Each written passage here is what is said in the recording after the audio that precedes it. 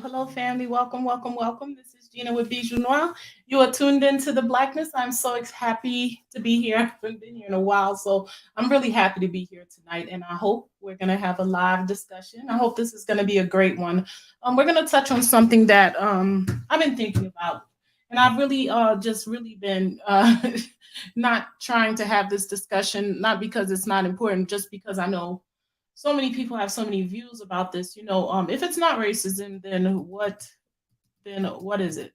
We're gonna talk about that because in light of everything that's happened in Ukraine, and this conversation might be a little behind. I know lots of folks have already addressed it, but it was something that I didn't want to jump into right away. I wanted to give it time within my heart, my mind, because I was a little split on this as well. Because you see, I've been talking on this channel recently a lot about how we jump to the fact that it's racism. For me, it's about power, it's about self-preservation. I wanted to give everybody an opportunity to chime in, and also wanted to get everybody's opinion on this. For a very long time, our people are, we've always had this thing where, we have a history, we have reasons to believe that people you know are racist towards us. It's a fact. But do we understand the why and the what? And are we personalizing it too much? And when I say that to say, are we standing in a space of not understanding that what is happening all over the world with all kinds of people? And maybe there's a different way to look at it. So that's what we're going to be talking about today. It's really going to be one of those kind of conversations. I really miss hanging out with you guys, talking to you about these things. I've been taking some me time, trying to focus in on a lot of things that are going on. Man, there's a lot going on right now, guys. I don't know if you understand. If we, I know everybody understands what's happening, but it's big. It's really big. It's happening on so many levels and so many different ways throughout the world. And it really did have an impact on me with all that I see happening, not just, in Ukraine, but what I see happening with our people on the continent, in Haiti, in the Caribbeans, in America. It's really been something. And I'm one of those kind of people that sometimes I just need to really stay, like, be quiet. I need to be in a space of quiet and just really take it all in. So for me, that's what I've been doing. That's what I've been up to. I see a couple of folks. Lamb, hey, Kid Noble, I saw your your notes. I agree with a lot of what you said. I think we stand on this in the same place with that. Louise, welcome, sis. I'm gonna ask you guys to please share while you're coming in. Share, hit the like button. You know how we do it. And that gets the algorithm moving, guys. The more people that hit the like button, the more people that are watching, the more I guess YouTube is gonna recommend it to other people. And what I'm trying to do here, what I'm coming together for, is our unity. It's about us coming together and really having the conversations that we should be having around things. When I first started this channel, there was a lot of anger, and justfully so. It was right around the time of George Floyd. There was a lot of things happening, and racism again was at the forefront. Now, not to say that there are not few people or a couple of human beings out there that they do see race, and they tend to, in their minds, it's a representation of power or being better than. So we're going to talk about the different facets of racism and how we see it. What was happening in Ukraine will be the subject line, because a lot of folks is talking about that. And I think we're a little beyond that right now. Hopefully, most of our people were able to leave or get out of Ukraine. But there were a couple of things that came up, and it really, this was a clear example of, shit hitting the fan, and how and what people do for self-preservation. Because that is really when you know where you stand, is when things go upside down and people need to make choices. And we saw a lot. There was a lot of people that was, I'm surprised. They were surprised of how things were being managed in Ukraine or Poland, in the borders of Ukraine and Poland. I wasn't surprised at all. I mean, it still offends. it still aggravates, and it hurts my soul that we are not in a position of power. But until you get in a position of power, people will not respect you. I mean, this is just where it is. And I think our people do not understand that, as collectively, we do not get that. The fact that a place of power is what people, that's what people respect. So the title of this discussion is if it's not racism, then what is it? We're going to talk about that. We're going to figure out what it is. And I want to get other people's perspectives. If you want to jump on, you'll feel free to come. I will put the link in a minute for you guys to do so. For me, um, it's better that it's power. It's about power, because for me it's about, you know, if it's just me screaming all day long, look at what's happening to me. Look at this racism that's happening to me. Look at this thing that these people are doing to me, and I have no power in it. Then I think that's what has left us defeated all this time. The fact that, here's this thing that people are doing to us, and yet we have no power, no control, and they are doing to us all over the world, and yet we have no power, no control. But understanding that it's about self-preservation. It's about a race feeling like they have to do whatever they need to do um, to preserve themselves. I'll put this on here. The recessive white gene is the core of racism. Why self-preservation has led to hatred. That's another aspect of what we're going to talk about today. I want to get your perspectives on this. Do you think because when we read about history, we talk about, let's say, the Moors, we talk about, let's say, some of the history of us being around the world and wielding power around the world. Was it always a black and white thing? Was it always a thing about color? Was it always a thing about race? And if it was not, then what was it? And how did it become that way? Was it about self? Was it because it got to a space where people needed to preserve themselves? That's really the thick of it. I also want to address the fact that it seems like there is also the fact that people are afraid to point out racism because they don't want to be make it's like this thing that you cannot notice racism now, because if you notice racism, then you are sitting there buying into something. Well, it's still existing. It still exists. People do give people jobs based on race. People do have biases that cause them to not take care of patients based on race.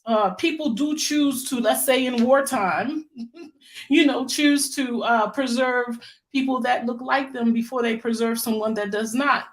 That is also being done by race. So it's really a very weird thing, because it's like, because we're trying to move forward and we're trying to look at this thing in a whole different way.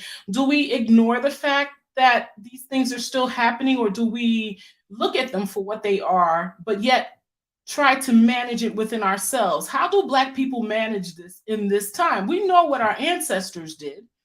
They fought to be included. They fought tooth and nail to be included, to be respected, to be a part of a system that would not allow them to be a part of it.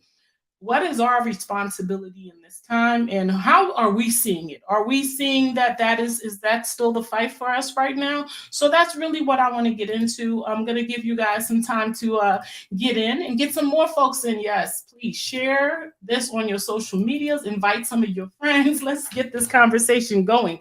How are we looking at race? Are we not looking at it properly? Should we be looking at the situation differently? When I say that, I mean, like, when we talk about the things that are being done to us, the things that are not right, is that bringing more of it? I hear some of that. I speak to people, and there is some of that, the attraction thing, the like of, where if you put this out there, if we keep talking about racism, if we keep talking about what they are doing to us, that we're basically bringing more of it in. How do you guys feel about that? That's been something that has also been coming up in a lot of conversations I've been having with people. And the law of attraction would have you. Are we attracting more racism into our ciphers because we are witnessing and noticing and highlighting it? Would we do better to ignore it? Did that work? Does that work for any of us? Is that what other people do, or do they even have to do it? So those are the things that I'm hoping that we can take a look at together. I'm hoping that you guys can really enjoy this discussion and understand that, we're here for the uncomfortable conversations. We're here for, just to talk amongst ourselves about certain things. There's been a lot of talk around what's been happening. I'm going to put a couple of clips up. And, yes, we could definitely look at some of the things that has happened, and why this discussion came up for me was because, you see, when things like this happen with me, it's like I want to talk to family. I want to sit, this is us sitting at the table, talking about that thing that happened on the news, or talking about this thing that's happening around the world, and how do we see it? How should we see it? And what are we doing wrong? If we're doing anything wrong, are we moving in the right directions? How did our ancestors handle it? What say you guys? Because I'm going to always be honest. I'm going to welcome Lamb into the discussion. It looks like he's here early. Mr. London, welcome to the conversation, sir. You see what we're talking about today? I'd like to welcome you. What did you like to share? Otep, can you hear me? Yes, I can. Welcome. Yes, I don't think my internet is very stable, so excuse me. Are you still on the continent? Is that why? Of course, I'm still. Hey, my sister. You're here to stay. That's my great. Sister. Yes. Nothing's gonna make me go back to that European unless they kick me out of Africa. That's it. I love it. I love it. Well, you're here. Tell me what you think about what we're talking about today. What did you want to share before I start sharing these clips that got me thinking? About the Russian point of view is that I don't think that has anything to do with us. This is a European war. This is tribal European war. Yeah, it's nothing to do with us. But however, this will affect us because, as you know, the price of the gas and all these things are going up. No, I do agree that it's gonna. I think the world is gonna be affected in some way. But as far as what we're talking about today, racism. When you saw the scenes, like, you know what? Let me share something. Let's share a clip, and we could get into that. What do you think? Okay, go ahead, my queen.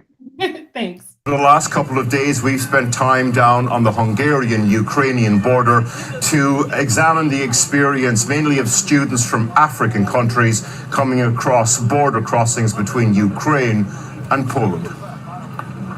The tiny village of Zahon on the Hungarian border with Ukraine is basically just a train station. Now, though, becoming a major transit point out of Ukraine. Nigerian students, 50 people, please come with me. Nigerian embassy officials are here, for example, transporting hundreds of people to Budapest, mainly students who've been walking for days. The people we spoke to said they'd come out via Hungary in order to avoid the Ukrainian-Polish border exit points to the west. Budapest. Suddenly, word spreads the train on platform 1 is leaving for Budapest. Even here on the border, war, too close for comfort. It's a false alarm, though. Turns out the train isn't leaving for another 4 hours, so plenty of time to hear stories of the journey to the border. Like Victor's, a medical student in Kyiv, and his friend, Alao. I'm a brain surgeon resident. I don't think I've ever met a brain surgeon properly before. Victor first went to the Polish border with Ukraine to the west, but says he was told by a Ukrainian border guard that the policy was one foreigner allowed through for every 10 Ukrainians. They said they had a protocol for the entry to the border, and the protocol was like, 10 number of the Ukrainian locals to one number of foreigners to gain entrance to the Polish border. Did a border guard say that to you? Yes, a few of them. The lady who works with the border guard said that. They are not allowing any black people to enter inside the gates. Many of the students we spoke to said they'd come south to the Hungarian border because of phone footage like this from border crossings into Poland. Videos purporting to show foreigners being treated differently by Ukrainian border guards at the long queues going west into Poland, something the UN's High Commissioner for Refugees has acknowledged was happening. Augustine's university lectures for medicine were due to start properly in March. Aspirations derailed for now by war. At the border crossing he first went to, he says there was a policy of large groups of black people being separated from Ukrainians. Did somebody actually say that to you? How do you know that that was the case? They didn't actually say it, but we could observe it. In what way? How did you observe that? We saw, like, we were in a queue. At first, blacks were, it wasn't like that. We were all moving together. That it got to a time, blacks were somewhere else, and other white color skin were also somewhere else, and they were actually moving a little bit faster. The blacks weren't going at all. Did they separate the queues? Yes. So black people were in one queue and white people were in another queue? Black people are eventually getting across into Poland, though. But unlike Ukrainians who are being picked up by friends and family, foreign students, for example, have to wait longer at places like Przemyśl in Poland. Właśnie odprowadzamy pana, który chodzi po Przemyślu bez dokumentów. Nie wie po co. Żadnych dokumentów. Last night, patrols from the Polish far right confronted refugees in that town.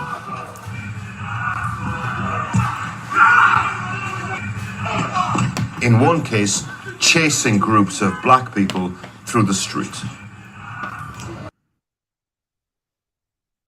Okay, so these people, they're trying to get away from a war zone. They get into another place. I guess they get into Poland from Ukraine finally after lots of humiliation and degradation and disrespect and racism and all of the other things, I guess we could call it. And then they finally get there, and then they're being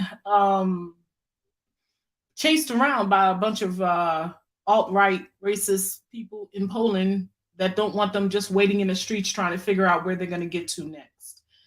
So Lamon, tell me, what do you think when you see this? Okay, can I ask you something? Because this conversation is really not about what's happening or what has happened. This has happened a couple of days now. Most, I think, and I believe and I hope that most of our people have now gotten out of there. But okay, so when you see this, do you think, okay, this is racism, or do you see it as self-preservation? My sister. As Poland and Ukrainians being racist, or do you see it as Poland's and Ukrainians preserving their selves? What do you see it as? I just want to give you an opportunity to see. My sister, I'm not. Can you hear me? Okay. Yes, I can. Okay, so these ice cap Neanderthal devils are the same Russian, American, or because they all come from the same source of Europeans. So if you listen to Frances Cress Wilson, she would say, like you said, it may be self-preservation because they've got something in their head. They are what's the word? Xenophobic. Yes, they're xenophobic. Yeah, they're okay. Yeah. Yeah, the xenophobia is, no matter if you're Russian, so it's all coming from the same source. So when you check out your history, you have to ask yourself, where did these Europeans come from? Are they indigenous to the planet Earth? And there's a lot of theories about this. But That's it. you know, I've heard some serious. What are you when you say that? What are you getting into as far as them not being indigenous to the planet Earth? I'm gonna give you a minute to play with that. because no matter you can see what no matter what you do, you can't reason with them. These people are warmongers. These people are criminals and they're devils. Right. So whether they're whether they're Russians, whether they're brutish, whether they're divided states or the divided kingdom, it doesn't matter. They're all Europeans. So a lot of Africans, as far as I'm concerned, they'll be saying Russians, our friends, but if you, my sister, if you allow me to say this, right, brother Raci, he researched. If you look at Peter the Great, if you put in Peter the Great or the so-called Great, he was the Russian. He was a Russian emperor, and if you know about Pushkin, I don't even know about Pushkin. He was like the Shakespeare of Russia. Right. Pushkin is of African heritage. Now, his father, his grandfather, his name is Hannibal, or some of them call him Hannibal. Hannibal. Mm-hmm. Yeah, if you put that into the search engine, Peter the Great and so you would say people say that they never enslaved Africans. Yeah. So how did Pushkin and his father get into the Russian society? Now, when I researched this, my sister, people said that okay, they was running. They were saying that Russia treated the African better than America. That's what my research said. But these people were still pets of they were still servants. The Russians may not have enslaved millions of Africans, yeah, but the Russians were still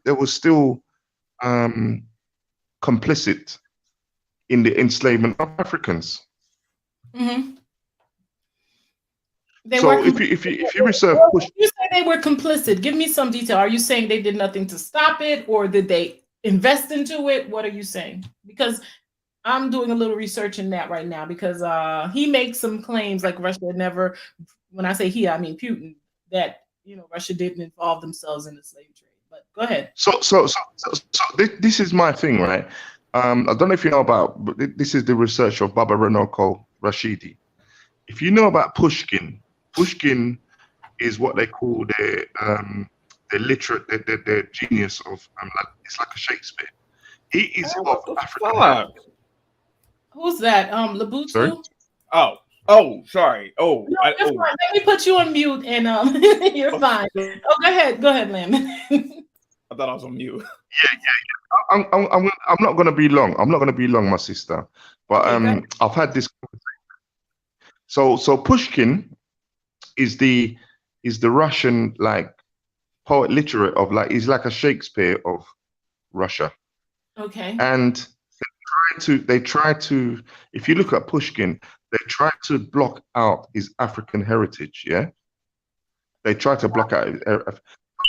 If you look at his this is what Raci. We was in the museum in the Victoria and Albert Museum. We saw a picture of Peter the so-called Great. He is one of the Russian emperors, yeah.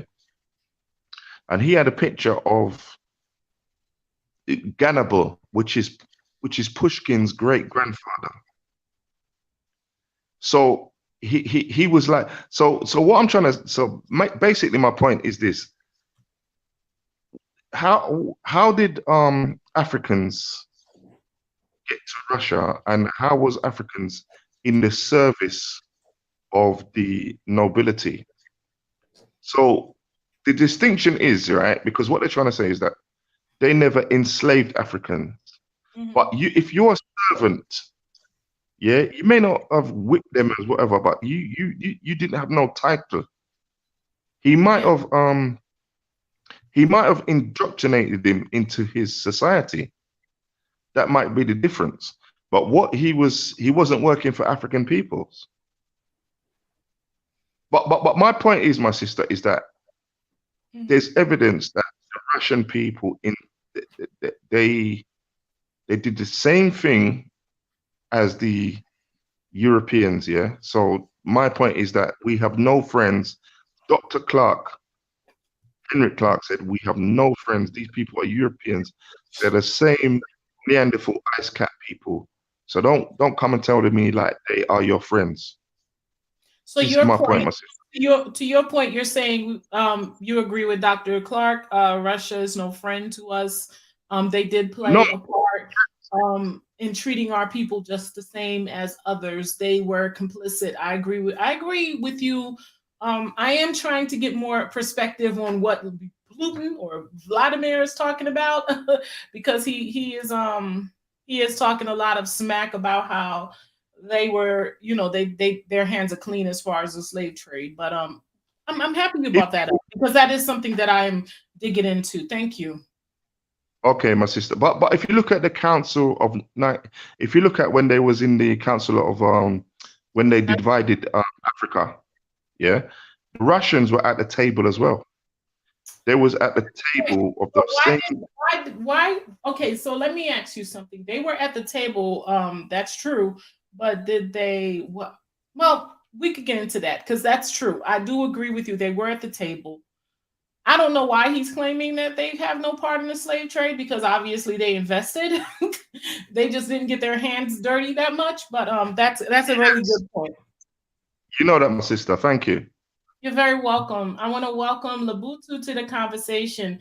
Labutu, thank you for joining us. We're having really a general conversation. I want to see, give us an opportunity to speak on, this subject here. If it's not racism, then what is it? And Can you hear me? Yeah, I can hear you. Tell me what you think about what we're talking about so far. Yeah, I've done 3 video. Oh, and by the way, salute to you. It's been a long time since I've been over here. I don't know if you remember me. Well, I do remember you. Welcome. I didn't know you have a channel. You have a channel. I have a few channels actually, but okay. Yeah, but I've done a few videos on the situation with the Ukrainian invasion or the supposed invasion. No, I don't believe that it is a racial issue. What I do believe it is a national issue. What people have to understand is that the Ukrainians are the same people as the Russians, and both Slavic people, because they are Slavics, they're Slavs. At one point, they were under the USSR. Obviously, Russia is the larger country, but believe it or not, the USSR was very diverse. It's not a race thing; it is a national thing. If you are a Ukrainian, and obviously the Ukrainian are whites and they're Slavs, you obviously would want to evacuate your own people first, because let's say, for example, you have a bus. The bus has 30 seats, and you have a queue of people in line. And there are foreigners, there are Africans, there are Asians, and particularly the Indians, the East Indians. And if I'm a Ukrainian and I'm 31 in the queue, I'm going to say, oh, absolutely not. I'm going to get on here first. And as the person who is managing or supervising the queue order, I would say, yeah, the Ukrainians have favor. Because if that was Nigeria, I'm pretty sure Nigerians would want queue in line to evacuate over any other foreigner. Same thing goes in any other country. So the fact of the matter is that yes, is it a racial thing to a degree? Sure, why not? But they have all right. Here goes my argument. This is what I said on my channel. And this is what I said on my channel. Nigeria, for example, has an embassy in Ukraine. You mean to tell me the Nigerian government did? And by the way, I'm Nigerian. You mean to tell me the Nigerian government did not give information to their people or to the to the students there weeks or even a month or two before? You mean to tell me the South African? I think there's a South African embassy, and I could be incorrect, but you mean to tell me the South African you mean to tell me the South African embassy did not give information to their students? Yeah. The fact Bro, of the do you matter, know anything about? sir, Well, give me a second. Let me finish. Sorry, Let me finish. No Go problem. ahead. No problem. Let me finish. The fact of the matter is that I see people in the chat saying Ukraine is very racist. Well, if it was very racist, why are Nigerian students there? Why are South African students there? Why are East Indian students there? Now, what people have to understand too is that also with Russia openly accepted African Americans over 70 years ago to live in the country. Openly. They never had a history with civil rights issues. They never were slave traders. And the fact of the matter is that they have a different culture. And the fact is that also the Russians, just like the Ukrainians, are very religious people. They are not like Western whites.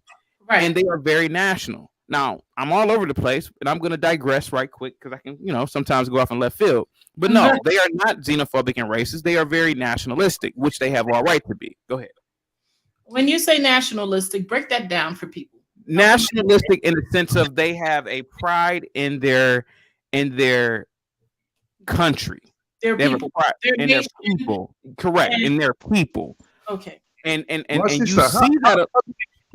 Where did you get this from? Where did you get this notion from, please?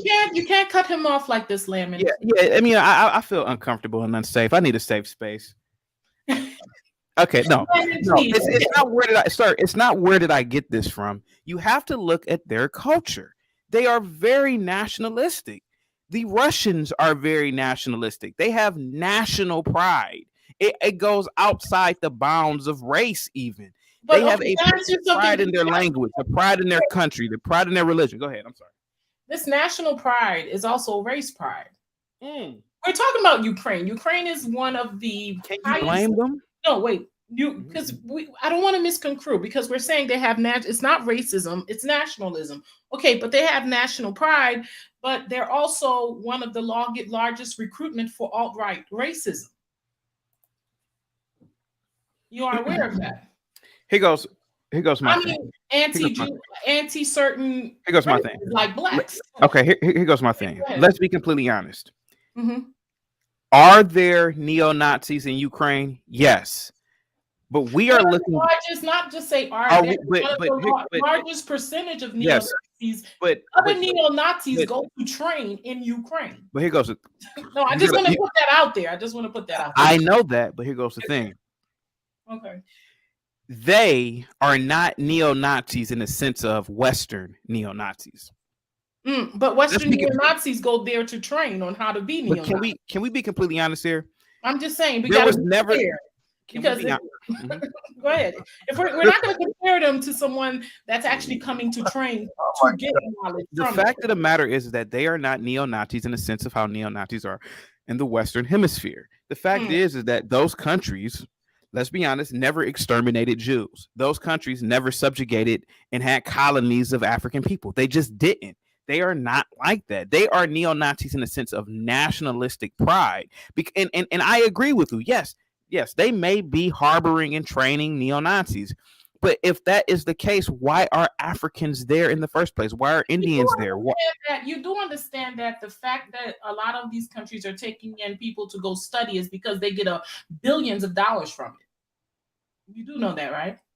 There is an income to letting certain cultures come in and go to school. You do know that.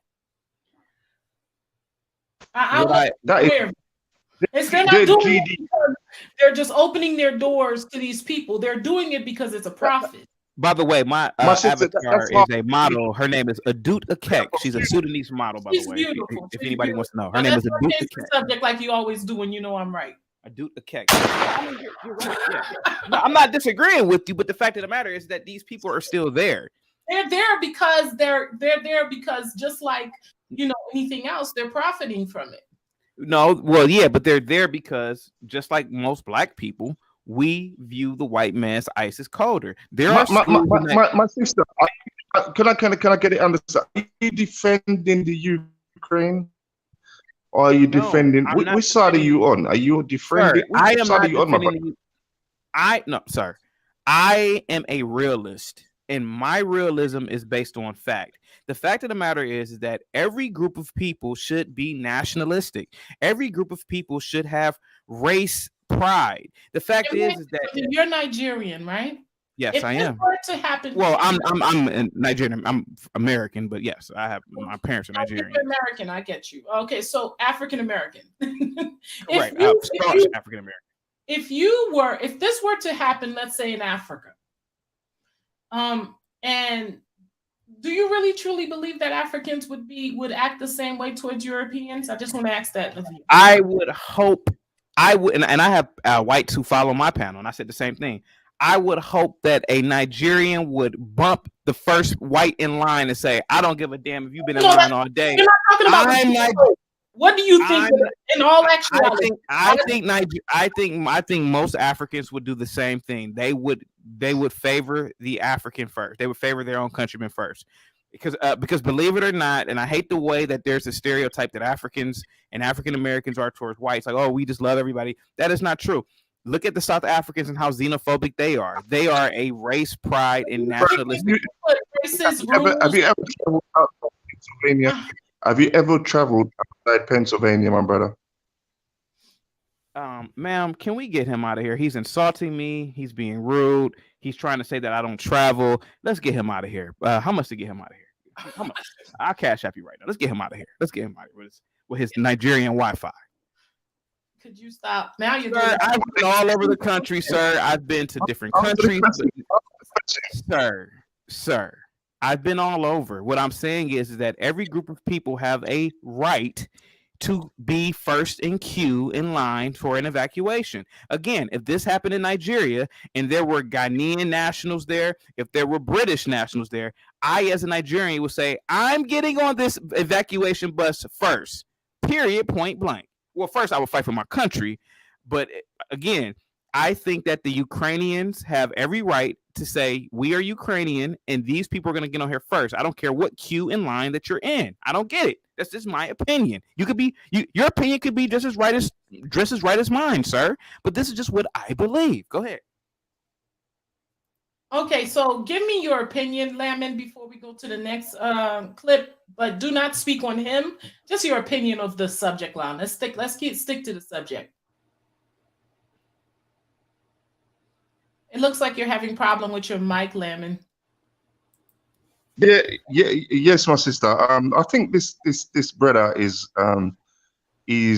suffering from self-hate.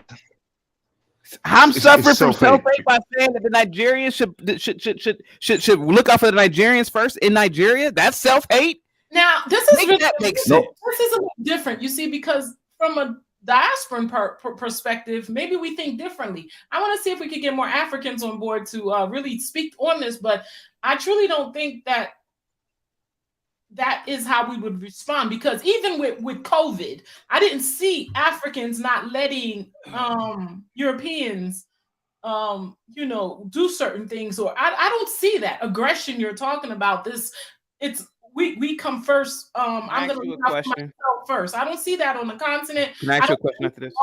You can ask me when I finish my statement. Yeah. I don't see it off the continent. I don't see it within the way we deal with things. And we should be. I'm not saying that it's wrong. I'm not saying that it shouldn't be that way. I understand self-preservation is important. It's sad, but it's important. This is where the world is. But I don't think we are like that as a people, because if we were behaving that way, then we wouldn't be so self-defeating. But go ahead. I want to ask you a question. Thank you very much. And I just listened to everything that you said. If there was a cataclysmic event in America, right? And there were, I don't know what city you live in, and you don't have to tell me, but if there were a cataclysmic event and there were evacuation buses, and you went like Katrina? Oh, what about Katrina? Stop cutting me off, sir. He just gave you an example. He gave you Katrina. We don't have to say it. Okay, hold on for a second. Let me finish. You don't like it because he's right. No, it's not that. It's he keeps cutting me up. Hear me out for a minute. Hear me out. Okay. Hear me out. Just hear me out for a minute. Hear me out. And happy Sunday to everybody. And happy Sunday to everybody in the chat. I send out nothing but positivity to you. And please, guys, please hit her Cash App. She has a great YouTube channel and she provides great content. Now, hear me, check this out for a minute. If there was a cataclysmic event in America and you went to a port, an evacuation port, this port had, 10 buses. Yeah. And at this port, you saw a whole bunch of illegal immigrants in queue in line to get on these buses. And you said, wait a minute. We may not. How would I know they're illegal immigrants? Okay, let's just say you knew that they were there. They look like Mexicans, and you. No, brother, are you mixed race? Okay. I'm gonna mute myself because I can't talk because he keeps cutting me off. Go ahead. Please let this guy talk. I want to hear where he's going. Okay, now check this out for a minute. Now, you as an American, you've been here for, you look about 24, but you've been here for so many years, and you went to a bus station, a queue, a port, and you saw a whole bunch of illegal immigrants in line. You mean to tell me that you would just sit there and say, well, you know what, they're people, and I'm just black, and it's not a part of our nature to be like this, and I'm just going to let them get in front of me, and I'm going to let this invading army come kill me first? Are you seriously going to let that happen? Or are you going to say, look, I'm an American. I have privy to get on these evacuation buses first, period, point blank. Gina, get this guy off, man. This guy, get him off, man. Cut him off. Okay, so this is how I feel. I'm going to answer your question as honestly as possible. Even though I wish I could say I would preserve myself first, but I don't think we're built like that. I don't know. I don't think we're built like that. And maybe that's just me. I think we would help everyone. Okay, he gave you a good example. He talked about what happened in, what did you say, Lemon? What the hurricane that happened. African Americans were cited helping everybody. The way George Bush treated Katrina, and even Kanye West even said they. Let me finish my point. I'll let you go, Lemon. I believe, like he said, Katrina, to Lemon's point, that was a good example. It was cited that African Americans were helping everyone. Where, on the other hand, these other people of other races, they were trying to kill people of other races. They were trying to only help themselves. So that was a prime example of something catastrophic happening in America. And it's not just that incident, because there's been other incidences where we go out of our way to make sure that everybody's okay. And that's just the fact. That's not me giving you my opinion. These are facts. During Katrina, this happened, and that's how our people responded. So my sister, this brother sounds like an ex-serviceman who is battle fatigued, and he wants to sign up to go and fight in Ukraine.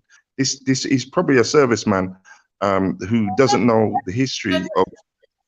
I don't think he's all that. I think he's just, this is his opinion on that. We're going to let him have his opinion because that's his opinion, but he can't, you have to respond to me on this, Lubuto.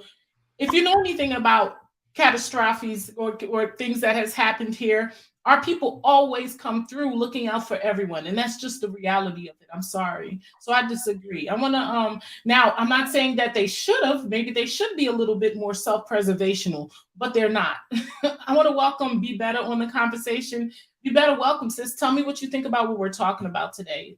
It's a big talk. It's about racism. How do we see it? How we view it? Are we looking at every situation as if it's a racist situation, or are we right with what we're thinking? You're welcome. Tell me what you think. Thank you so much. It's good to see you. I'll be with you. I kind of, so the thing about this is that there's not only one way of looking at this, there's multiple ways of looking at it. So the last brother that was speaking, I agree to some degree with him. And what I want to say about that is being a nationalist. So what I'm saying is one of the things that's missing from our community is that we don't put ourselves first. That could be a problem, right?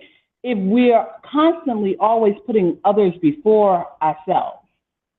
And I don't find that there is anything truly wrong with that. Because when you don't put yourself first, people don't respect you. People walk over you. I mean, in addition to, I don't know if you've heard, but when this incident happened in Ukraine, in Africa was siding with the West, Putin sent out this message to Africa, like, I heard it to Ghana. Yes, he said, you guys are a million years behind. A million years behind. And I thought that was very telling. And he also, called out some of the leaders, the leader in Sierra Leone, and how he came to purchase guns. He didn't trust him. And it's like, we gotta wake up. Yeah. When you say nationalist, who are you talking? Are you talking about Africans or are you talking about Americans? I am talking about Black people, period. Globally, Black people, period. I don't care where you are in the world. If you are a Black person, at this point in time, right now, we need to stick together. This whole African American and Africans and Haitians, we are all Black people because that's how they see us. And so we need to recognize, like, yeah, we do need to come together. We do need to put ourselves, each other first, versus looking for other people to put us first. They've never put us first. Why would they do that now? What's different? And so complaining about it, and I get, having an opinion about it is great, but what are we going to do about it within our own community? So so you think the answer is nationalism, self-preservation, like everyone else? As a group, absolutely. I think, we agree. But my sister, sorry, sister, but the brother before, right? He is, from what he sounded like he's talking about African Americans alone. He's separating them. So I agree totally with what you're saying, because when you talked about nationalism, I'm talking about the whole of the African diaspora. But the brother before you, he sounds like he's like some ex-serviceman who wants to go and fight to Ukraine. I don't know if I heard that.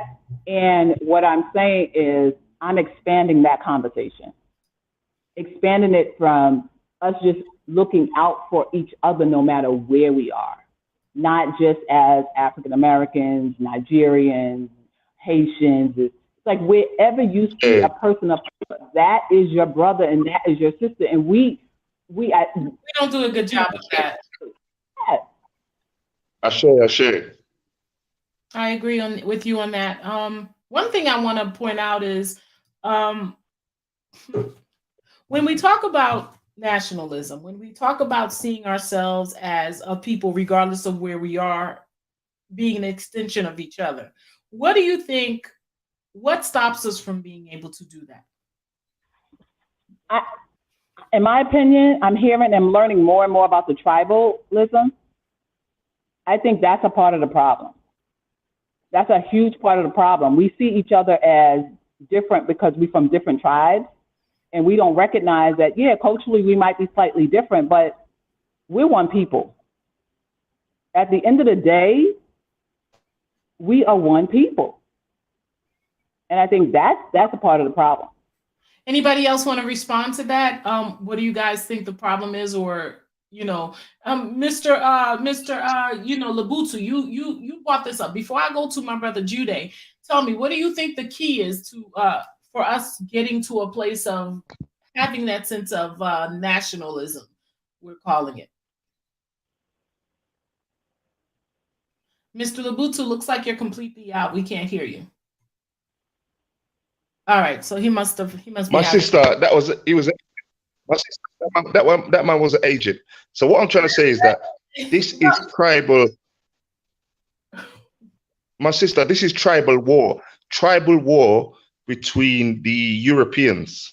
The Europeans are fighting each other. This is tribal war. You understand? So you think what they're doing is tribal war?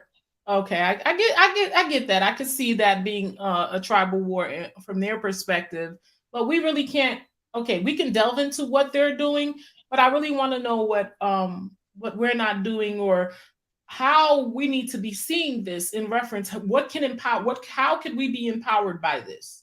And I think we're there. When we talked about nationalism a minute ago, Landon, I think that's a real perspective of it. Now, let me ask you a question, to be better. When we talked about what happened in Katrina, did you feel like our people responded as they should? As you know, because at that time there was a lot of our people looking out for everyone, and people were not looking out for us. And do you think that when we talk about nationalism, are you going to the point where you're saying, well, we need to just look out for ourselves and stop looking out for others? Or do you have a sense of we could still look out for others, but definitely looking out for ourselves? What do you think? I say my sister. I asked her. Yeah, go ahead. Sorry, I'm back. Sorry. What do you think be better? And then I could go back. So I just want to tell you, I was a part of the whole. No, it wasn't Katrina. I was a part of Sandy. So, and one of the things I definitely did is I reached out to people that look like me to support and help them first. That was the first thing that was on my mind. How can I help my people first? So I think having that always at the forefront is helpful, no matter what tribe we from, what country we from. I think it's very important for us to begin to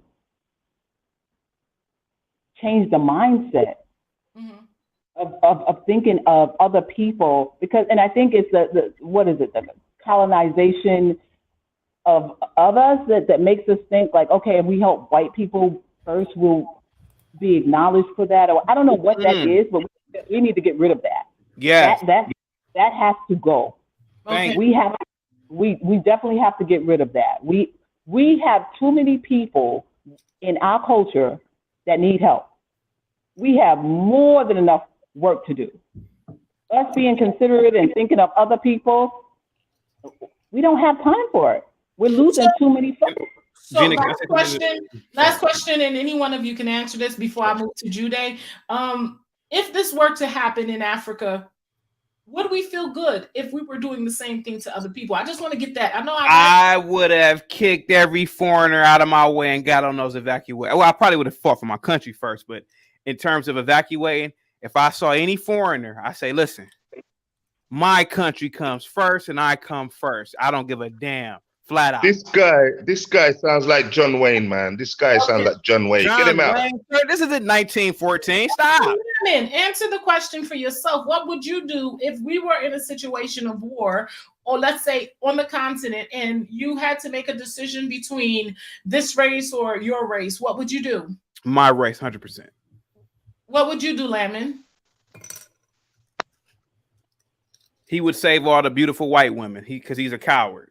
That's funny. No, he's not a coward. I don't know if he's a coward. Man, he's making jokes. You're funny. He's not a coward. I was just playing around. But he probably would have saved all the white women. Talking about he's a humanist. Stop. You got to look out for your own people first. Don't get me wrong. I'm married to a beautiful black woman. But however, I do love white women. But nevertheless, black women and black people come first. Listen, brother. Just don't talk to me again. Yeah, just sign up. I don't want to talk to you. You're not even speaking English. Okay, so this dude is confused. You're married to a beautiful black woman.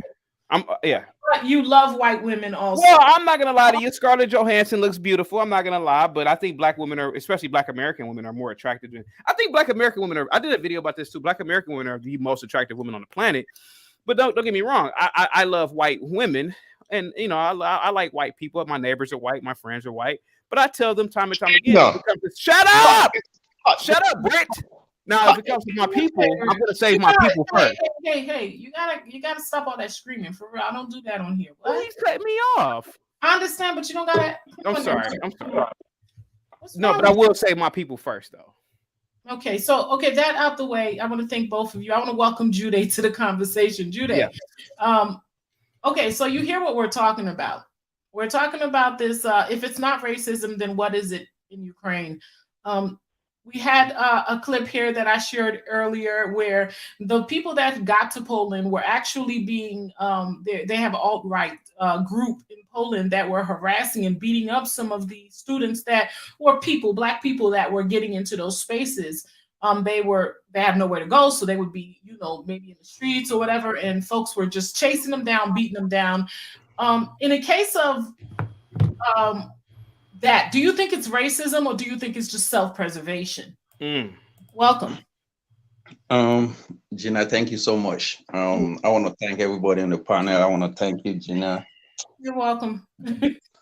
Yeah, I might have a different opinion. For me though, see this thing. I mean, I know they are African students, but I think I wouldn't say I think it's not. I don't know. It's not the racism because I've watched the whole issues, right? People, when things like this happen, people want to protect their own people, and that's the first priority. If it happened in America, like what happened in Afghanistan, you saw that the people that were living in Afghanistan were American citizens. They didn't care about the people that they were over there. They just cared about the people that were from America. So that was the thing that was happening in Ukraine. They were giving priorities to their own people. And this is the thing that we have to learn, right? And when this thing happened, right, Africans were going to Ukraine not as Africans, they were going as individual countries. And when they were getting people out of there, you see Nigerians were going in for Nigerians. So if you were in Nigerian but you're from Africa, they didn't bother. So it just seems like we are so divided. So I don't know if that was racism or not, because you see Ghanaians, they go in just for Ghanaians. And if you're from, like, say, Kenya and you are not Ghanaian, their plane is not going to take you.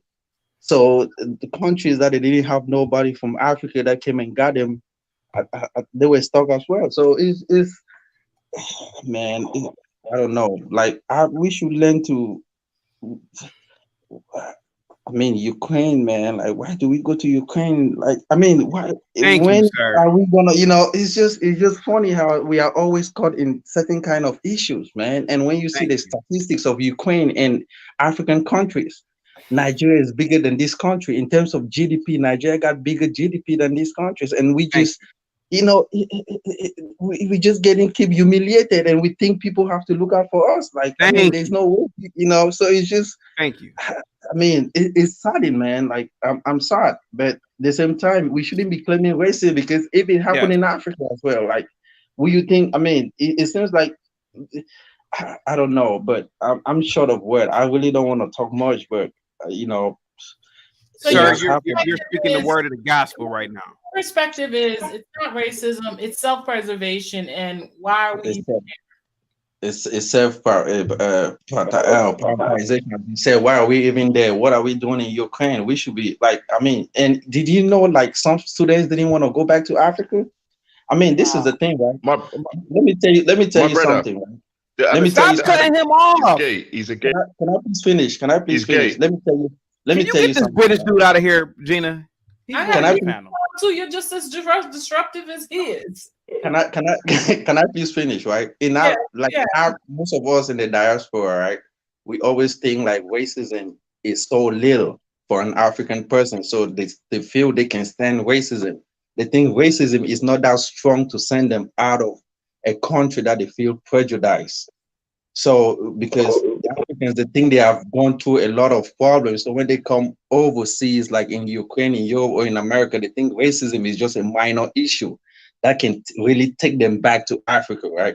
So, and they felt like the war that is happening in Ukraine, they felt like it's something that is going to be over anytime soon. So they didn't feel like it's something that they really want to go back home. Because, like I said, it's just back home in Africa, man. People keep saying, "Oh, Africa is doing this. Africa is." It's just there are people that they can, even if they are being killed, they wouldn't want to go back to Africa. It's just a thing, and it's a reality.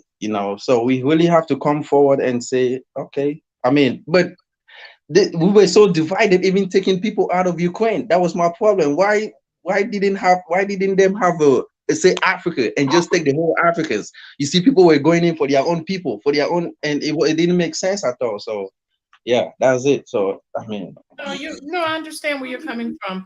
Okay, right. Did you want to? Anybody want to say anything before I go into this next clip? When the last time they've been to Africa?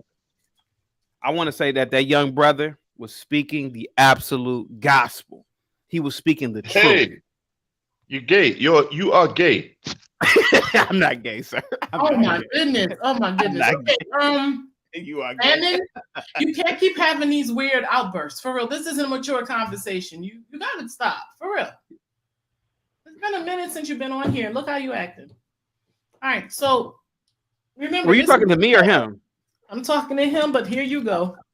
I want to tell that brother I've been on this panel more longer than he do, so he should mind his work. Yes. Okay. So Lammy, do me a favor and please stop. For real. Let that be the last outburst because I can't. Okay. So that being said, we have another perspective from another brother that was also in Ukraine, and I'm sure you guys have seen this clip, but I want you to tell me what you think about this. One Congo native saying he was discriminated against while trying to board a train out of Ukraine. Take a listen. They even told us, like, we are going to give you guns and you're going to fight for Ukraine. I said, hi. We're going to fight for Ukraine? We are not Ukrainian. We are black. So how can we fight? How can we fight for Ukraine? Can I interject Ukraine, first? We're going to die first because we are. Can I say something? Can I say something first? Because sure. I did a video on this. Okay. My brother is a coward. This Congolese is a coward. So he should have fought for Ukraine? The Ukrainians allowed him to be in the country as a student. He's utilizing their resources. And in the moment that the country was invaded, he's like, oh, well, I need to leave and flee. Be a man and help fight for your host country. Now, I'm not pro-Ukraine in terms of politics, but at least fight for the country that's your host country, student or not. The fact of the matter is that this man, this grown damn man, is a coward. Okay, now I have to come with a different perspective. Why would this man? You're a woman, but go ahead. What? Okay. I was joking. I was nothing. So you're like outburst Queen King today. I was about to say Queen. No. I'm sorry. Thank you for the time. I'm gonna mute myself. I'm about to mute. Okay. So this being said, this man is like, why would I fight for Ukraine? You're saying because he was able to go to school there, he should fight. So in a case where Africa goes to war, let's say Nigeria, those white people that are there should fight too. Why would they do that? If we're talking about you mean can I ask you a question? No, excuse me. 1 minute you're saying it's a little oxymoron. 1 minute you're saying nationalism, and we need to look out for self-interest. Why doesn't he? And next minute, oh my goodness, could you shut up? You can cuss. Go ahead. You can cuss. Shut up. Just be respectful. 1 minute you're saying, okay, it's about nationalism, and we should be looking out for self-interest and not getting, the Ukrainians were right to not let black people first. So it's their right to not let make black people wait and, put their people first. But we're also wrong because we're not willing to fight for people that's not even willing to treat us like they treat their people. I'm a little confused. You don't have to be willing to fight for a host. You don't have to play the fella. He should be willing to fight for a host. Excuse me. Can I? Excuse me, Lamon. Are you from Baltimore, by the way? Oh my goodness. I'm gonna cut you right off because you from I don't know where.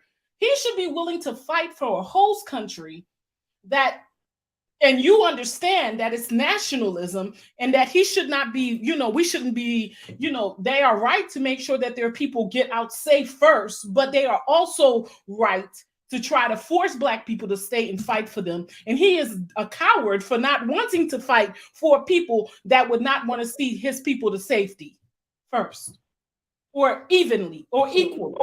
Come on, man. Make it make sense to me. Now, can I answer you, please? Can I answer you, please? You can answer me, but please, okay. No more the jokes, no more the outbursts. I'm not joking. I'm being. Listen, I'll give you my channel name. I'm just done with the drama tonight between you and Lamon. The evacuation of a country. The people who should be evacuated are women and children. People who are incapable of defending the nation at a large scale. You and I both know that. Children cannot physically fight. That's not how it was happening. You know that. What was happening? I know, but what I'm Okay, but we're not going to talk about what it should be. We're going to talk about what it was. What I'm saying is that response to them. What I'm saying is it not correct? Ridiculous. Okay. Ridiculous. What I'm saying is ridiculous. That Ukraine was this man's host country. Whether or not he was unable to evacuate or not, he out of his own Congolese mouth said, they offered me guns to help fight for the country. You are in their country utilizing their water, their electricity, their roads. Everything in this country is being catered to you at the moment. You're not in Kinshasa. You're not in any Congolese city. So since you're there, yes, the women and children are privy to get on the buses for evacuation. But why don't you be a man and help us fight for our land that you are actually in? That's all I'm saying, Gina. I'm not trying to be a troll. I'm being for real. Look, I made videos, and I'll send you my video. I disagree with you, but I'm going to go on mute. Speak on it, and then we'll see what the perspective is and move forward. I really want to finish the clip, but if anybody want to speak on it before I continue, go ahead. I just have one question for this brother. Are you in the military? Are you in the military? Am I in the military? No. Have you signed up for the military? I have not. Why not? Well, I went to university after high school, and I never thought about going to the military. But but if it came down to it, I would defend my country if we were invaded. Yes.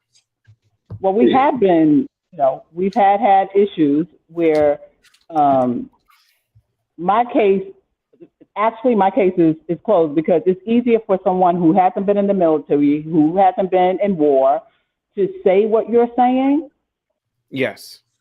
It's easy for you to say that, but you haven't had that experience. Yes. So for you to call him a coward, for thinking of, you don't know if he has a family, like what's going on in his life, that he's going to put his entire life at risk because he's paying tuition to go to school in that country. Yes, I agree with you. It doesn't make sense. And you know what's so crazy? In my video breakdown of this, I said the same thing. But what I am saying is that don't get on there and complain. That's not what you're saying. You're saying he was a coward. He's not a coward. He's a student. He has the right, he's living there on the basis of he's not there to serve and protect these people. People live in places that are not there. Okay. You guys make sense. I'm not gonna lie to you. You guys make sense on that argument. I will admit that. But what I am saying is that we gotta stop going to these people's countries expecting to be treated equally. Period. Point blank. No, Congo has a lot of institutions of higher education. You sound like a faggot. You sound like you're gay. Yeah, you can. Your Wi-Fi is messing up. I have to let you off. You're gonna get my whole channel. Yeah, please let him off. I can't do that. I'm sorry. You can't say certain words. How much to get him removed permanently? Be on these people's platform. You can't do that, Lamb. And I'm sorry. I love you. Okay, so that being said, okay, thank you, Mr. Laboto. Be better. I agree with you 100%. I gotta. I'm gonna finish the clip, y'all. When did we see? Can I say something real quick? I think go ahead. When I came to United States, right, as an immigrant, right, there's this little form that they give us. They call it selective service, and when you have to sign up for, and if you don't sign that form, like you have to be born in a certain age, around 1990 and stuff like that. You have to sign that form before you can actually have your green card and your social security number. And that selective service card, there's a number that every time you call for a job or for anything, or you want to apply, they ask you, have you signed up for selective service? And you can give the number. And the selective, what was it for? It was selective means if something happened to United States, even if you're not a United States citizen, with that selective service, if they can just pick you up and you join the front to go fight.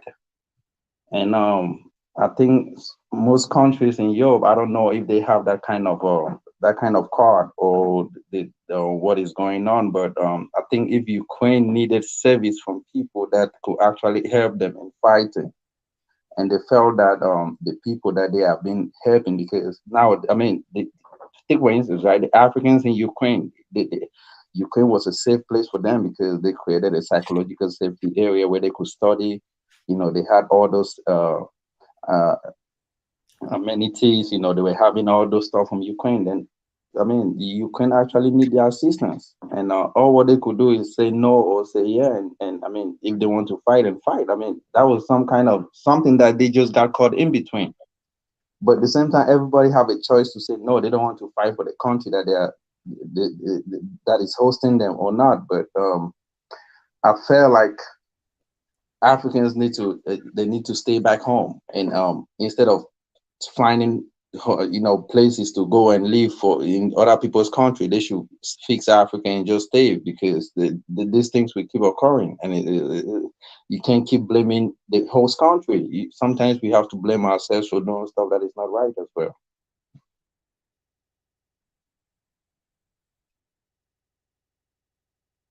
Hey guys, have his dog here.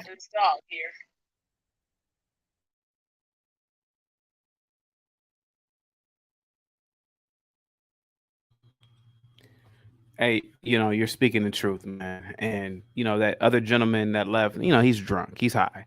And the fact of the matter is that Nigeria, and for damn sure South Africa, has engineering institutions, schools. They have all types of avenues to become doctors and all types of, high value positions. And why are these Nigerians in Ukraine in the first place? If all this supposed racism exists there, why go there in the first damn place? That's all I'm asking. This Congolese dude should be ashamed of himself. Period. Point blank. Okay, so you're on mute, Gina. Okay, there you go. There you go. I want to give an opportunity for us to finish listening to the clip. I don't think he should be ashamed of himself. I think he saw how they were being treated at the border. You weren't there, I weren't there. And based on what we've heard, they were definitely treating men and women and children like they were non-entities. So seeing that, if you were in that space at that time, you may not feel like, oh, this is something I should be doing because I've been here. So let me just finish that in play. Because we are black. Okay. When they will see, oh, look at those black people. How can you started from the beginning? One Congo native saying he was discriminated against while trying to board a train out of Ukraine. Take a listen. They even told us, like, we are going to give you guns and you're going to fight for Ukraine. I said, hi. We're going to fight for Ukraine? We are not Ukrainian. We are black. So how can we fight? How can we fight for Ukraine? If we fight for Ukraine, we are going to die first because we are black. When they will see, oh, look at those black people. I think they are from NATO. So we have to kill them first. So how could they think that way? Come on. Ukraine. I'm disgusted in looking at this wow. coward. Our ABC News' Marcus Moore with us now for more outside that train station in Poland. Marcus, here we are in the middle of a humanitarian crisis. People are still finding a way to dehumanize others, specifically others in need.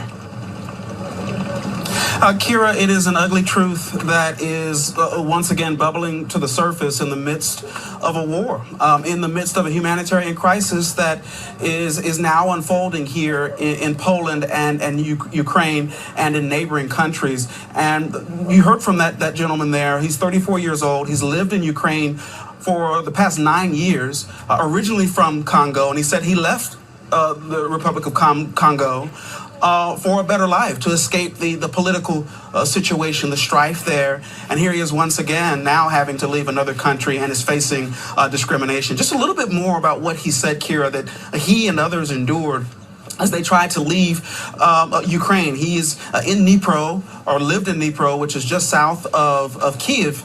And at one point on the train that he was trying to get on with so many other refugees, he said that the guards there said that only women and children would be allowed to board the trains that were headed west.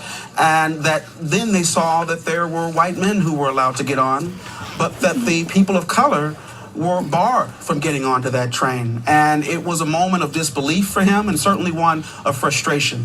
And he said that he would have gotten it on video, how the guards were aggressive, he said, towards the people of color, if he had had the time.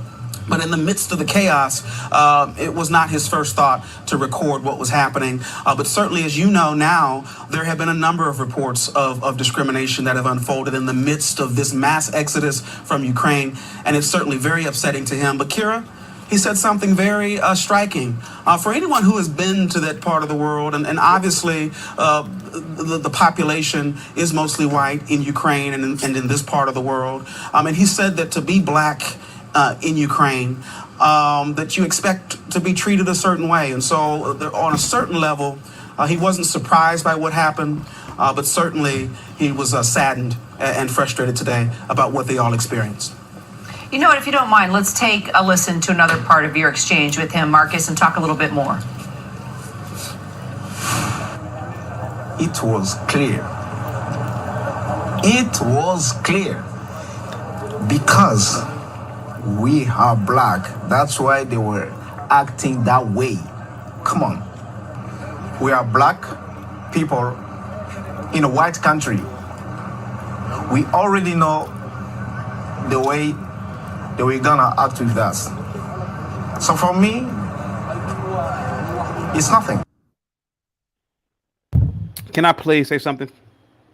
You can, but please stop calling the man a coward. You're Okay. not even signed up to be in the military here in the U.S. Yeah. Don't do that. Okay. Can I say something, please? Sure. This is a major problem that needs to stop. What is there are 60 plus African countries. 50 countries in Africa are predominantly black. You have the Caribbean, you have Brazil, you have Guyana in South America. You have all of these black countries on this planet that have all types of opportunities, etc. He could have went to South Africa. South Africa, let's be honest, is a emerging market. It will be a first world country within the next 50 years. He could have went to Nigeria, which will be a superpower within the next 50 years. And let's be honest, it has to. We should wait 50 years for him to go to a better opportunity. Get to where you're getting, because right now there are countries. No. South Africa is better than Ukraine. Nigeria is better than Ukraine. That's what I'm saying. He could have went to all of these black countries and thrived. Why is he? He's not in UK. He's not in France. Why is he in, out of all the countries he could be in, why is he in Ukraine, a third world European shithole country? I'm sure it's because that's where he was able to get a visa for. Why, he couldn't have got a visa in Ghana? He couldn't have got a visa in Nigeria? So what you're saying is he should have chosen an African country. He should have chosen a black country. Choose an African country. It's 60 of them. I'm sorry. I'm not screaming. I'm sorry. No, I asked you a question. You're screaming on something. I'm sorry. Go ahead. Did your parents choose an African country? My parents were born in Nigeria. Did they choose when they left Nigeria? They chose to live in the greatest country on the planet, which is the United States of America. So they chose somewhere other than Africa, right? Because Ukraine is not even a developed country. That's not even what's in question. He chose. Why even be? Okay, Gina. Can I Gina? What's wrong with you? Gina, do you have a background in Africa? Okay, you can't stop cutting me off for real. I don't like that. I mean, you're making a perspective. You're sitting here saying, why did he choose another country when your people chose another country? And if you're comparing it based on third world country, then it don't matter. That's what he chose. Parents are doctors, by the way. I want to put that out. So what does that mean? It means that they can. There's no doctors in Ukraine. Not doctors. Okay, you so can't have. What are you talking about? No, the salary. I'm confused with you. I'm gonna ask you to speak for a minute. Because this is the. I'm gonna ask somebody else to speak for a minute, if you don't mind, because you're sitting here judging this man because he didn't want to go fight for Ukraine. Now you're saying, why did he even go to Ukraine? Why did your parents go to America? Why do any of us go anywhere? Because they're following the money. Because they're trying to get. He went there for He went there for a better life. You heard there was war in Congo. So far as he was concerned, Congo was better than. Ukraine was better than Congo. You've not been to Congo. You've not been to the Ukraine. You're just making decisions. You're making statements based on, whatever you're trying to make here. And I already see that you have a problem with this. With this. Gina, how much to calm yourself down? How much I got to pay you so you can calm down? Okay, put 100 on the books. Okay, so that being said, I'm gonna let Amina chime in and Dr. Polymath chime in. And Wendy is also going to be coming in. I'm really, bruh, I don't want to be negative towards you, but it just seems like you're going out of your way to insult this black man because he said he didn't want to fight for a country that he feel like is racist towards him. And I don't think you get that. Like, maybe if he had been in a country that wasn't racist towards him, he would be willing to fight for it. But why would you want to fight for a country that treats you less than? Okay, so let's get another person's voice in here. Amina, welcome to the conversation, sis. Tell me what you think about what we're talking about. Am I tripping? Or is this brother tripping? I just want to know who's tripping. It might be me. I've been away for a minute. That other guy. That's all I'm gonna. What is your perspective on that clip that you saw? This brother not wanting to fight for these people, him choosing to go to Ukraine, leaving Congo because of war times. Does that justify him now needing to fight? Or is he a coward because he don't want? Of course not. He's a smart man. He's a smart man. The caller is the imbecile. I mean, to be honest, the fact that when you won't fight a war of this country who has blessed his family with the wherewithal and the economic foundation to even thrive in America. What's funny to me is that some foreigners, when they come to America, yes, you may have what you may need to a point, but there's other things that you have to do to toe the line as well. When your own people won't fight for this country that's giving you the economic floor to thrive, won't you put your life on the line? Because how many wars have we had? We had Afghanistan twice. We had Iraq. Why didn't he choose to, as a form of gratitude, enlist in military services? That's at least he could do for this country and our ancestors who did everything to create a positive economic floor for everybody else. Why didn't he put his life on the line for this country? He won't. And most people not indigenously born from this country or born in this country who are first or second generation to this country won't fight for this country. Hell, they won't even vote. So until this joker puts his life on the line for the country that gave him and his parents the economic foundation to thrive, he should just shut up and say thank you. Because then we have the right to demand of him and his siblings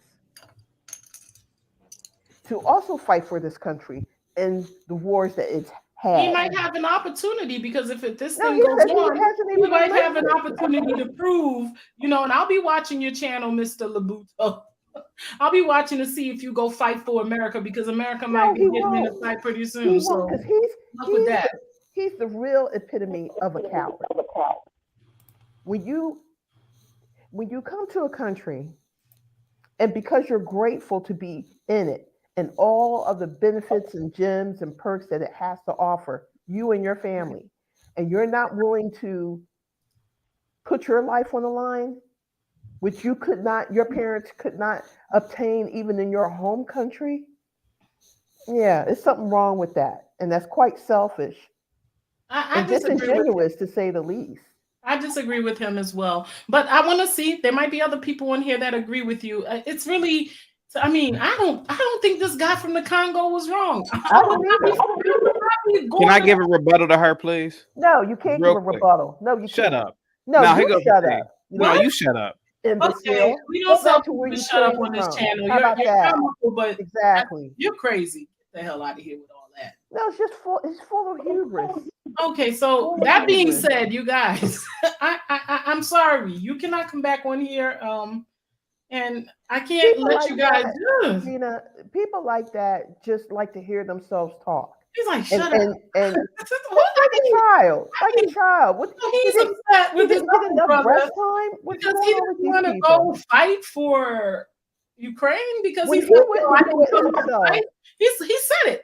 Listen, I left Congo because I didn't want to fight. Why would I come here? Exactly. Why would I come here and fight? I didn't want to fight for my country. And you think I'm going to fight for your country? A country that is racist towards me. And I respect his decision for acknowledging that. But for somebody to just say, who's never been in that scenario, who's never been in that plight, to tell another person and they've never joined the military for this country, in the last 2 wars that we've had, have never fought in any, nor has any of his family members. He could go have a like, why did your family? He's like, why did they choose? Why didn't he stay in Africa? Why didn't your family stay in Africa? Why are you judging him because he chose to go to Ukraine? Exactly. Well, my parents were doctors, huh? What does that have to do with the price of milk? They left the country because your parents could not get paid. They were doctors without jobs, so they went to America to get jobs, and that's good for them. And that's what that man went to do. He went to Congo. He went to Ukraine to get jobs. There were none in the Congo. But let's be clear about something. Doctors in Africa. Let's talk about Nigeria specifically.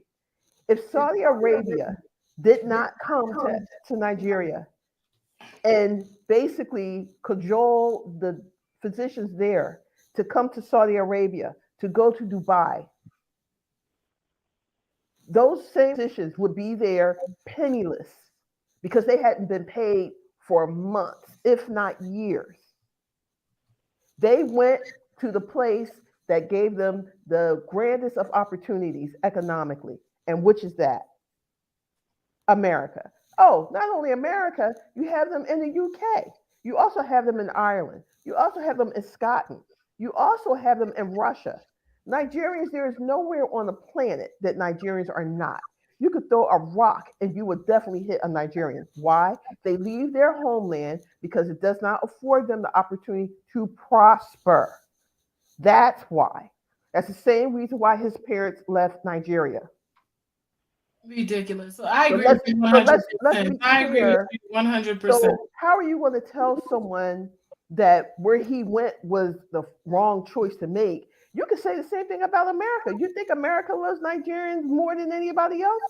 No. Do you know America is the hotbed of racism stitched?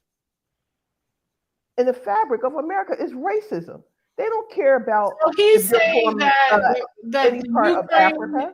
Ukraine is a third world country. Let's just get back on topic. And Nigeria is not. His family left Nigeria to go to America, which is a superpower. And he no longer. Why would you leave Congo? Why would you leave Congo to go to another third world country? Why not go to Nigeria or something like that? So I'm just like, okay, this guy. Okay, I don't want to talk about him no more. I don't want to talk about him no more. We can say, Gina, that listen, for the same video that you have played time and time again, why other countries who are more powerful economically and militarily than any country on any of the 54, not 60, 54 countries on the continent, says the same, ushers the same mantra. It is indicative for all the Western countries and now Asia to keep Africa in bondage, keep it poor. You know that already. You've played it. You played that video how many times? Man, too many times. Too many. You know, this guy, I don't want to stick on him. This is what he wants. He wants I'm not sticking on him. I'm just reiterating what you have already, displayed that truth from the horse's mouth time and time again. And people have selective hearing. They hear what they want to hear. I think when it's like the pot calling Evo Black to me. I think when it comes to people like that man that was on a minute ago, and he's been on here before, I think they just want to be heard. It's not, they're not I even know, they like serious to about sound what in he's their own talking about. voices. I agree. So we got Darth here. Darth is calling himself something else right now. And again, Amina, I apologize for the disrespect. Listen, he would have to do a lot to disrespect me. And people who talk like that are beneath me. So I feel no disrespect whatsoever. He really just made himself look bad. Thank you for being so My understanding. pleasure. So Darth, you hear what we're talking about? You see what we're talking about? I don't know if you missed the clip. I just shared a clip where, and I'm going to share it again because it was a short clip, but I think this brother's right to feel the way he do, my opinion. One Congo native saying he was discriminated against while trying to board a train out of Ukraine. Take a listen. They even told us, like, we are going to give you guns and you're going to fight for Ukraine. I said, hi. We going to fight for Ukraine? We are not Ukrainian. We are black. So how can we fight? How can we fight for Ukraine? If we fight for Ukraine, we are going to die first because we are black. When they will say, oh, look at those black people, I think they are from they are from NATO. So we have to kill them first. So how could they think that way? Come on. Ukraine. So what do you guys think? What's the perspective? Darth, tell me what you think about the clips there. We can't hear you. Your mute is on. Okay, so while Darth or Dr. Plymouth, welcome. Yeah, hello, shalom. Hello, how are you? Shalom. Please tell me what you think about this clip. Looks like Darth's got to go. Go ahead. Right. I want to add more context to that clip and also the situation in Ukraine, right? So initially, when I saw the way that they were treating our people at the borders, forget the borders, just before when they were about to get onto the trains to leave certain cities, I thought at first, okay, maybe they're just prioritizing their people. I have to always be skeptical at first. Yeah. But then after seeing more reports, I see even while they were at the border, where there's no longer competition of resources to get onto or out of the place, they're still stopping our people from leaving. And that's when I noticed, okay, let me do some more research. Then I saw some interviews with Putin saying things like, I'm going to this country to liberate them from a neo-Nazi organization. And I'm going to actually go and do some research. So I did. And I noticed there is a neo-Nazi organization. They're called Azov. And it has infiltrated a lot of their administrative people, including the military and the police and etc. So basically, the point is, Ukraine does actually have an issue with neo-Nazis and racism. This is not an issue. This is not an East European problem. Yeah. Our people would not have been treated the same if they were in Hungary, right? Yeah. I actually have some people in Hungary, and I've asked them about the situation there and how they're being treated. It's nowhere close. Even the Africans who went to the Hungarian border, they're okay. So this is not an East European racist problem because they're, ignorant or less exposed to different type of people. Yeah. This is a specifically Ukrainian problem based on some of the neo-Nazis who did go there, infiltrate them, and then infiltrate the government situation. So this young man over here saying he's not going to fight for a neo-Nazi government operation, that of course he shouldn't. That doesn't make any sense. I agree. 100%. I agree 100%. And I liked how he laughed and said, what? Why would I see he witnessed the prejudice and he's supposed to just like, oh yeah, I'm gonna stay back and fight for you people that are not even letting our women go and our children go through. Come on. Thank you so much. Thank you so much, Doctor. I appreciate it and very happy to see you here. Wendy, my sister, tell me what you think about what we're talking about. And another thing I want to ask you, and I'm gonna come back to you, Dr. Kazo, because I really want to ask you on the line of racism and self-preservation. Do you think it was racism or self-preservation? I'm coming back to you, Wendy. Do you think it was racism on their part or more so self-preservation? And Yeah, so like initially I thought it's self-preservation and prioritization of their people, but no. After looking at the full event of the cycles and like I mentioned earlier with the borders where there's no longer competing nature of resources, and they know these people are students, they're not like combatants from NATO or Russia or anything like that. They could easily have checked their passports, they've checked the entry, their school certificates and entrance. They didn't care about any of that. They didn't even look at, let's say, are you a Ukrainian citizen? They just looked at the skin tone and that they made a judgment. That's where you know it's nothing to do with self-preservation. If it was self-preservation, they would have said, okay, this is a Ukrainian citizen. He may be black or whatever, but he has the interest of our nation. But so they the didn't self-preservation is about race. Right. So this is it's quite unfortunate, but I think the main thing with Ukraine is this: Ukraine does want to join NATO, of course, and Ukraine wants to preserve their own cultural and racial identity, and they don't want Africans to be participating in that whole thing. Part of this whole thing that's infiltrated their camps. Yes, someone said Dr. K. Okay, so yeah. I didn't hear that. Go ahead. Right. I think this is unfortunately, this is very racist, and it is based on them wanting to exclude anything that is not Slavic, not East European out of their country. And the thing with Africans, though, is I think the previous brother mentioned something to do why they in East Europe. There are benefits there. There are real reasons why. Okay, I'll give some examples. People in the UK or America who can't get into the medical school because it's very expensive, or some of the tests are a little bit, even if you pass and you get the right qualifications, you still can't enter it because of the competition rate. Right. They go to East Europe because it's much easier.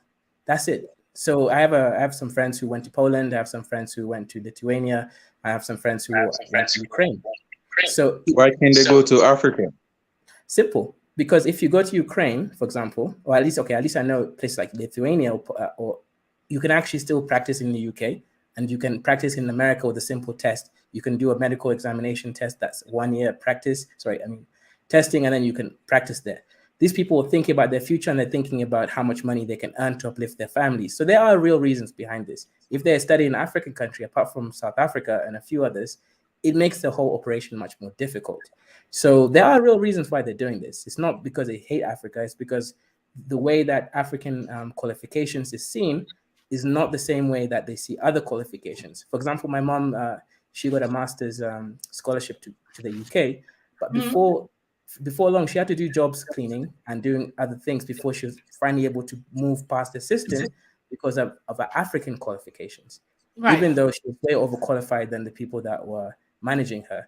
It took a while before she could break through the system. So there are real reasons here. These people are not just doing it because they don't like Africa. It's because they know how the system works. And we do live in a world filled with systems, and people need to survive. The main thing here, though, is we should not be mentally enslaved, that we prioritize things that is external from us. We should also learn to use it as a strategy so that our mindset should always be coming back home and reinvesting and reintegrating back to our own cultures and systems once we do have these qualifications and experience. I agree 100%. Thank you so much, Dr. Kazo. Okay, so Wendy, welcome, sis. You see, we were talking about one of your favorite places, the Congo, the brother from the Congo. Tell me your perspective on everything that you've heard so far. Racism or self-preservation? That's just flat out racism. And I think it was, maybe some level of self-preservation when they were talking about asking these people to fight for them just because they want somebody. But he was right. They would be cannon fodder if they would have said, because they would be put in the worst positions to receive the brunt of the attack, from the Russians. It would be ludicrous to accept that kind of offer, I think. I mean, and here's the other thing. Right. And even to the gentleman who was on the phone, who had called in talking about his parents came from Nigeria. His parents came from Nigeria to the United States to emigrate, to remain here. If you go someplace to study and it's not your intention to stay there. Like I know Congolese people who were here when 9/11 happened, here in the States when 9/11 happened. And they were like, if I were younger, I would enlist. Right? Because they felt personally like they were attacked. Like a lot of Americans including African Americans and immigrants, people who want to, put a stake in. There were a lot of people who were very angry about what happened at 9/11. Yeah. And would say, I would stand up and fight for this country. But Yes. if you're there, and let me tell you something, I know it's Ukraine, it's not Russia, it's not so and so, it's not so. I think they're all racist. I haven't heard great things about Black people in Poland. I've heard awful things about Black people being Africans in Russia. I mean, the stories coming out of Russia are terrible. I don't think the Ukrainians are that much different. I'm sorry. I just don't. And we need to stop looking for friends. We need to stop trying to see one better than the other. They are what they are. It's not what, I have people telling me, oh, Putin is the new great thing, because he's calling out Americans. He's calling out the French. He's calling them out, but he's the same side he's just the other side of the same coin. What was the part of when you, while you're in here, because I know you may know this, because I'm just digging into it now. I've never really thought of Russia. I know that they were at the Berlin Conference, but what part did they play in colonizations, the slave trade? What do you know? I don't know that they did at all. I can tell you that my understanding of the map of Africa and the colonization, they did not take part in that. They don't have at all. That's where what they're trying to do. As far as I got is that they're not there. That map that shows everybody. But he's trying to get himself in now. So he called Putin. Called this, meeting, and a bunch of African leaders ran off to Moscow for this meeting with Russia. And I think what it is people are looking for alternatives, and they want to be able to leverage, one superpower over another superpower. But my thing is, none of those superpowers are going to give you a fair deal. You need to understand that, and you need to just pull back from all of that and find a new paradigm, because this is not work for you for 50, 60 years after independence. And it's not going to work for you for the next 50, 60 years if you keep doing the same damn thing. So stop, even as it regards like the brother from Nigeria, again, we came to the United States. What instead of saying, why did he go to Ukraine? You need to come to the great, wonderful United States. Well, did your parents really know the United States, what was going on in the United States before they arrived? Did they know, everything that, the true history of the United States? At some point, we need to be able to say, okay, we might want to go to the United States or someplace else to make money, right? We need to get that money and we need to take it back home to reinvest it, because the West has been taking money out of Nigeria, out of Congo, out of all these places for so long, right? And funneling it back into these Western economies. There's a new book that was written by Howard French, and he's talking about how oh God. What is it called? It's his newest book, and he just released it. Howard French. About how Africa helped Africa basically develop the West. The whole, the old Western powers developed from Africa, from the slave trade, from the resources in Africa. Yeah. And Africa doesn't seem to understand that. And it's like, so if you were to look inside yourselves and see what you can do and get a different attitude, right, about what you can and cannot accomplish in your country, so that you don't have to leave, maybe you leave but your children don't have to leave, right? Do you leave but only to get what you need? Right, you might leave, but maybe you might be the last generation where you have a ton of people, because Nigeria is just like Congo. Nigeria is the same as a ton of people. Anybody who's got 2 cents to rub together is trying to buy a ticket and get a visa and leave. They're all trying. The Congolese are going through South America, taking all kinds of hazardous, terrible trips, right? Spending like 10,000 euros, 15,000 euros to get to the United States or get to Canada. What could 10 or 15,000 euros do in Congo? What could you start? What business could you begin and do in Congo? I mean, it's just, we need our heads examined at some point. We just need our heads examined. And to say, that he's going to get this education, that's wrong for him to get that education. That's not the right problem. That's not the right issue. That's not where the problem is. People go all over the world. Exactly. We need to be thinking about how we Africans be able to do so. Yeah. But I'm telling you that everything that I have heard about,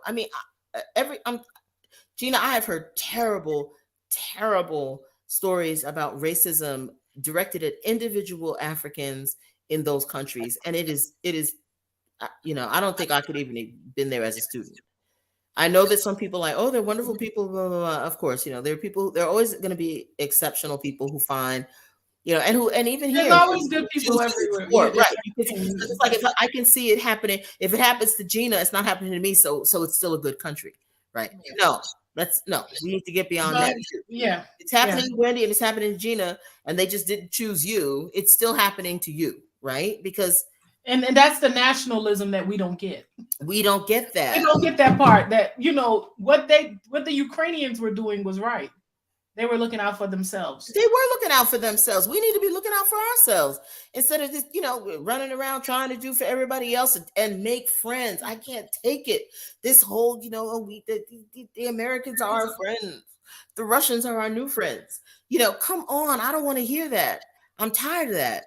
It's so annoying. And I really think that we need to begin to understand the foundation, like the foundational DNA that went into making America, the quote unquote superpower that it used to be, allegedly.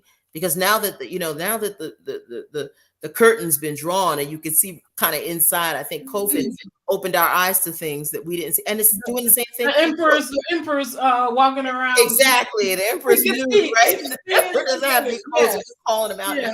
But the same thing, I think Putin thought he was just going to run through Ukraine like no problem. But like I'm saying, his equipment is breaking down. His soldiers are not motivated. He's having a problem. They're talking about, Russia being a superpower. Nah. But, let's keep in mind, Russia still has more nukes than everybody. And here's the thing. I think that the reason why he did this is because he was on a path of redemption with Trump. Trump made him relevant again. Trump gave him power. Trump put him back on the world stage. He was basically Trump's puppet master. You're so right, Wendy. You are so right. Yeah. And Trump left and he's back to being Putin, So he's relevant. Right. So he's back to being treated like Haiti now again. it's like, well, I got to get back. But we need to understand that his ego, if he's doing this because of his ego, he'll go further than that. Because he wants to go further. Yeah. He's going further than that. He's willing. The fact that he did this means he's willing. But all of this is fear-based. This is fear-mongering. So instead of Africans thinking about how do I fight for Ukraine, Africans need to be thinking about how do I fight for Africa? How does Africa get through this? Yeah. Because when they finish breaking up all their walls, they're going to be looking at Africa a lot. Right now, they're already eyeing it like, okay, this is going to be the place. I watched this documentary and I'm going to share it. I'm trying to figure out how I can edit it to not get copywritten. But they were basically, it was all these 5 Europeans from different countries, and they were talking about like if certain things, catastrophic things were to happen, that Africa would probably be the one place that would be spared. And the only problem is how would we all be able to fit in Africa? So when they start talking like that, but because they're not fitting in there with us. They're fitting in there without us. They're trying to figure out how to get us off of there so they can have. But the point is that Africa has been and always will be the breadbasket of the world. Of the world. Yeah. Of the world. Not just the West. The world. Russia included. So the key is, what can they conspire or design to basically depopulate? And they've been doing that all along. They talk about all these diseases. It came from. No, they're man-made nuclear warfare or toxic warfare, chemical warfare at best. And that's what they've been doing all along. Because if there was no Africa, Europe will go back to the dismal feudalism it once was, and all of the rest of the world will follow suit. And that's just historical fact. Yeah, and you're absolutely right. You are absolutely right. And so that the thing that Africans need to understand, including the Africans who are running off. First of all, if Africa doesn't stand up for itself, we're not having any respect here or anywhere else in the world. So I don't care what kind of degree you left Africa with, you will be a Negro in America, okay? And we all need to understand that if we don't do something with Africa to build it up, and that means, I'm sorry, but it means getting rid of some of these old guys who have been, towing the line for Europe, for the United Asia, States, for the last Russia. generation. We need to get rid of all those people, right? But the other thing is that we really need to understand the threat that Africa will be under, because it is the source of everything that they need. Correct. So when scarcity happens, and it's already there. It's already there. So it's already there. They're already What about not to mention they're already sitting down. I mean, if you see it in their documentaries, that means that they've already been to the conferences and peripheral Berlin tables discussing how they need this space, because they've already figured if these volcanoes go off here and if this happens with the oceans there, the one space that they know is rooted. Africa is the only continent rooted to the globe. Right. Does everybody understand that? Yes. So the one place that they know that they will be able to be anchored is in Africa. That's right. So you think that this is not the prime real estate they want? Yes, it is. They want to take over Africa like they took over Harlem. Absolutely not. And they don't share. They don't share, Gina. They never have. Look where it's gonna. What do they do when they go? What do they do when they come in our neighborhoods and take them here? They gentrify. Oh my Lord! So they're going to gentrify the continent. And here's the thing: this is really about survival on another level. Because think about this: we've had civilizations in Africa from the beginning of mankind. All right, it's been in Africa, right? Right. We've had the last, like maybe, I don't know, let's say maybe generously the last 400 years or so of Western civilization, like European civilization, white supremacist civilization, and look where we are. Yeah. No respect for nature, no respect for mankind, just look where we are. In a hot mess. And even if that's people who are like running around thinking that, that Europe's, white people's, ice is colder, right? Nope. You need to understand that in the long term, we've had African civilizations for thousands of years that have not destroyed the environment, right? That have not brought people to the point where they are. Because let me tell you something, George Floyd and all the protests and stuff that happened, it wasn't just about George Floyd. No, it's about everybody was frustrated all over the world because they're being oppressed by white supremacy, being oppressed by capitalism, plantation capitalism. All of this is the result of this, where we are right now under this kind of worldwide regime, like the Western, quote unquote, Western regime. This is what it's brought us to. If we don't take a stand, it's going to get worse for all of us. It's going to get worse. And this is I not believe. About fear mongering. I know a lot of people think, oh no, this is not about reality. It's about being practical. It's about being realistic, and it's about self-preservation. I want to include Jacques to the conversation. We have Tunija, and I'm not going to pronounce this. Don't make me. You know your name. Oh, okay. So I hope that this is okay. So Jacques, welcome to the conversation. Tell me what you think about what we're talking about. I want to give you guys an opportunity to speak. Wendy was on point. I agree with you 100%, Wendy. Go ahead, Jacques. Hi everyone. How's everyone feeling today? Hey, we're good. How are you? Welcome. I'm okay. I've got a bit of a cough, so I'm going to put myself on mute. Sorry, I need to cough. Okay. I'm just recovering from the Rona. Okay. Well, I'm sorry. I'm happy you're feeling better. Oh yeah, it was basically like an annoying cough, cold. It wasn't really that serious the second time that I got it, but I'm kind of just hearing lots of different things. And not on just this platform, but other platforms. And there's so many evaluations and just ideas that I feel about this horrible Ukrainian and Russian conflict, and I could go on and on, so I won't. But the one thing that just is eating at me is I get this sense that there's a lot of people who are blaming individual Africans for their horrible situation of them being stranded in Ukraine. And it's just making me kind of think, why is that? Why are people blaming individual Africans for them being stuck in Ukraine? I don't understand. What do you mean blaming individual Africa? Oh, you mean like leaders? Blaming leaders? No, I'm saying that I'm hearing on many different platforms, or even just individually, hearing people blaming individual Africans who are stuck in Ukraine because they aren't allowed to leave the country, like it's your fault you're in that position. Oh, I get you. You're saying people looking at them saying, why are you even there? Why are you still there? Or kind of saying, yeah, that, or saying karma is a B, or, well, you know, you get what you're given, or, well, you ran away from Africa, you should be staying in Africa, this is what happens, or you like white zaddy so much, so this is what you get.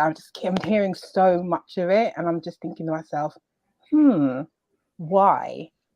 Why are they blaming individual Africans? Why are they blaming the Africans that went there, or why are people? Yeah, because like why are you even there? Like the caller that you had earlier, the young medical doctor, he kind of explained that, I think, in a really simple way of, it's a very nuanced situation, and there's reasons why they go over to Eastern Europe, and they don't all think that it's all roses and it's going to be easy and it's going to be the best place.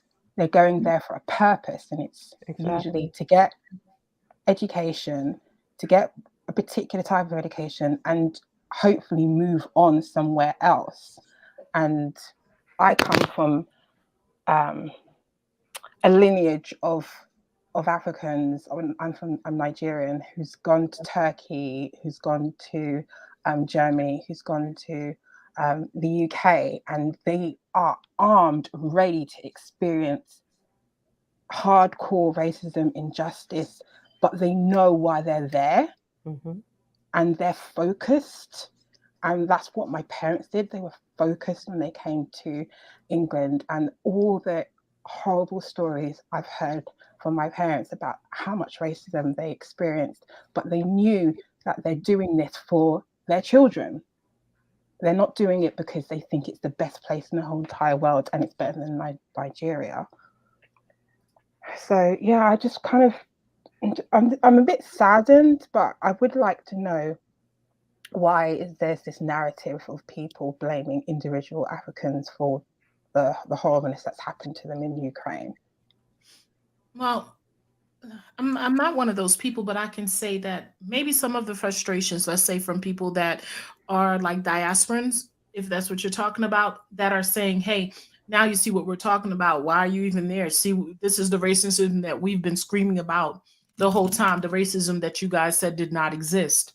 And I know that those individual brothers and sisters that are getting out of Ukraine or have come out of Ukraine, hopefully all of them have, I doubt it, but I know that they're not, you know, maybe some of the people that these people are finding online saying things like, oh, we came and we did it, and why couldn't you do it? You know, you guys are, you know, so I think it's really a response to that.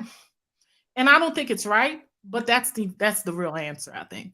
I think it's more so that, and I think another frustration is you guys have a nation. I mean, Africa is a continent, and for the most part, those of us that are in the diaspora, even those of us that are in the Caribbean, we're still being colonized in some ways. So when you see, let's say continentals come, let's say go to different places, and if something like this happens to them, especially since a lot of continentals, and it's not all, it's never all Just like it's not all diasporans saying this, it's not all continentals that make the statement or speak on the aspect of why aren't you guys making the best of it? Our people came first generation. We were able to do better than you. Why aren't so I think it's a response to that. Truly. And anybody on here could speak up on that. If you want to answer the sister, that's fine. I think, it's that same syndrome. I pulled myself up by my bootstraps. Why can't you? But people have very selective memory. It appears to me, and it's easy to leave your homeland and come somewhere else and be the other white meat. Everybody's journey is different, and when people choose to go somewhere else other than their parents' preferred choice, and something happens or some stuff goes down, it's like there's no empathy whatsoever, even by the people that look like you. So that colonization has done a severe psychological job on folks, I believe. Yeah. And we're seeing that more and more and more. And you're asking yourself, well, whose side are you on? Where's the empathy for your fellow DNA African? Where is that empathy? And and people have also, and like, in terms of just like overall world history, people have they're very ignorant and comfortably ignorant at that, as to history and how things happened and how certain systems are put in place, and how how particular people are held back and others are allowed, just how the system works, period. And it's a full it's a and certain players have to be, have to acquiesce to the system, um, in order for the system to work in its entirety. And I think we forget about those. There's a many moving parts to this thing. There's so many.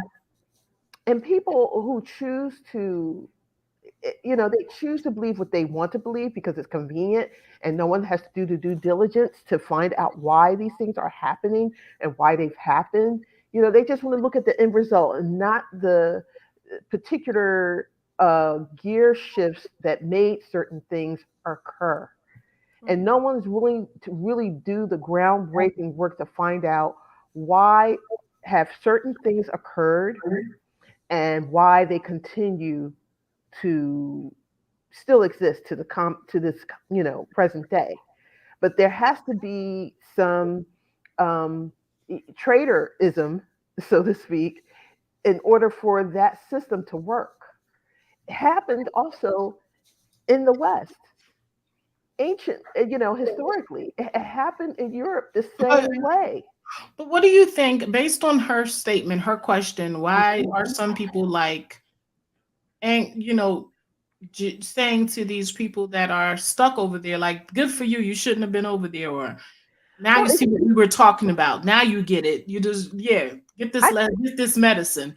Why do you think this is happening, and is that right? Or it's not right. And I think, again, it goes to our own, the colonization, miseducation and self-hatred that has been, we've been brainwashed, and we are still there. We have not destroyed the shackles off our minds.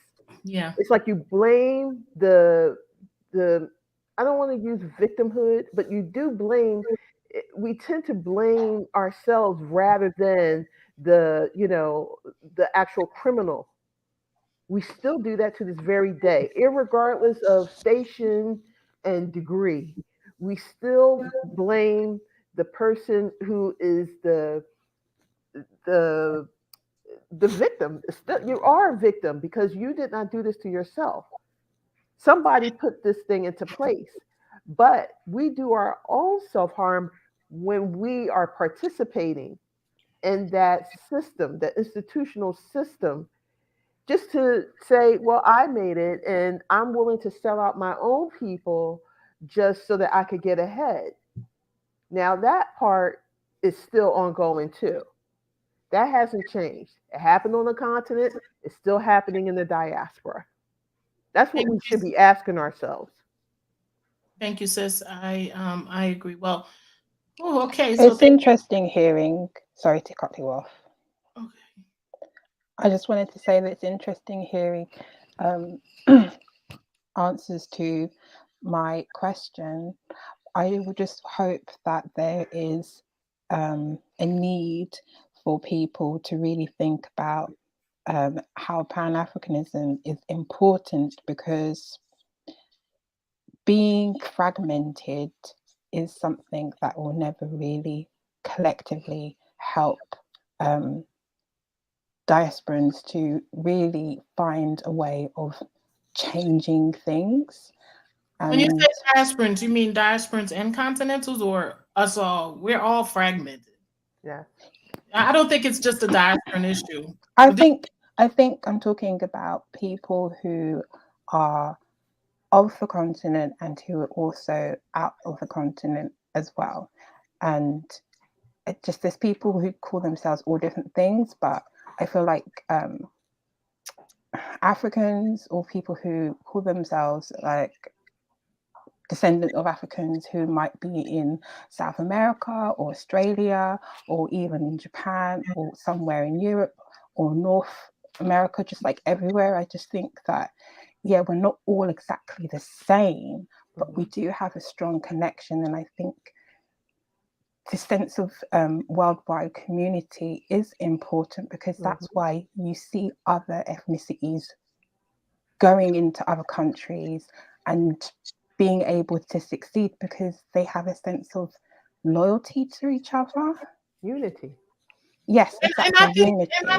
And I think, you know, a lot of what you're seeing, people reacting the way they are towards, I think in a sense, the diaspora. Let me speak for myself. At first, when I saw this, I was like, I'm not happy that this is happening to our brothers and sisters in Ukraine, but I'm happy that they are seeing it on a national level, to see that what we've been talking about, this racism, this thing that is so deep within these other people, that stops them from, even in a time of war or a time of crisis like this, they still make room for separation and hate, and they show it in that way. I felt like this, to be honest with you, I feel like, I don't know if you guys were paying attention, but right before this, there was a lot of diasporan wars or continental diasporan wars. You know what I mean? But this thing kind of made everybody look. And I think a lot of people on the side of, let's say, the continent and the Caribbeans saw it and realized that, you know, a lot of what our brothers and sisters be screaming in Africa, in America, or in the places like, you know, the Caribbeans that do scream on these things, I think they have the perspective now. Like, you know, who are you talking about who has this perspective now? The continentals. That they understand, you see, because you're coming from, people in the continent don't really, and I've heard brothers and sisters from the continent say this all the time, they don't have to deal with race like we do. Because everywhere they go is them. And I really think it depends. When they deal with them, it's not on the same. Go ahead. You were speaking while I was speaking, so I didn't hear you. What were you saying? Sorry, I didn't mean to cut you off. I was just reacting to what you said. I just said it really depends where they are. Well, yeah, it depends where they are and what they're dealing with. So this right here gave us something to all see. And I think and I don't think it's a sense of we're happy that this is happening and yeah, we're blaming them. I think it's a sense of, finally, maybe you can get it now. Clarity. But I don't understand, why do you think that Africans in Europe don't get that? To be honest with you, it's really based on a lot of rhetoric that goes on online. We don't know. We don't know what they don't do or don't get, but we do see that there was a lot of shock. A lot of the people that were being dealt with that way, they were in shock, where we probably wouldn't be in shock because we're used to this on a daily basis. It's our normal. I'm okay. This is the thing that I'm kind of getting confused about, because there is so much racism that happens everywhere in Europe, and Black people know that. Africans who live in Europe know that Well, it's very not about well. Europe. I was talking about the continent. I was talking about for people on the continent because I don't think Well, this. I'm talking about. Can I finish a statement? Sorry. I'm sorry. It's just No, sorry. It's Okay. your show. Sorry. So, no, it's not even because it's my show. We both can't talk at the same time. But it's people on the continent is what I was talking about. That I'm happy that they got to see it because yeah, people in Europe might witnesses. I think they do in a big way. But they don't scream as loud as probably we do here in America or in some other parts. At least I don't think so. I don't hear it. If it is, it's not televised here for us to see. Now, in reference to the continent, and I think I did bring up the continent, not Europe, that a lot of our brothers and sisters on the continent got to see it for what it was. They saw it during COVID, they saw it during that because China was doing it. A lot of other places were making Africans feel less than, but for them to see it during wartime as well, I don't know. I think it's something that needed to be seen by everyone. So everyone, I agree. because I don't think that a lot of times people be like, "Oh, we're speaking on things that don't exist." Right. And so for me, that's you asked the question, I answered it based on why, and that is truly the why. And that's why I'm confused about the why, because the why is your question. The answer. No, I'm sorry. That's why I'm confused about the why, meaning your answer. You're basically explaining why people are having this opinion that the Africans are to blame for their situation in Ukraine. The reason why I'm really confused by it. I'm not saying that. I said on the perspective of diasporans, it's not blaming them for their situation. It's finally you see what we'll be saying. I'm not using the word blame for their situation. I don't think that's even what's being done. I don't think they're saying they're blaming them. There maybe other people might be saying, hey, they shouldn't even be there. So they may be blaming them in that way. I don't know. But that's obvious. If they're saying they shouldn't even be there, they're saying we should all be trying to make Africa great and stop trying to, our children should not have to go to other places for education, and our children should not have to go degrade themselves in places where there are racist people. I don't think that's a negative thing. I think it's about us really looking at ourselves and realizing it doesn't matter what we're saying. What is happening is the ugly. What is happening to those Africans on those borders was ugly. What people are saying about it is the least. Because what happened was ugly. Now, us responding to it in different ways, like, yes, finally they get to see what we were talking about. Okay, why were you even there? Why do we even go to these places? That's just a reaction to something that hurts us all. Those are different reactions coming from different people with different perspectives of something that is offensive to us all. Okay, so that being said, I hope that if anybody else wants to respond to her, if you disagree with me and want to, please do that. Can I just add a little bit to what I think it's not. I have family in the UK, right? Right. And I have a niece, and she, she's a brilliant young woman, and she works in the finance industry, and the psychological breakdown that she suffers on a daily basis, it mirrors to what we experience here in America, and I'm sure throughout the diaspora. Haven't been born on a continent. We all share DNA African. Let's just be clear about that. That's the only thing we do have in common is that our bloodline is also DNA African. Right. Right. So when she tells me, sometimes I think I'm losing my mind. Sometimes I can't deal with the racism, being told I'm pretty to be dark, or I was lucky, or they're shocked that I am as smart as I am. That does something to someone psychologically and emotionally. And it's like a domino effect. Eventually it's going to blow up. And I had just said to her just recently, because she was just here over the New Year, I said, you know, have you considered getting psychological therapy, counseling of some kind? And she says, you know, I was doing that and then I stopped and it did help me. I said, I think you should go back and resume that. And I've had to, and I'm sure if some of us who have DNA African blood, if we were honest with ourselves, we need that because we are a people who have never had therapy or healing from our colonizers. We still live amongst our colonizers today. We have not been able to rid ourselves of them. Everywhere we go, there they are, right? So it's not that no one believes that even in the Western part of the hemisphere, people don't believe that, you know, in Europe that they, you know, also they're racist. It's a racist system that runs throughout. We do. We believe that. I know I do. That being said, there are some who think because they have made it, air quotes, that they are free of racism. That's delusional. And that's a way that people have to mask the obvious so that they don't have to have that brain trip that my niece goes through and I go through and most of us with melanated skin and DNA, African DNA running through our veins.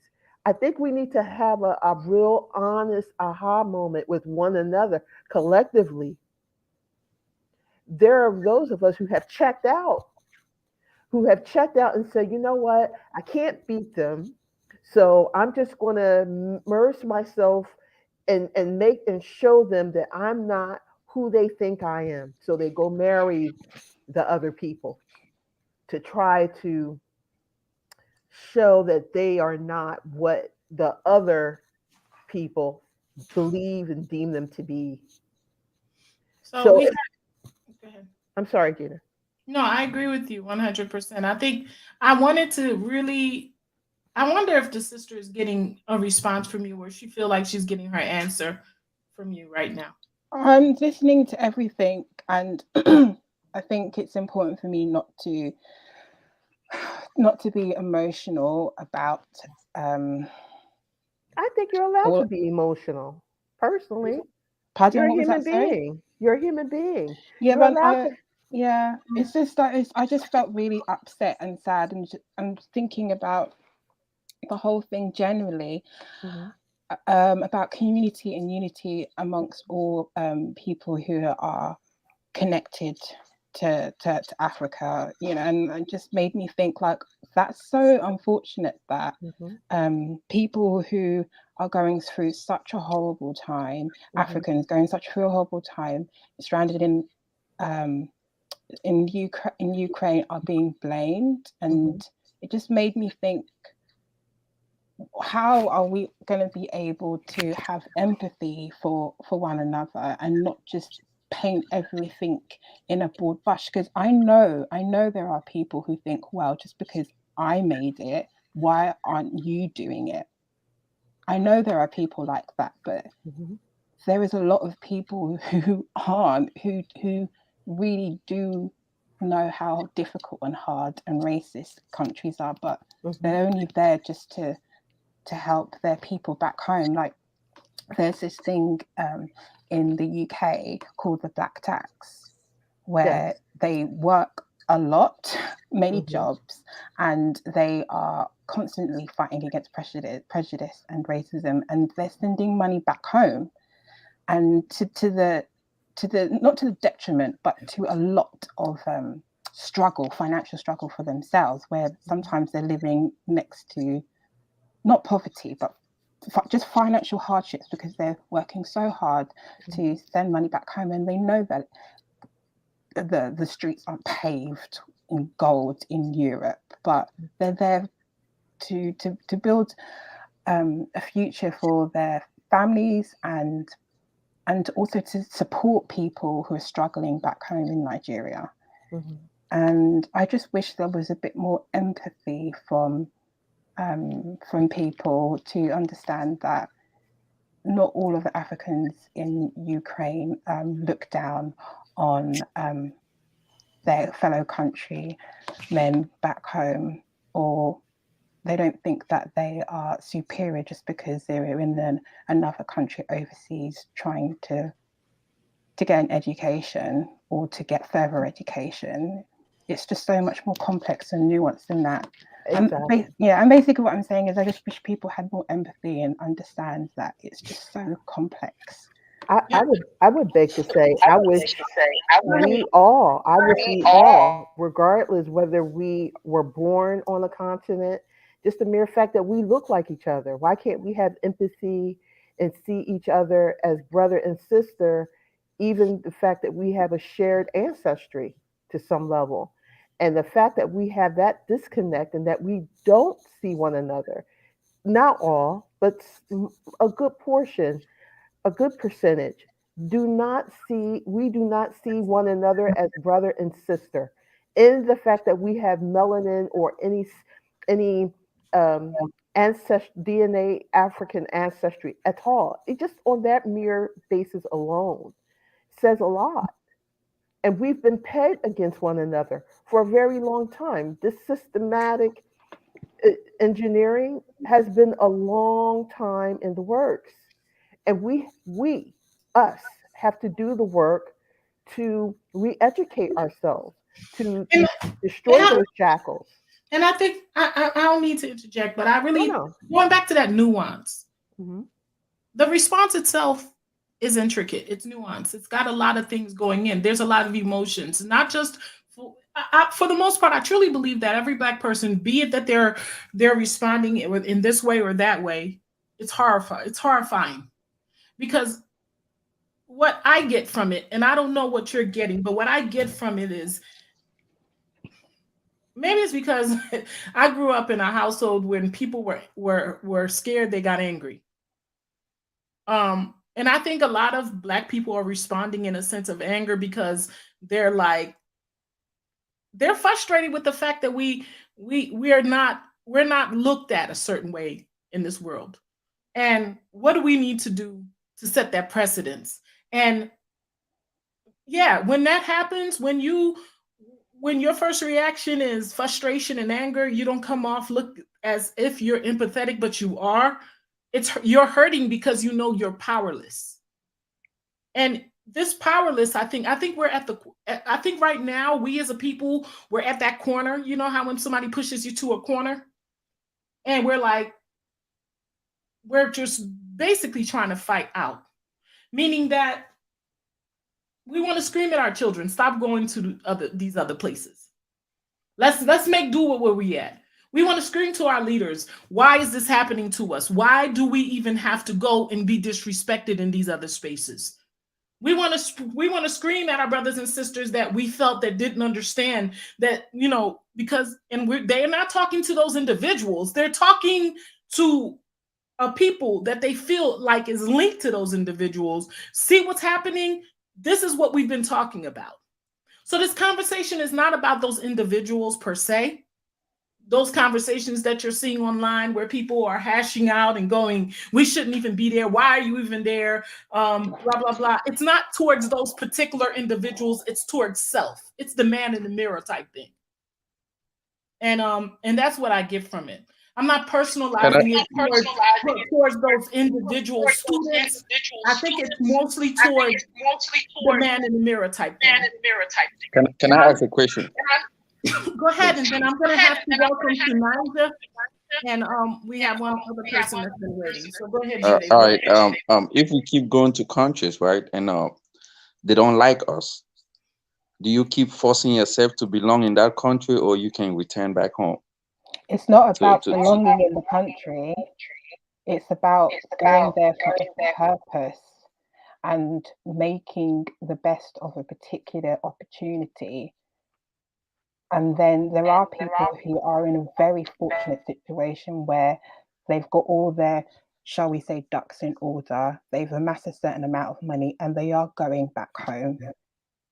And they're doing it with intention, because I've been listening to other YouTube creators who are talking about going back home, but going back home knowing exactly how you're going to action out your plan, because there is some of the countries, shall we say, Nigeria, some of it is like a wild, wild west where you want to do things in the correct way because you feel like it should be done in this way, but there's so many different laws and different avenues where it disrupts your plan because they have their own, shall we say, unorganized way of doing certain things, whether it's permits, whether it's land deeds, whether it's sorting out business rates, employability, like there's just so many different things. And I think, yeah, you want to be able to create a business in Nigeria, but there are certain things that can make the journey so much more difficult for you.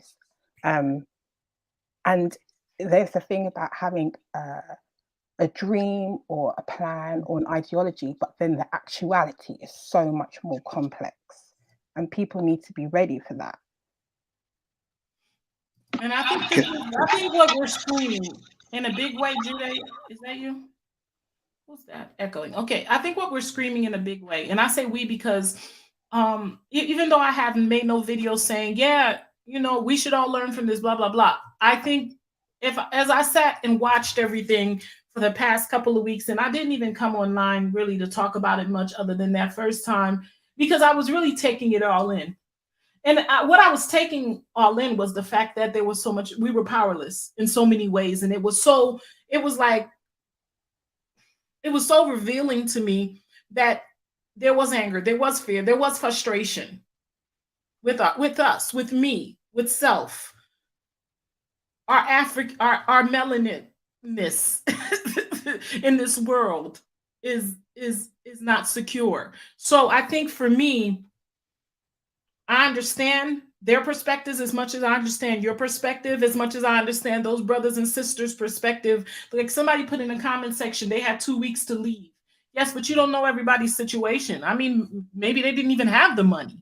Some of those students are eating noodles every day. You don't know the situation. There's lots of people that may have wanted to leave that could not leave or made plans to leave, but those plans didn't, there's many reasons why people were still there. We can't, if we're not in that space, don't even know. But I can say this.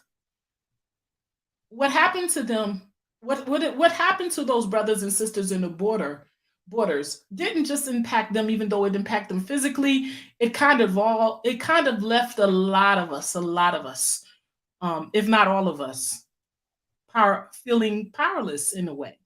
And I think that's what you saw all those responses. When people are afraid, they get angry.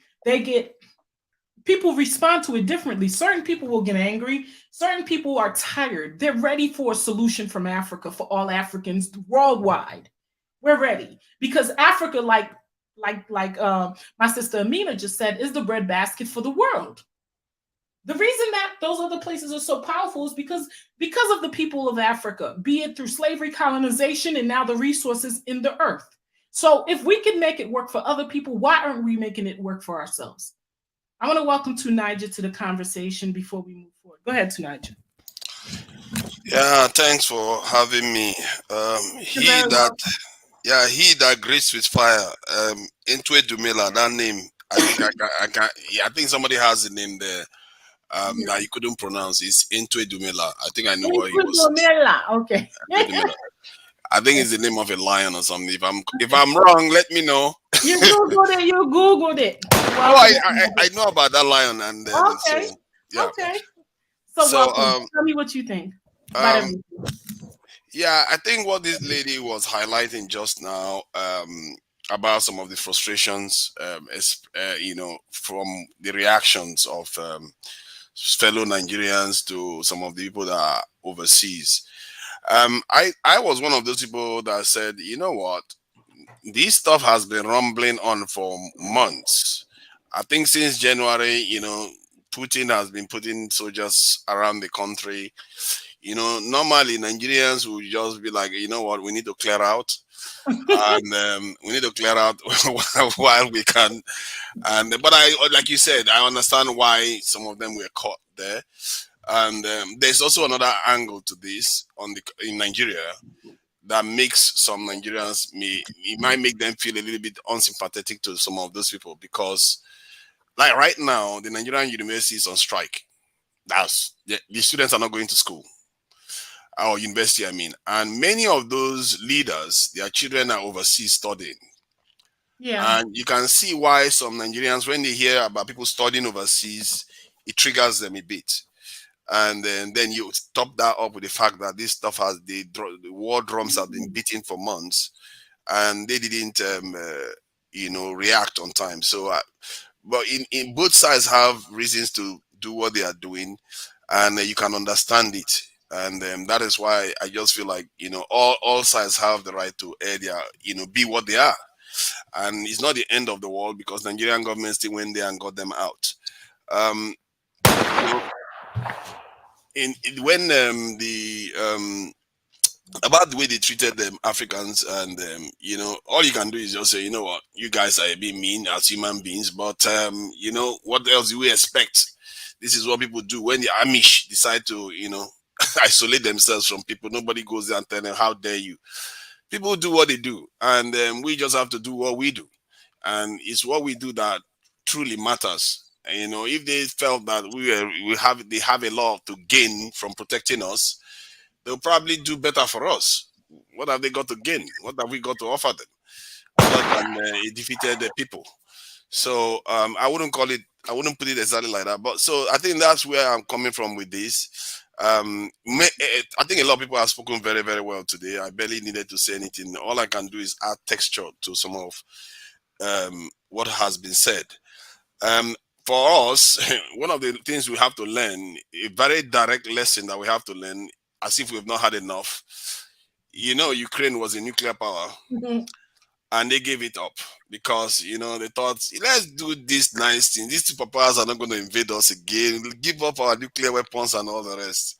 Look at them now, and it tells you this war, for some reason, you just, I don't know. It's all nice when you talk about everybody getting along, but you just you cannot outsource your security and your survival to any other people, any other nation, no matter what. You have to make sure your people are secure, because now they are living with the consequences. So for me, that's what I learned most from it. Racism is not new; it's going to remain there, and we cannot expect them to care for our people more than we care for our people. We should be be more proactive, and our presidents are beginning to learn now. I heard the foreign minister, a diplomat that used to work for the foreign ministry in Nigeria. They are talking about Internet of Things diplomacy now, where they react to things almost instantaneously because they now understand that the people are demanding more. This young generation, they are not taking it anymore.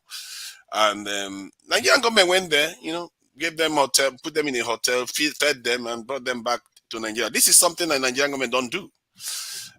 20 years ago, you don't even bother. They will not even bother checking up on you.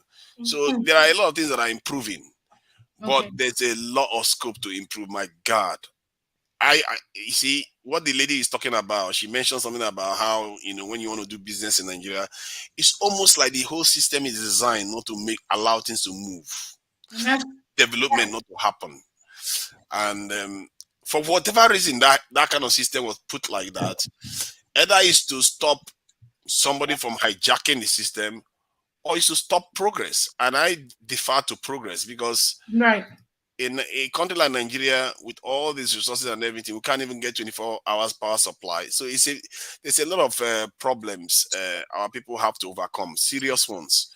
And I just hope we learn the greater lessons from this. And that greater lesson is you cannot outsource your survival to any other group. And Africa needs to get its act together. And I think that I agree with you 100%. One thing that stands out for me, though, to Nigeria is I truly feel like this will bring us closer. I feel like this thing that has happened has definitely made us realize, like even the ones of us that are here in the diaspora, wherever we are in the diaspora, be it Europe or America or the Caribbeans, we understand that if something goes down, that's the same thing's going to happen to us. And it has. When you think about Katrina, when you think about, some of the things that has happened, the fact that, earthquake happened in Haiti, they made millions and billions of dollars from it and gave us nothing. Exactly. And these, I mean, they're different in a way, but it's still the same thing.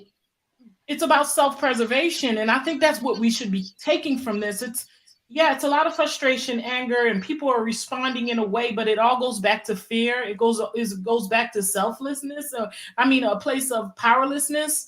And when people feel powerlessness, sometimes they respond angrily or emotionally or in fear. There's been a lot going on to make us all afraid. Yeah. But this is not a time, for me, it has definitely made me more cognizant of my blackness, and it made me more protected of it as well, because I understand that even though we would all like to think that we live in a world where everyone is human and humanity is human is human, but that's not the world we live. That's not the realistic world we're living in. I asked a question earlier to Nigel. I'm going to pose it to you. I didn't get to ask you, Jack, but you could all Jack. I hope I'm not mispronouncing. You could all. No, it's fine. It's Jack. You It's could, absolutely fine. you could answer this as well after Tunaja before I go to the next person. In a sense of, do you think if this has happened to in Africa, how would we have responded? If it were a situation where we needed to get out? Would Africans yield and let their people out first? Or yes, Africans will let their people out first. That's the silliness. Yes, we will let the white people out first. They'll say, "Oh, get them out, get them out. We don't want something to happen to them here, so that they will bring trouble here for us." That's what they will do. So that's what they will do. Okay, so because we had a young man on here earlier, and he was like, "Hell no, Africans would make sure that Africans were okay first." Yeah, that's fallacy. Like, really? Wishful thinking. That's wishful thinking. Really? I don't see the Africans doing that. Shoot, I don't even see. I mean, during Katrina, if anybody remember the storm in Katrina, African Americans were helping other people, and then those other people were pulling guns out trying to kill them. And that's what we do. That's what we do. And it's funny. Okay, it's funny because that's what we do. Jacques, did you also want to respond to that? Good. And I just said, no, we'd be like, no, get them. They'll get them out. That's what they will do. They will definitely get them out first, because that's their attitude. Do you know that Nigeria gave up even nuclear, enriched nuclear uranium material just 2018? They gave it up. They said, you know what they were saying?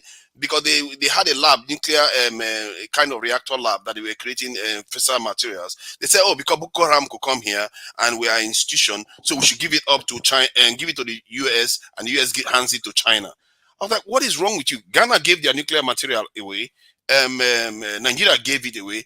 I was like, why don't you just build a military base there, or take it to a military base? It's like that kind of people that have that kind of mentality. What would they do? They would just let the white people out first. Did they give it away, or were they prompted to give it away? Give it away or else kind of thing. It's give it away or else. But that's the point. You should be able to do the or else. What kind of weaknesses are we? You need to hear when I was reading this in the report, the government official was like, we can't have this stuff here. Boko Haram is coming around here. We need to give up the enriched nuclear, this uranium. What is wrong with you? You are a country of 200 million. You can't secure even a plant.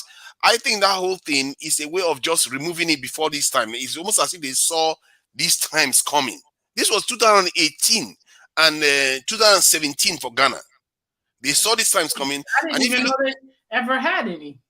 I didn't know. It was quiet. They did it quietly. And they handed it back. I think the Ghanaian one, they even gave Ghana about 20 million. And the Ghanaians shipped it back to China. It's like, what is wrong with our people? We're afraid. I'm sure they were threatened. So before I go to the next person, and another clip that I think you guys will find interesting, Jacques, did you want to respond to that? Do you think? I think collectively, African leaders and politicians are at the mercy to neo-colonialism because they love money so much. So they will sell their own people down the river. So you think it's because of money or fear? Do you think it's more money, or because they know that if they don't do what they're told, that it might get a little bit more? Oh, well, money makes the world go round. We all know that. And the reason why Africa is collectively in disarray is because of neo-colonialism, because of imperialism. Practically all of their resources are controlled by outside politicians. So they just bend, they bow to the knee. They bow and they bend their knee. The African politicians, unfortunately. So unfortunate indeed. I they agree. sell their people. It's like they are playing a kind of gradual game. I get a feeling that what the African leaders are trying to do is similar to what the Chinese did, where they try to extricate themselves from the grips of the Western powers without necessarily needing to fire a shot. I get a feeling, because if you hear them talking when they even had a meeting this year, if I'm not mistaken, the African Leadership Forum, some of the things they were saying, they were saying some of the things we say here. They were talking about how our people, they even call they call the Europeans their so-called partners. That's the language the former president of Nigeria used. And They're not the partners, they're the masters. but he used the term so-called partners. He knows they are not. They said his term was that these people are not going to love us more than we love ourselves. What do you expect? That we should be able to take care of our business. All this is some of the stuff we talk here. That's what some of the things we say here. That's what he was talking about. Kagame was there. A lot of African leaders. Some of the brilliant stuff they were talking about. So I don't even know what one of the president, whether he was even a president. Some of the way he put the things that the government needs to do. These guys know what needs to be done. So I get a feeling that they are trying to play a kind of chess game here. And I don't understand it, because if you look at history, the Chinese, when they were invaded by the Japanese, there was this Chinese leader that was thanking the Japanese for invading them. He said, if he hadn't invaded us, you wouldn't have woken us up. So Africa will need a catalytic event for them to wake up. And I think that's what when I was talking about earlier, hope was, I think a lot of the diasporans, when they saw what happened to our brothers and sisters on the continent, it was like, okay, good. Now they see, now they get it. You know, because a lot of times it comes off like the continent, the continentals, not the brothers and sisters in Europe or in the Caribbeans, but the continentals don't really get a good understanding of what racism is being dealt, you know, how racism is impacting us here, you know, outside of the continent. Because in Africa, like a lot of people have said to me, and I don't know if this is true, but it's not the same. You know, they don't look at race like that. So when they go into these spaces, and especially with what happened, even brothers and sisters on the continent, I had quite a few of them reach out to me that said, hey, my gosh, is this really what it's like? You know, even during wartime, they're ready to protect their people and leave our people stranded. It kind of really hurt a lot of people. Because like you said, Tunaja, some of these people, some of these children or students were, you know, coming from, you know, parents that work in the government. Yeah, it's really annoying, because I know of the Lagos governor. The other day he was talking, that's the Lagos University of Lagos Chancellor, Vice Chancellor. He was on TV. He was talking about how many degrees he's got. How many? I think his son has got up to 3 degrees already, and he's going for the 4th or something like that. He was talking about all this, and I know the son probably is not schooling in Nigeria, and they are going on strike right now. You know, it's like, what is wrong with these people? They just keep Nigerians who go to school, instead of them to graduate in 4 years, they will graduate in 6 years. They are messing with the youth's life, and it's not because of money. They make it okay. Let's say they're arguing it for money, but they go on long strikes and they send their children overseas or to private universities in Nigeria. These will have decimated the country. It's almost as if them and the government, they are in cahoots to keep our youths undereducated. It's crazy. And you can see why Nigerians are very unsympathetic to them. I wouldn't put it past them. It just seems like people are just sitting there acting like they don't see what's happening when they see it clearly. I agree. Professors, they can't pretend they don't know what they are doing. They know the damage they are doing. They're educated. They should know. I mean, we all see it. It's everybody has access. Go ahead. I'm sorry. Yeah. I think, and I thank you so much for being so honest and authentic, brother. That's exactly what I mean. I think that people are not frustrated with individuals from the continent. They're frustrated with the leadership. The leadership is doing such a poor job. we're not even on the worldwide stage. No one has respect for African leaders. You look at them and you get to do anything, have your way in the country, in the continent, do what you want as you will. It's like, how do we feel empowered where our leaders are not even respected? That's a problem. That is a huge problem. And it's not just for the continentals, because I think now that we're waking up and understanding that power comes from, if our brothers and sisters in the continent is empowered, we would be empowered too. And I think we all are getting that now. So those of us that are not even born from the continent, hundreds of years away from the continent, we now understand that we're impacted by how the continent is seen. We get it. Yeah. And that's what we're frustrated with. So that's so it's not that we were talking about, for the caller that was saying that, people wasn't empathetic. It's really their frustration. People are really speaking to the leaders. It sounds like they're talking to individuals, but that's not really who they're talking to. They're talking to the leaders of Africa. Like, wake up. You got to get in the game. As Putin said, y'all are a million years behind. When are you going to catch up? Yeah. And that's embarrassing. In the midst of his war, for him to take the time to say that.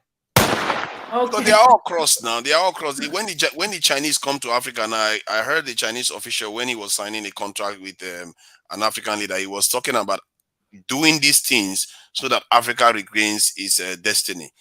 How can a Chinese official be saying things that African leaders should be talking about? And that tells you their intentions, what they are trying to do. They are trying to form an alliance with Nigeria to, in a way, to counterbalance what America is doing to them too, because America is trying to oppress them. And you can, for whatever you like, you can play whatever you like with the Chinese, but you have to give it to them. These guys, the Russians are fighting right now. They still haven't fired a shot. It's crazy. The magic, what the Chinese are playing here, according even Western people are like, these guys are a great students of history. They really understand when they know their enemy. They know sooner or later America is going to be itchy and Russia is going to be itchy. They're going to start fighting themselves, and they were just standing there, just watching the whole thing happen. I would have thought the Chinese would have been 2 years ago. Everybody would think the Chinese would be the ones doing this type of stuff now, but look at it. It's the Europeans instead. I don't know whether it's you know that Russia has more nukes than everybody, right? Yeah. So Russia would be the one to stand on plate. China knows. Everybody knows who has all the nukes, so that's why Russia's taking this position, because it don't want to. It knows its position. It's not trying to give anybody any more time to get any stronger. Let me ask something. And not take its stance. So can I say something quickly? Somebody said something earlier on about whether Putin wanted to be recognized and stuff. Putin should be recognized, not wanted to be. He's got more nuclear warheads than anybody in the world.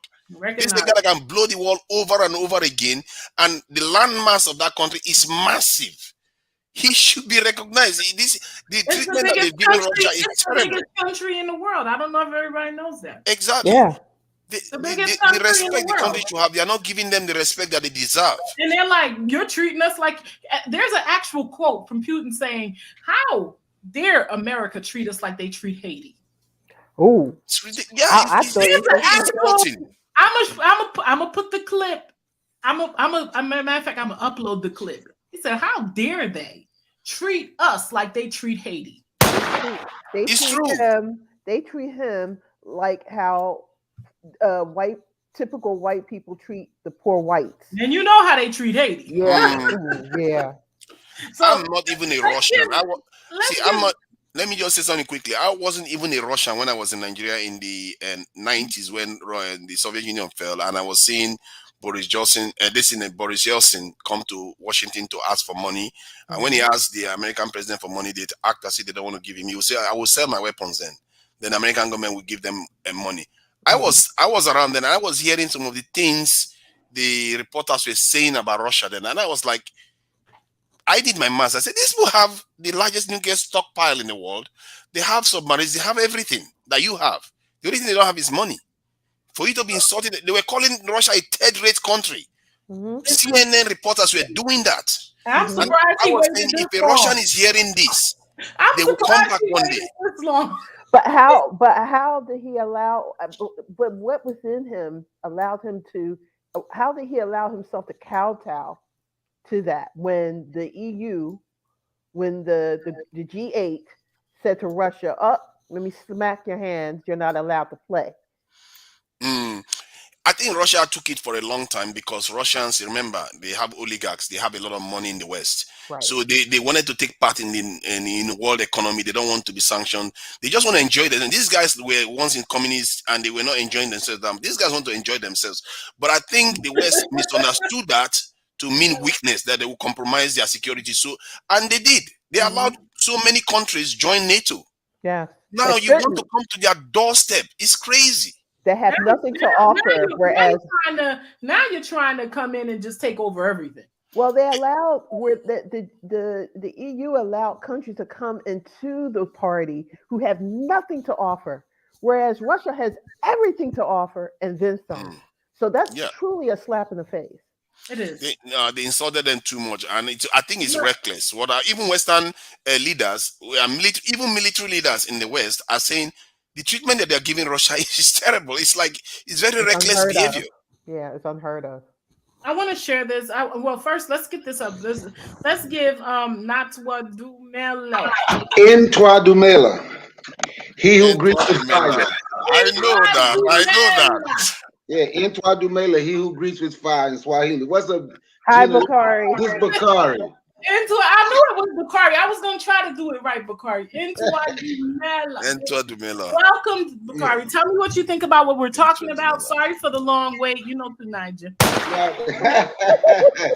No, that's cool. Don't hit her. First, the name is about racism in Ukraine, right? That's the first thing. We're talking about that, and is it racism? Or are we tripping, or is it just self-preservation? And should we be looking at this and taking lessons? Yes, it's racism, but we shouldn't trip. I think racism is natural. You're supposed to love yourself more than you love anybody else. That's just a natural fact. I don't complain about racism. They should be racist toward me. We are not the same. They should look out for themselves first. And in all honesty, let's say I had black people had their own country here. Let's say what the Nation of Islam asked for, all the southern states, right? And it was our country. And it's doing well. And people want to come immigrate into our country. And a war break out. I ain't gonna lie. I'm gonna put your ass on the front line of my war. It's just that simple. He should have been put. You're gonna come and take from my country and don't give nothing back. If you don't want to fight for white people, stop going to white people asking them to do something for you. Exactly. What I call, and this offends when I say it, but I don't mean to, but it's like a lazy mindset. We don't think we can do for ourselves, right? So in our mind, we become lazy. We have to go. Even here in the US, we complain about so-called white supremacy, but then you want to go live right next door to the people that you're complaining about. It makes no sense, does it? None whatsoever. You have to go to them for everything. But then we turn and complain and say racism. Racism don't bother me. What bothers me is reverse racism. And what I mean by that is how black people treat one another. Thank you. That's reverse racism, right? But what they did in Ukraine today, I'm being honest, he would not have left my country. And if he would have left my country, I would have put out no other. Bakari, they were making sure these black men stayed so they could pick up guns and fight for them. I don't blame you. You've been in my country. They let their Ukrainian men leave. They put Ukrainian men on those buses to go or trains to go, but they were trying to make the black men stay to fight for them. I don't blame them. They ordered the men to stay. To be fair, they didn't order their men to stay. I don't wait the whole hour. Wait a minute. Sorry. I don't blame them. You're supposed to look out for your own first. Nobody. What makes you think that? Okay, that don't even make sense. Like, why am I going to fight for your country? Why you over here benefiting from my country? No. Why would you entrust somebody else to fight for your country? No, I would take that gun and go find me somewhere to hide. So let me tell you exactly what was going to happen, right? they were really going to be put on front line and block bullets. That's just the honest truth. Right. Hopefully, That's what he knew. Why should just I like be? we were. And the point that I'm making is, if you constantly go to other people to help you, eventually you have to help those people. You can't we can't be children of the world constantly begging, saying, y'all need to do this for me. Now that I need you, you can't do nothing. Well, I'm not Ukraine, I'm black. Shit, you hear? You benefiting from what I'm doing. And if you're just coming in the conversation, y'all hit the like button. I'm going to play this clip. But to be fair to them, I didn't see the clip because, sorry, I think you're wrong. This man should not have. Listen Gina, to me. Wait. Gina, let's ask him the same question. Are you in the military? I was in the military. And you know what I'm going to show you, right? And you know what I did when they got ready to send me to Kuwait? I told them I wasn't going to fight. But I told him I'm grown enough to make that decision. And my homeboys would tell you, and I'm man enough to accept whatever consequence come with it.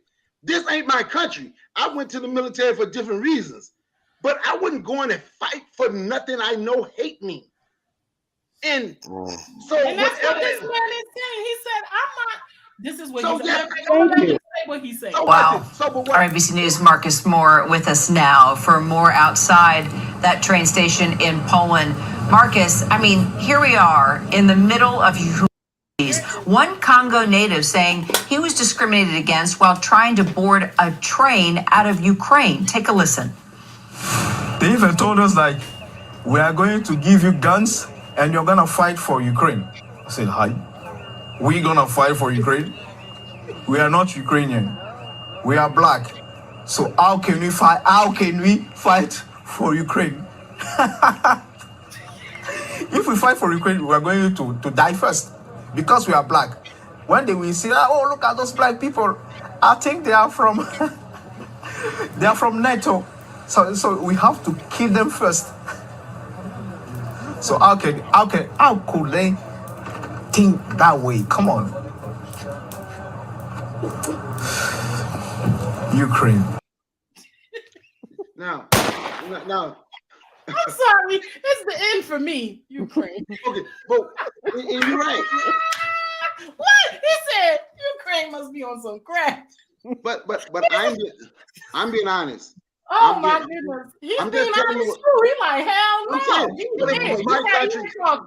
You ain't over there. They ain't putting no gun in your hand and telling you to go fight. You probably would have said the same. You probably would have been on there like, hell no. But see, this is the thing, right?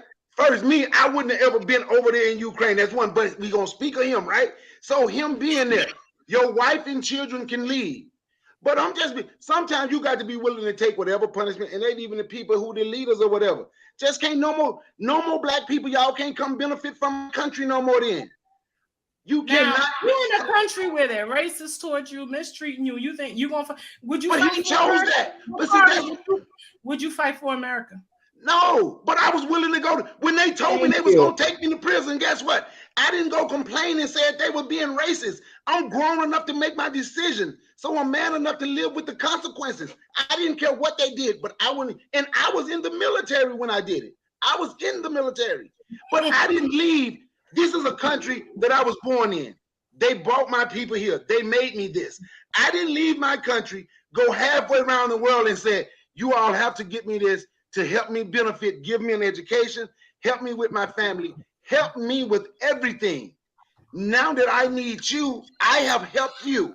But I'm just speaking as if hypothetical, as if I had my own country. And I'm being honest. If we had our own country and white people was immigrating, Mexicans immigrating, and then war break out, Mexicans and white people on the front line. You got when you go to America, I'm not sure the guy was necessarily helped, other than the idea that the guy is actually contributing to the economy, because probably that guy was educated in his country, and then he took his ass. He went to Ukraine to go and work there to make money. So I wouldn't call it help, because this is the system that has been decimating the continent anyway. That is one hour, man. Just let me get to my point. I waited a whole hour and didn't say nothing. And besides the war, they cannot win anyway. Why would you go to fight a war against Russia? Sorry, go ahead. I wait a whole day. Let me get my little 3 minutes and I'm done. That's it. Whatever they fighting over, that's their business. But another point that I'm making is, right, if you stop going to these people, they don't, okay, let's news flash. White people don't like black people. Even if you think y'all done found something that may be okay, they do not like you. If we want to use the word racist, they are racist. Don't care where you go in the world. You gonna be like this. Don't nobody like black people. Now watch this. Why haven't we decided to say we are gonna fix, just like here, let's fix our neighborhoods instead of leaving where we live to go live next to people to complain about racism? It doesn't make sense to me. I'm just being honest. It does not make sense to me. So yes, I'm being honest. My country, he would have been fighting. Wife and kids can go. You would have been on the front line. Shout out to you, Bakari. Bakari said he would have been front line. But truth matters. Where you at, my Yoruba brother? Your Yoruba brother said they are students. So what is one man talking about? So Bakari, truth matters. Like, what are you talking about? They're students. And guess what? He a student. That means he done learned to read. Now you're gonna learn to use that AR-15. You have the ability to learn. You're gonna be on the. I'm just being honest. But it's also dangerous because I don't think kidnap white people in Africa and make them fight our wars too. Yeah. But that's what Bakari's saying. Bakari's saying if they live there, y'all should be making them fight these, like the Fulani. They should be all over the Fulani in Nigeria. In American history, that's what happened when United States was fighting Britain and France. Who did they put on the front line? Yeah, man. African slaves. I agree with Zani. She said Putin will nuke all these ninjas. Fellow Africans better stay away. And let me answer one question that you asked earlier about Russia and slaves. Russia didn't own any slaves. Actually, Putin is really truly the only European leader that paid for whatever they have in Africa. Look at the deal that he made with Robert Mugabe when he went to Zimbabwe. Now, they don't like black people, but he really didn't go and try and colonize anything. And they really purchased their diamond mines and had to make a deal for Zimbabwe. Now, that was when Mugabe was alive. I don't know about this president they have right now. But yes, they just think about it. How many black people you know in the diaspora or on the continent that speak Russian? You don't. Yeah, because they're not saying they care about you. They just didn't. They were just over there concerned about living in that icebox. Russia, Siberia, Little Russia is what all those places. They were just over there fighting and destroying one another. They didn't have time to leave and go fight nobody else, I guess. But they were landlocked. They didn't have access to the part of the oceans and waters that leads them to the continent. Besides, the Western European countries were guarding it. So Russia needed access through another area and it's a very long journey. So what is happening now with the global, climate change stuff that is going on? If the North Sea melts, the ice in the north melts, that will give Russia access to the other parts of the world more easily. And this is one of the strategic thinking that the Russians are doing right now. And this is why maybe NATO too is still going towards Russia, because they feel that Russia in the future, the landscape is going to favor Russia more. It's a possibility. And we have to bear in mind that any Russia alone, Putin alone, he's not a philanthropic man. Okay, so when he backs, Mugabe, when no other European colonial power backed Mugabe, that's a strategy in mind. It's not because he liked Mugabe. They think Africans are inferior to them. Yep. You know how they think. There's a strategy behind that, and they're going to use that for their own gain. It's a ploy here. There's a strategy in mind. Imagine if they asked me to go and fight for that country. I would be afraid of the right-wing people in that country. For that, the people on my side, I would be afraid that they will kill me first before the Russians kill me. No, if the Russians don't kill me, for you to get killed first, they won't have to kill you. You see, that's the thing. Either way, you lose. Yeah. Why would you join? It is a lose-lose. Right, exactly. So we can't blame the guy for not wanting to join, because it's a crazy prospect to go into a war with knowing that the people hate you and then the other side will hate you too. So it's a bad idea. So did they hate him before the war started? Your ass wanted to be there before the war. They hated you. Oh yeah, they hated him, all right. So but the point I'm making, we can't say, well, they hated me. They hated him before that. Okay, let me ask you something. You're not willing to go to war, and this is where you were born. You got at least 5 generations going back, was born right here in America. This man just came from the Congo 9 months ago, and he should be willing to die for it. Come on now. I didn't go.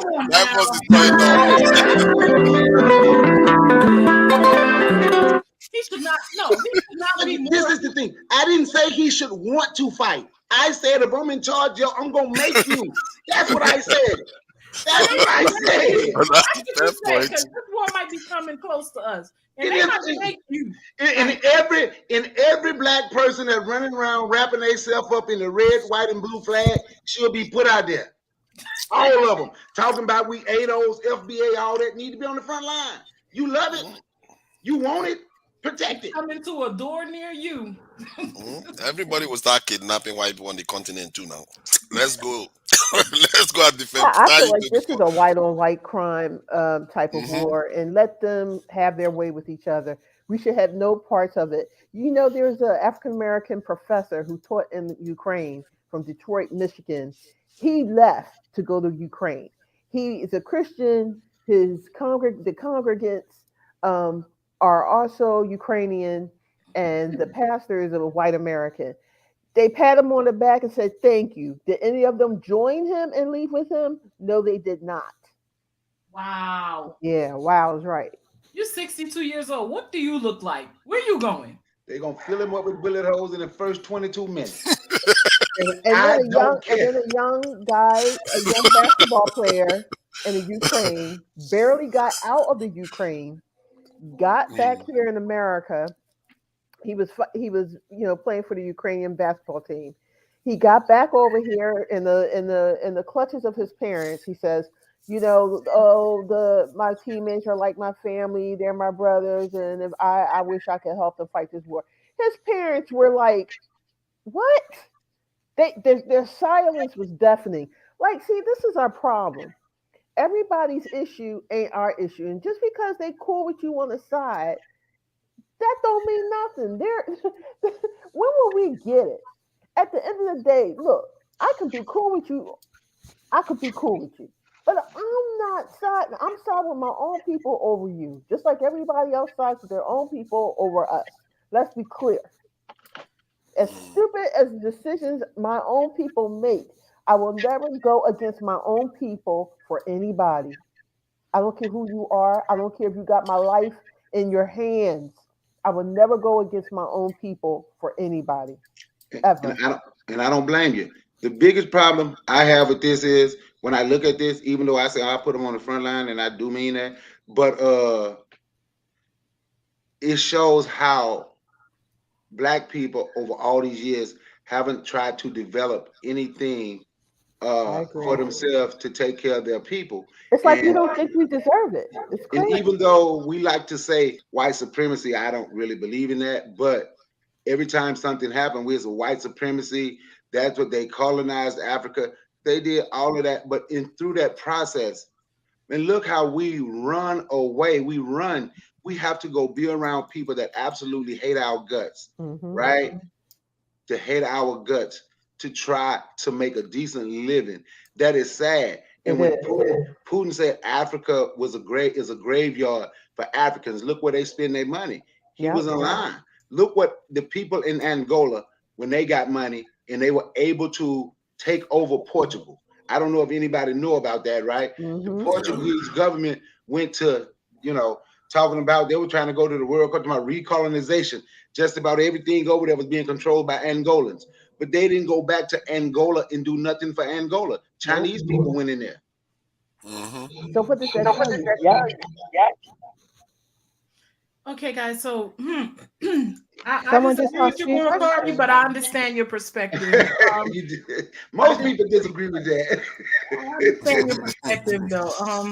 I found this clip and I thought it was interesting. I love this man. But I would say to myself, how in the world can a white man expect a black man to change before he has changed? How do you expect us to change when you haven't changed? How do you expect us to change when the cause that made us as we are has not been removed? Why, it's infantile, it's immature, and adolescent on your part to expect us to change, to expect us to be dumb enough to change, when you have not yet gone to the cause of the condition that makes us act as we do. You got the wrong man.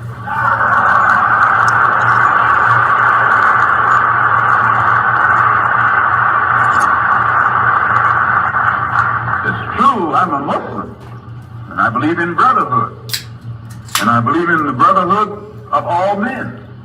But my religion doesn't make me a fool.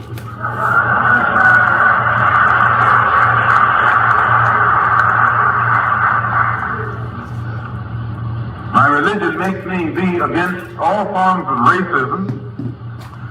It keeps me from judging any man by the color of his skin.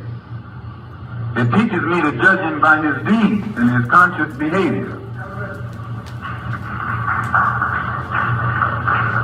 And it teaches me to be for the rights of all human beings, but especially the Afro-American human beings.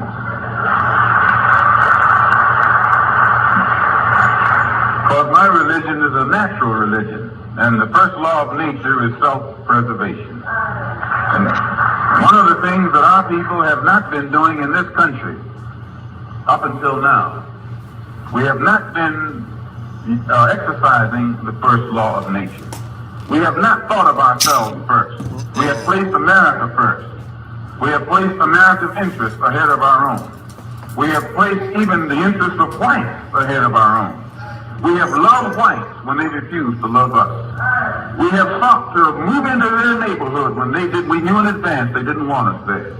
We have crawled like animals at the feet of the white man in this country and been rejected.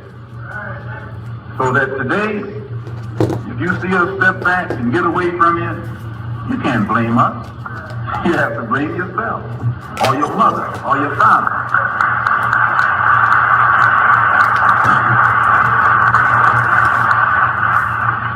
If you don't want to accept the blame yourself, then put it on your mother and your father.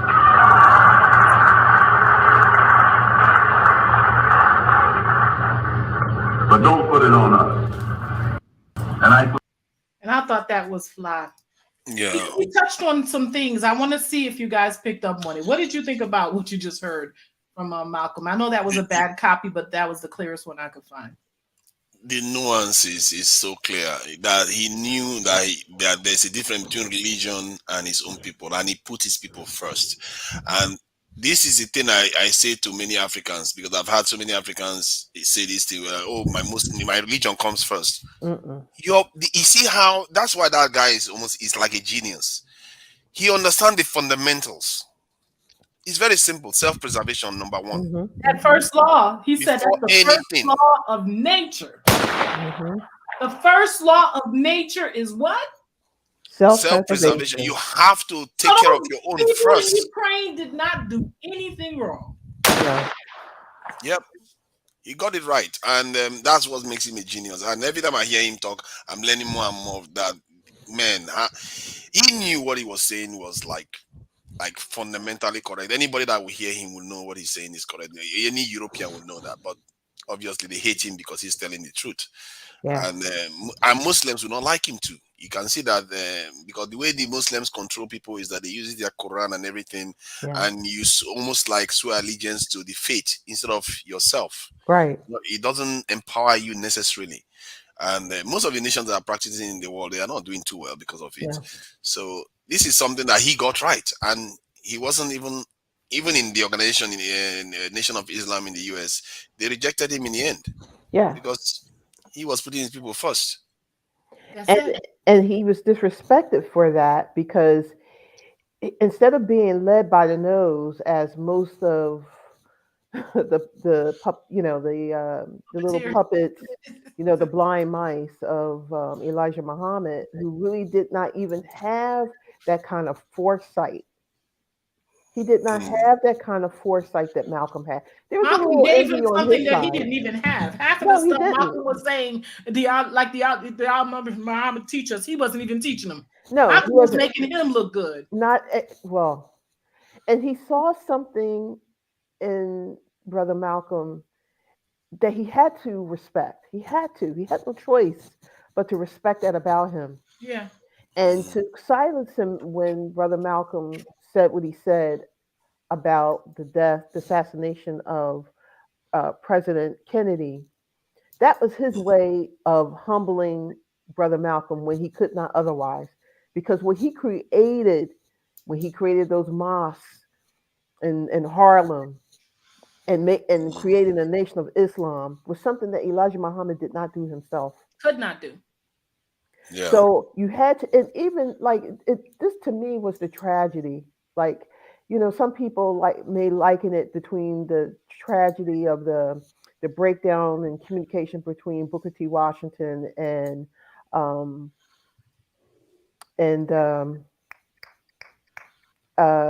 Du Bois. It's as if Dr. King and Malcolm, if they could have joined alliances, I believe we would not be in the straits that we are today.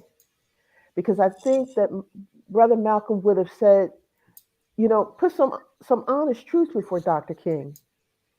And to get him to see a perspective. See, I think in large part, that with all due respect and humility to our beloved Dr. King, you have to give him the respect that he so rightly deserves. That being said, I also believe that Dr. King had a lot of yes men around him. He didn't have any contention against his ideologies. So, there was some envy there, but no one really pushed back on what Dr. King had, in mind to do. And I think Malcolm was that contention, that pushback that Dr. King He was the so reason greatly that needed. he was the reason. Malcolm X was the reason that they sided with Dr. King, because they know if they didn't, they would have to deal with Malcolm's. They would have to. It was either we picked this or we could get with that. It was lesser either of the two evils. get with that. And it was easier to get with Malcolm's request than it was with Martin's request than it was for Malcolm's request. Yeah. Going back to what he just said about self-preservation, what do you think? What do you think? Do you think we get it now? Do you think we're gonna need to get through? We got to go through it one more time, or lesson needs to be. No, I don't think we still get it at all, because as he just eloquently stated, the first law is what? Self-preservation. Law of nature. It's not even a law of. It's all across the board. It's not man-made law. It's the law of the earth of just. What do and I'm not likening us to animals. Just look at natural wild kingdom. What do they hinge their existence on? Self-preservation. Yes. Like he said, the law of nature. And this is why Martin Luther King is wrong, because an antelope cannot plead to a lion for mercy. Not. Because that is not how it works. But guess what? That's where he got it wrong. I think he was looking. I think what Martin Luther King was trying to do was seeing the situation and the conflicts in the country and how black people were being victimized. He was trying to kind of create a kind of soft padding for it, so that there's going to be a transition. He was arguing for assimilation, really.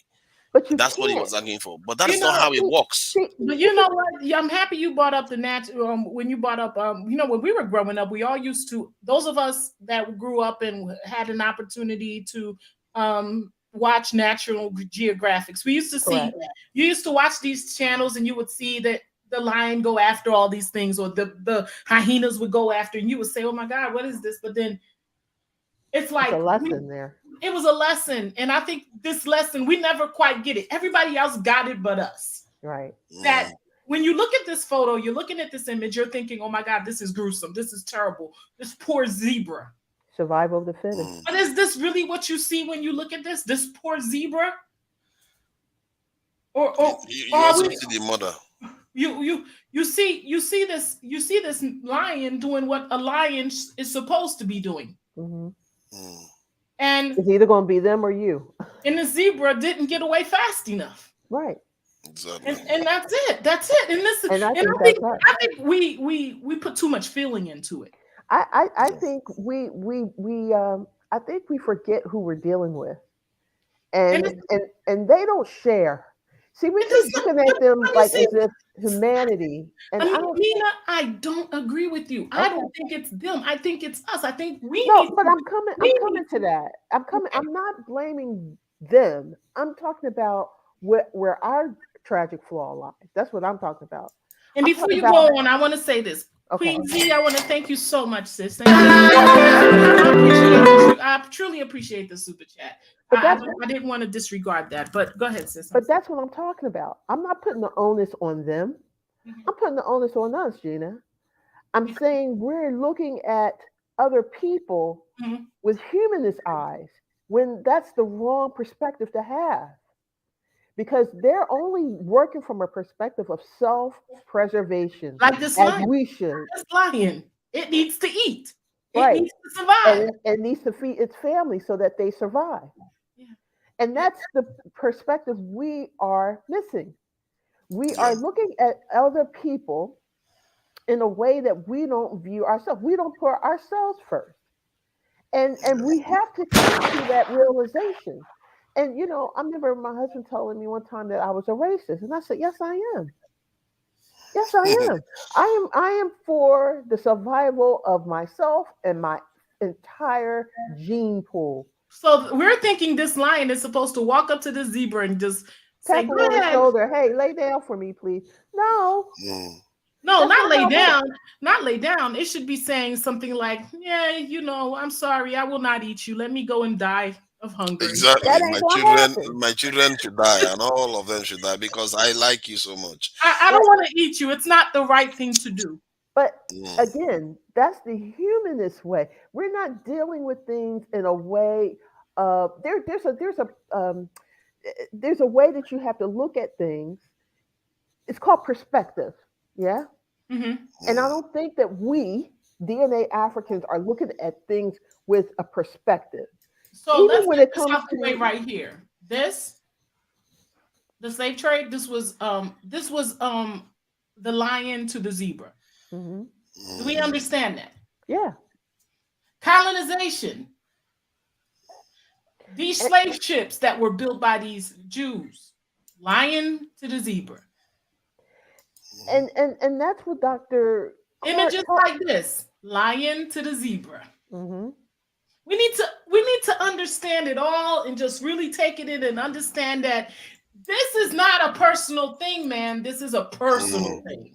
It's not personal. And that's it's not personal. It's personal. And that's what Dr. Clark always said. He said that we allowed an outside entity to get in the middle of a family squabble. And we have been in the downward spin ever since. We've allowed people who are non-African to get involved in a family dispute. And we're still allowing that to take place even today, to the point where we are even traitorous against one another, still to this very day. So if you don't learn from history, you are bound to repeat it. And we are. Again.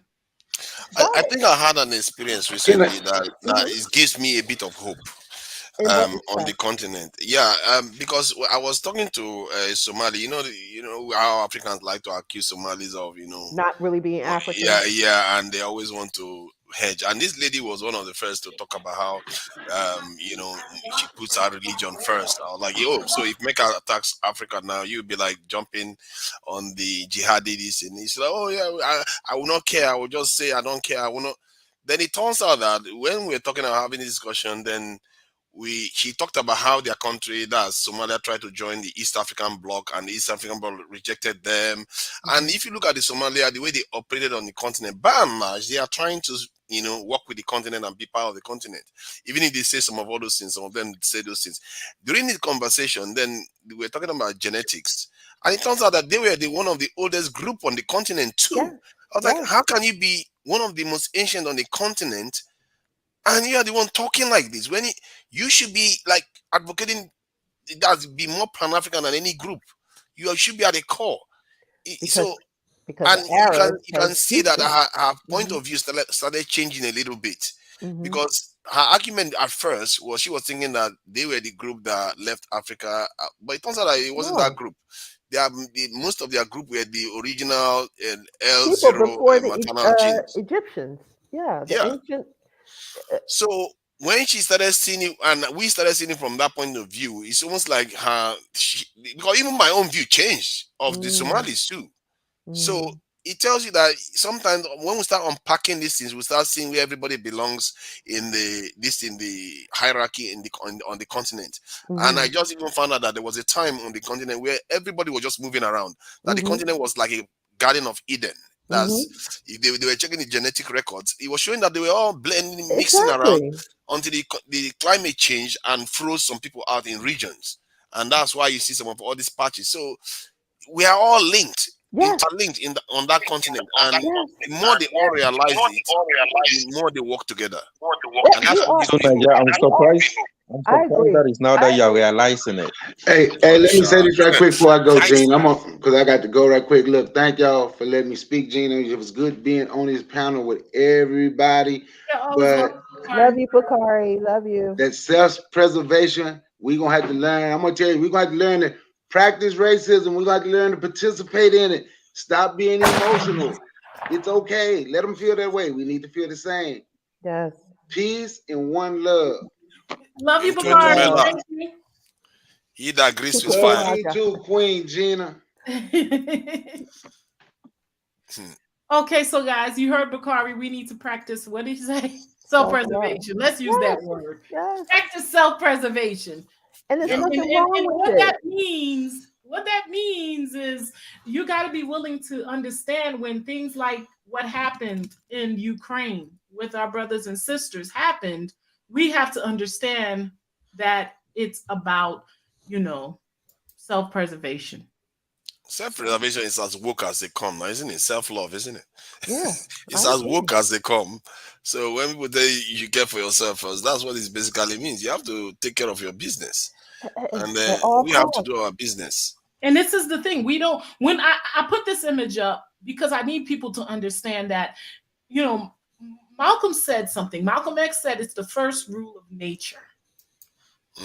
So, I'm repeating this, and I know we all heard it. We were all listening to it together. But do we understand what that means? It's the first rule of nature. It's the most important rule.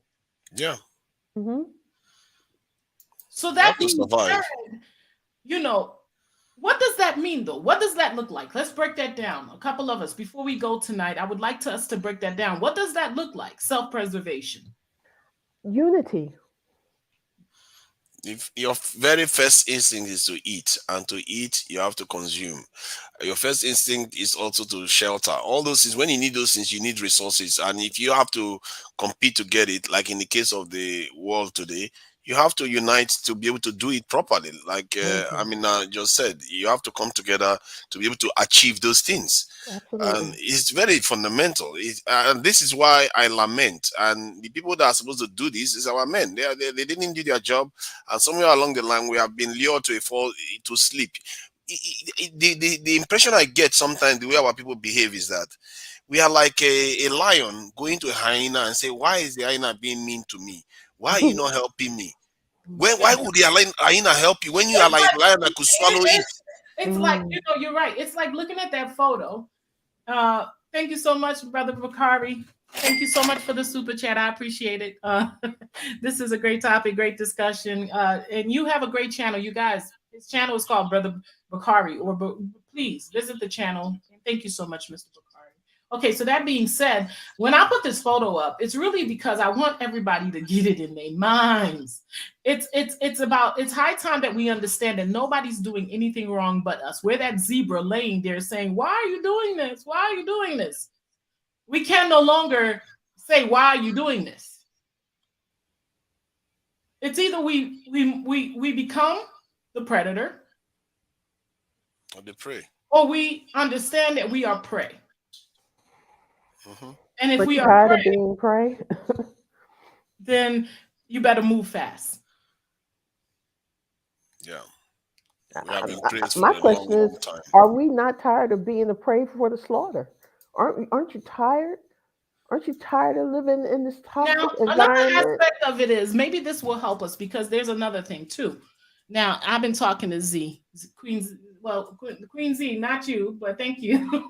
No, not Zena. She usually comes here, but she says something to me a lot of times. She says it's really a lot about our self-talk. Mm-hmm. The stuff that we say to ourselves. You know, like we have this defeated attitude. Mm-hmm. We have this sense of we need other people. We have this sense of we see things as, even saying the word white supremacy. She always talks about that. Mm-hmm. Looking at this situation in Ukraine like, oh, it's racism. It's not racism, it's self-preservation. Period. Mm-hmm.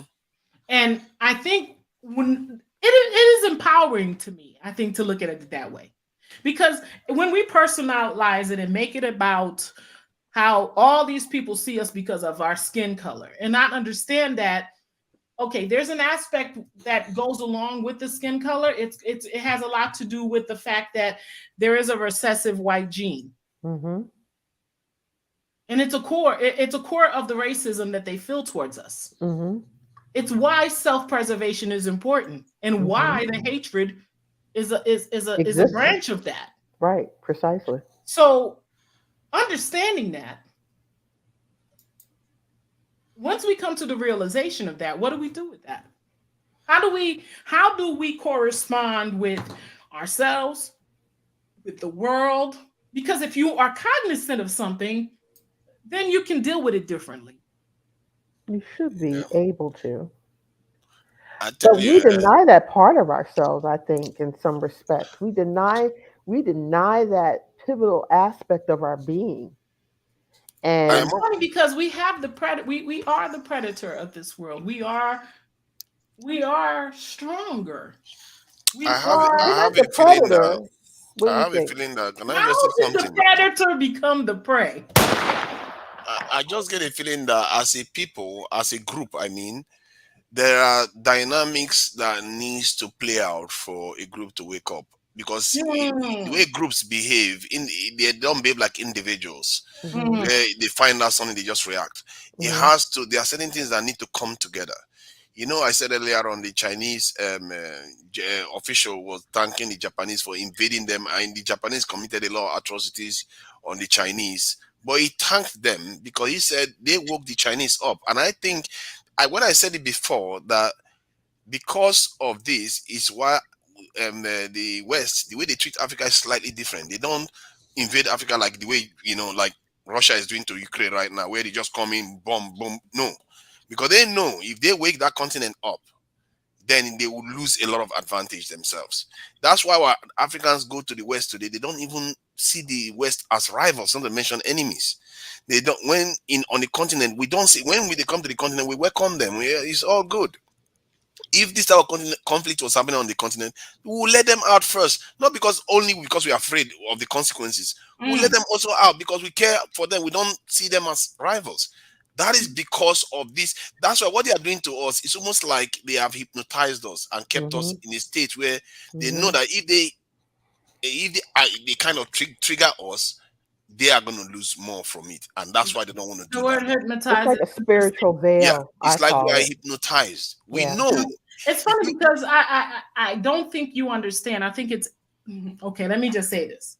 I've been doing a lot of DNA research, and I think a lot of it has to do with the fact that there has been this thing that has happened and it's funny, the science for me is important because when science meshes up with, let's say, spirituality or your religion, and it matches up with just the basic things that you see happening, it means a lot. Like, okay, so this situation with the Fulani and the Yoruba right now, a lot of people think that it's just about a couple of cows going into fields. But if you go back, it goes all the way back to the Berbers in Morocco. It goes all the way back further than that. And I think we need to understand, most people understand the science behind certain things. We need to move away. And it's why I try to make an effort these days to really move us away from being angry at other people and hurt by what other people are doing. And because it leaves you in a place of, when you're like that, you're stuck in that place of being prey. But to become the predator that you need to be to survive, because the first rule of nature is what? Self-preservation. So to bring yourself to a state of self-preservation, you have to understand what it is and who it is that you are. And you got to understand what others are as well. And so for me, our people need to start realizing that there is a reason why you are made to believe that you're the zebra when you're actually the lion. Absolutely. Exactly. If I could find an image where the zebra is actually chewing on the lion, that would be us. For a very long time, we were the predator. No, we have never been. We have never been. That's not untrue. That's a lie. Untrue. For a very long time on this earth. As a matter of fact, if it weren't for our DNA, other people's DNA would not exist. Come on, Gina. Come on. Tell the truth. I know you don't want to admit it. Nah, I wouldn't say that. This is not even about me saying this is science. Come on, that's a fact. Even just today, I was reading on Fox News Channel that where they did a report in the US about the African American population and the white population. They said the African American population shows far more diversity than that of any other so group. they even called it like less recessive gene than the white gene is basically recessive. So that's right. What is happening right now, our presence amongst them is actually giving them life, strengthening them. Yes, it's giving them life. It's prolonging them because their population, they said there is about 12 of them that left the African continent. It's not a lot of them that left the African continent to generate all the population you see outside. So while the African continent has had thousands upon thousands of us there breeding over and over, so our genes are quite fortified. And maybe that's probably the reason why we didn't suffer the fate of the Red Indians. The thing about it is, if you look into science, they'll say it right there. I agree with you too. There's nothing for you to dispute or not dispute or don't agree. It doesn't matter. Denial about. It's in DNA. You could tell. It's right there. And they know it as well. You could go. You just don't know it. China. You could look up scientists in Russia. You could look up scientists in the U.S. Anywhere, and they're all saying it's all going back. You see these bones, these ancient bones that they keep digging up. They're telling a story. The grave robbing. They're doing. The story that's being what is understood by other people is that the Genesis is us. Yes. The Genesis is us. And, but we have never been the predator, though. We have never been in that position where we have never been in that position where we can make decisions for ourselves. Whenever he's talking, you gotta let him talk by himself because there's an echo.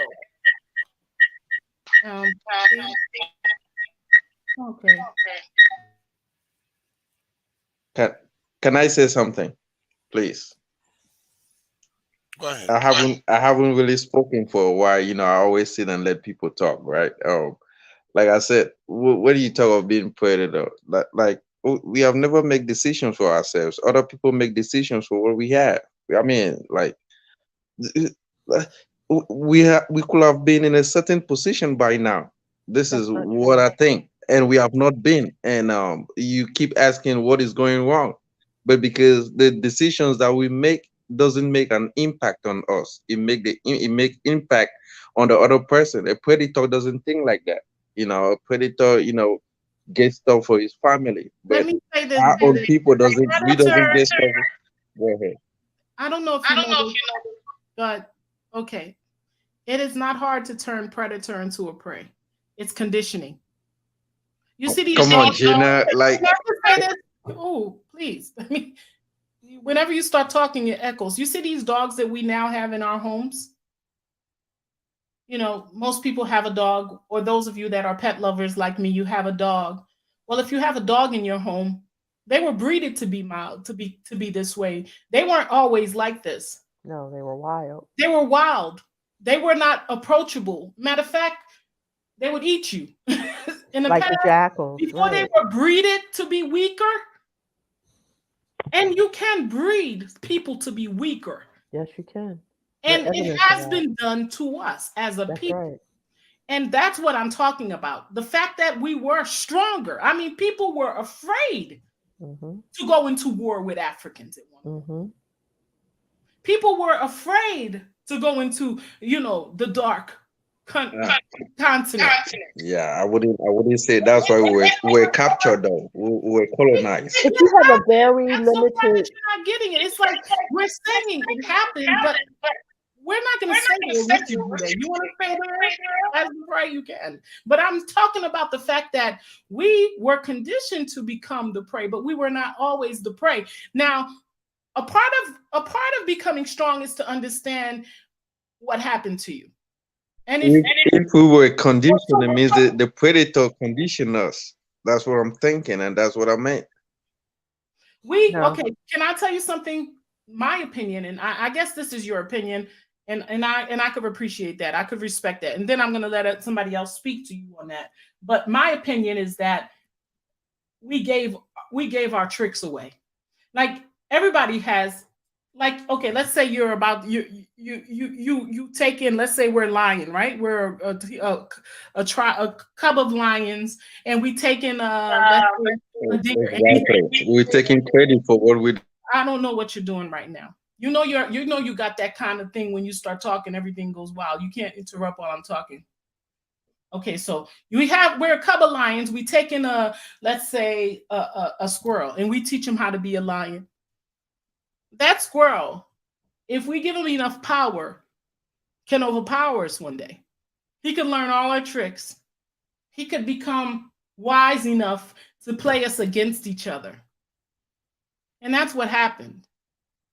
I want to say, KB, thank you for the super chat. For African self-preservation begins with African governments sending planes to go pick up their people and not try to shame the host countries for looking out for their people first. If you're feeling the vibe, like, share, and subscribe. I agree. I think, look at what they said here. It says analyzing the genes of African Americans, and among 10,000 tested genes than did lot. They said they found that the former showed much less variations among 10,000 tested genes. That's the former is the Europeans. It says they also found that the Europeans had many more possibly harmful mutations than did African. Which was a surprise. Where did this came from? This one is on Fox News. One of the Fox News is American. American news. I mean, but you don't have to say Chinese where it came from. news. You can Google it. You have Google. You don't have to sit here and deny it with no facts. You can go Google. You know what got me to this channel? Because I've heard people keep talking about how the white have recessive gene. I was like, is this a fact or something? No, it's not a fact. But clearly, if the population that made up the Europeans are, just about 12, and that's a bottleneck on its own. Then they said after that they went on to have another bottleneck again. So it meant that their genetic diversity was quite low, and this is the population that founded the whole world. Niger, do you watch Russian news? Do you watch Chinese news? No. Okay, when you start watching Chinese news, and then you will see their own kind of genetics. And let me just keep it like that.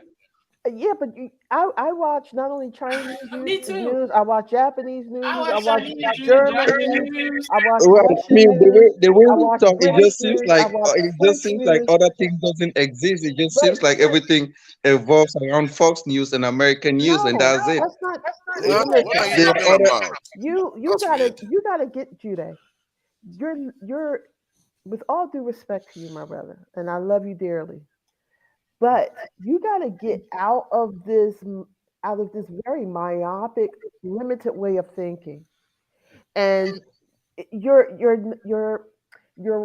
reticence of knowing anything other than present day, of what your eyes can see and what you've been fed to believe, is hindering you, my brother. Because our history spans back farther than any group on the face of the earth. Matter of fact, our genome is so strong and so and virile that we are the ones who habitate the planet. We are 9/10 of the world's population by DNA, our genome alone. And that genome spurred every group on the face of the planet that you see today. Now, I don't fault you. You've been duped and lied to, just like I have, and just like all of us have. But the truth is coming out, my brother. So when it comes out, you can't say, oh, that's not true, because what you've been fed to believe has been a lie. Why? Because history has been erroneously written by those who colonized. And they always have to paint a picture that they were first. That's the conditioning. That's the psychological conditioning Oh we're my trying to goodness, talk to you Jude. about. Who's that? Whose stuff is all messed up like that? That's all I'm just trying to tell Jude. It's just that your limited scope of information and the erroneousness of the information is what's keeping you in disbelief about your own ancestral history. And when I but say your Tuna own, just said he got the facts from Fox News. well, there's a lot. Believe it or It's not, a report, not from Fox News. It's people that that's publish it. right. They just publish it there themselves. That's it. And you They are know not the what? scientists. You would learn a lot from, because they do share some things that other mainstream news outlets don't share. That's true. But you can listen. You got to know what to eat and what to spit out. You understand? And it goes even deeper and more profound than Fox News. Like like Tunachi just said, they Let just me report on the report let me that was share a generated. screen. Let me share some facts with him. Hold on. Hopefully this is a good clip. Hopefully it's not copywritten, but Sad. the things I do for you, Jude. One moment. Oh, thank you, Gina. You're welcome. Oh boy. All right, so let's see if we can make it work. There is some I think that any humane person would have. Now, there is some I think that any humane person would have no doubt about. And Dr. Wellstein talked about dominant and recessive genes. I want to point out that sometimes a dominant gene can be a very bad thing, and it is a very bad thing for a neurological disease called Huntington's chorea, which is something like multiple sclerosis. in white people than black That is correct. And I think that one should offer a large bonus for anyone who might be potentially carrying Huntington's chorea. Dr. Shockley, Beyond this, it goes on with some other factors in this, but Dr. Welsing wishes to speak. Are you aware that white people have more genetic diseases that affect their nervous system than people of color than black people? I wouldn't be at all surprised, and I think Now, blacks apparently have higher would you suggest that all of these white people who are carrying these defective genes, whose families may carry these defective genes, that they be examined and it would be suggested to them that they be sterilized? Would you suggest this? Yes, I think I would, probably, in general. Go ahead, you're up, Black John. Wow. That's brutal. Black civilization. African American black suddenly be Civilization. That's a bit much. Thank you. Let me just say this. What is very interesting is in the study of biology, biologists who have studied evolution, one of the very interesting things that they say is that the more functional skin pigment cells in the animal kingdom, the higher you are on the scale of phylogenetic ascension. In other words, nature in the course of evolution went to its highest state when it produced a cell that could produce pigment, and that we were sliding backwards. The mutation to albinism is a step backwards in the scale of evolution. Are you aware of that, Dr. Shockley? No, I'm not aware of that particular one. I am aware of another basic genetic difference, and that is that the rate of maturation of a neurological system gets longer and longer the more advanced the animal is. And that is one of the items on the racial difference, that the neurological development of blacks is faster than whites. Black babies walk on the average a month earlier than white babies. And the period of gestation... Much more creative also. Dr. Wells, Shockley, correct me if I'm incorrect. Didn't the Giselle schedule, which tested the intelligence of children, make a correlative between intelligence and walking early? Yes. And I would think it probably would have been negative. No, it was not. It was positive. Well, the motor skills on the Giselle schedule indicated that earlier precocious walking children, there was a correlation between that and high intelligence. This may be true. It might be true within a group. I'm not sure of that. Well, maybe I know that there is a correlation in terms of things earlier than walking in this. At the 6-month stage, Nancy Bailey at Berkeley has established that white children who come from the most advanced families and who later, when they become older, are out of the top. At the first 6 months, they are relatively retarded compared to children who are from families of less accomplishment and who don't go as far. But this, so there are a number of these things certainly to be brought in. Right. But this Giselle schedule is a very authentic, accepted, instant. All right, so wow, that's a brutal debate. And I'm gonna get out of this real quick. Okay. So the study is also that infant Black children, they hold their heads up even as infants sooner than white children. Their progression and their body growth, it's far superior than white children in terms of mobility, the ability to hold their heads up, even as infants. They tend to their growth rate and their ability to hold their own gait, it evolves sooner than white children. And that's not what I say, that's what scientists have said. And that information has been suppressed and oppressed for decades.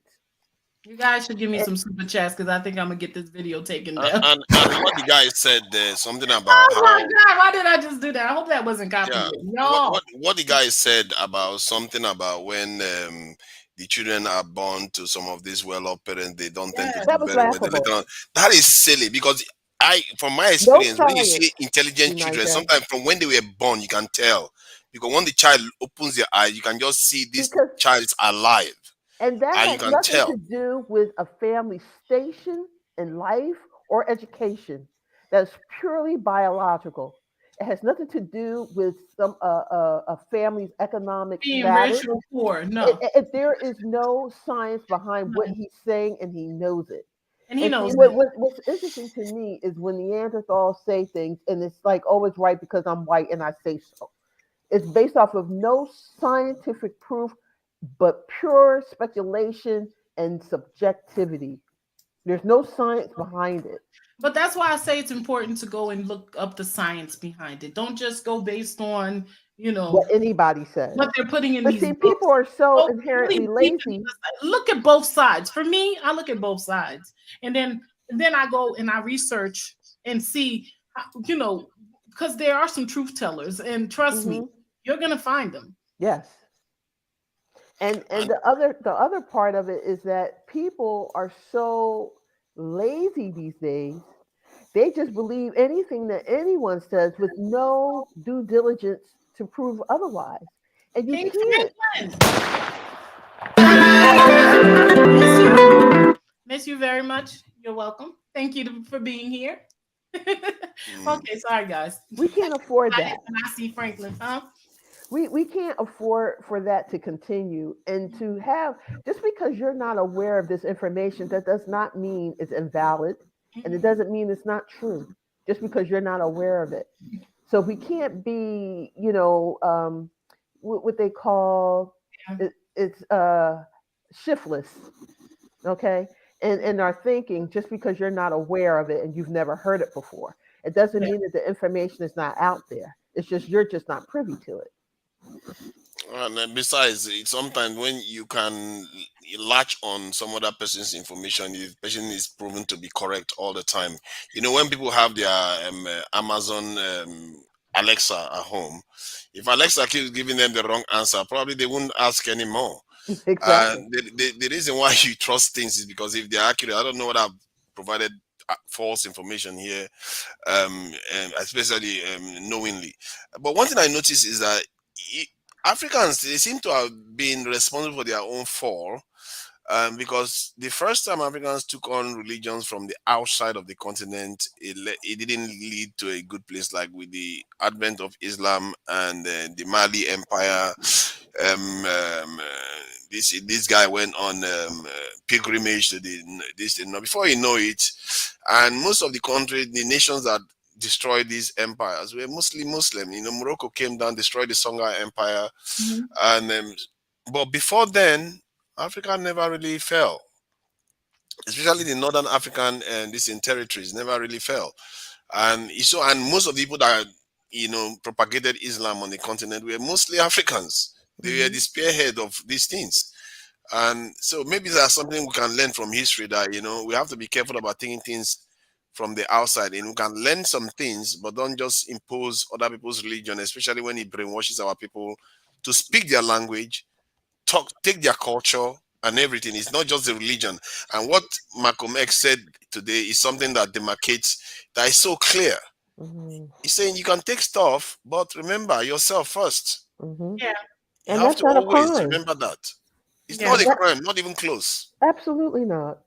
And I truly think, okay, so we're about to close out, but I really want to thank everybody for coming through. This was an amazing conversation. I hope you guys share it.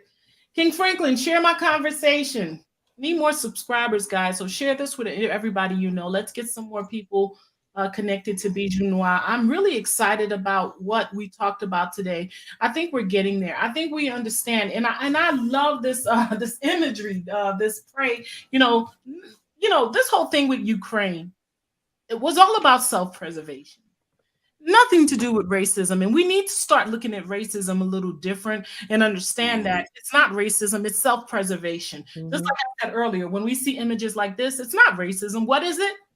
Self-preservation. Self-preservation. What happened to us from the continent when they took us across the oceans? This wasn't about racism, y'all. It was about what?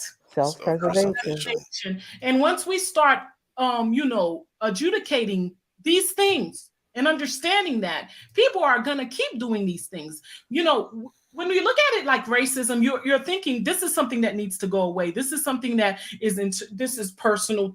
No, this is personal. This has a lot to do with, future self personal. And where do you stand on that? Is what we need to be asking ourselves. Where do we stand on preserving ourselves? Right.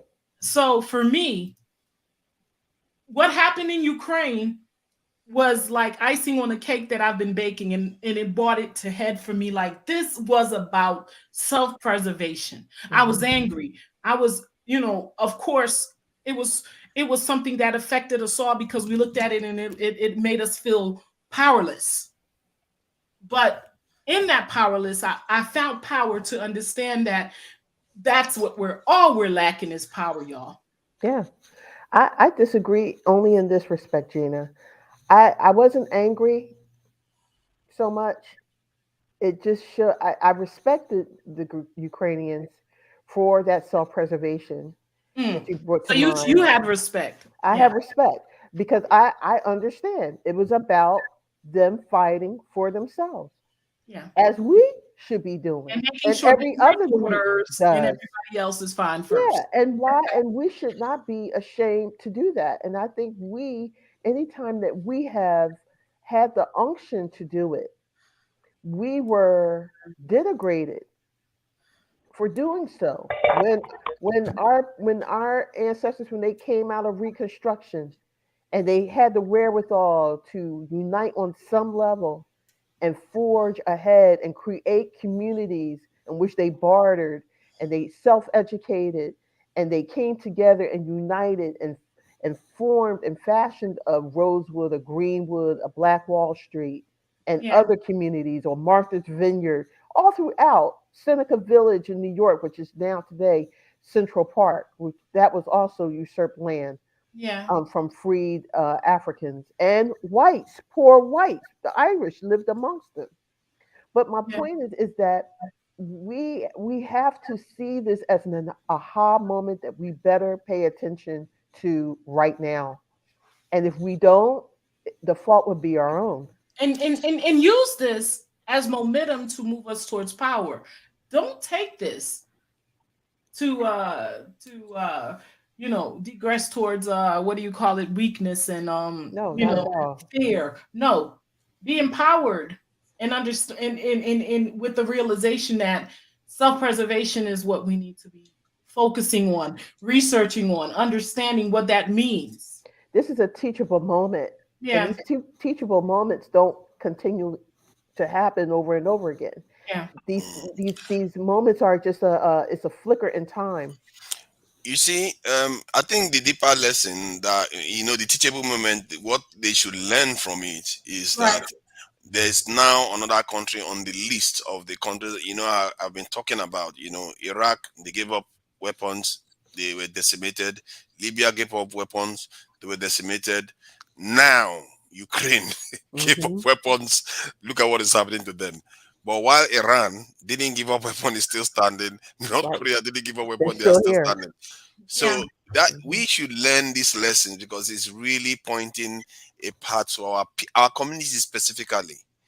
That we have not done these things and we are really hollow right now, and that needs to change because the lessons are piling up.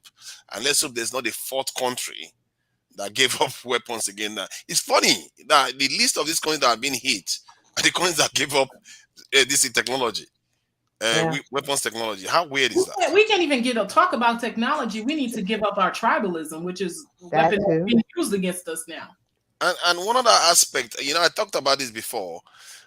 I'm asking myself all the time, why is Nigeria always looking for people to build our steel plants? Even I don't even get it. You got so much brain drain in other countries. It doesn't matter. I keep asking, why do we need anybody to help us build our nuclear weapons? Because if you look at it, I ask because what dawned on me is that when these people first built some of all these things in the 30s and 40s, we have the same technology. We have even more technology at our hands, at our disposal on the continent than they had then. So I don't understand why our people are not doing it. And so there's something more to this. It has something to do with expertise. Because we could have easily, trained people to do it ourselves. How many bases? Let me ask you a question. Let me take you, because somebody said in the comment section, 2 Nigerians everywhere. Kinda, sorta, but I'm gonna bring you back on board. Shut up. How many bases? that guy, twice. Nigeria is mad. Nigeria is mad. Let's bring you back. When people say that they don't tackle the point, that just tells you they're just waffling. Yeah, they're come on to Nigeria, and people can't stand it. Okay, so let me ask you something. When you talk about nuclear, us not giving up weapons, we have people with bases on the continent that have more weapons than we do on the continent. How crazy? Oh, are you talking about Djibouti? I'm talking about everywhere in Africa. There's bases for American bases, Russian bases, Dutch bases, all kind of bases, and they have more weapons than we do. So what are we talking about here? I was asking a Djiboutian yesterday. I'm like, why is your country like a supermarket for military bases? He said he too wants them out. Come on to Nigeria. Even Nigeria, everywhere in Africa is a supermarket. Base. What are you talking about? But everywhere is a supermarket. It doesn't. I mean, this is the thing. A military base or having your country as a loose country is the same thing as well. So no, fair point on that one. So my biggest thing is this: we could talk about nuclear weapon and all this stuff that we should be trying to get our hands on and keeping and not giving up.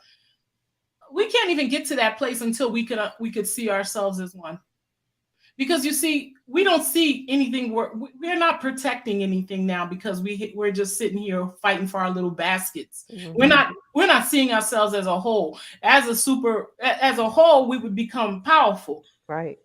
Right now, we know we're not powerful, so we're willing to sell out just to self-preserve. Right. Individual self. There you go. I So think what is going on that's the is kind of that self-preservation that's going on the continent. Individual self-preservation. We're talking about national collective self-preservation. Exactly. They are not giving, our leaders are not giving the marching order. That is what is going on. So they are need not to telling be our people what removed. they need to no, be no, removed. I think they will be removed. I think what is going on now on the continent is that people are beginning to realize some of, especially in Nigeria. You guys should watch out for Nigeria, because Nigeria, something is going on there. Man, even the officials, I'm telling you, I'm encountering the officials, and you can see that things are moving in some weird way in that country right now. And if the next president comes in that he has any common sense and gives Nigeria a marching order, you see how quickly people fall in line.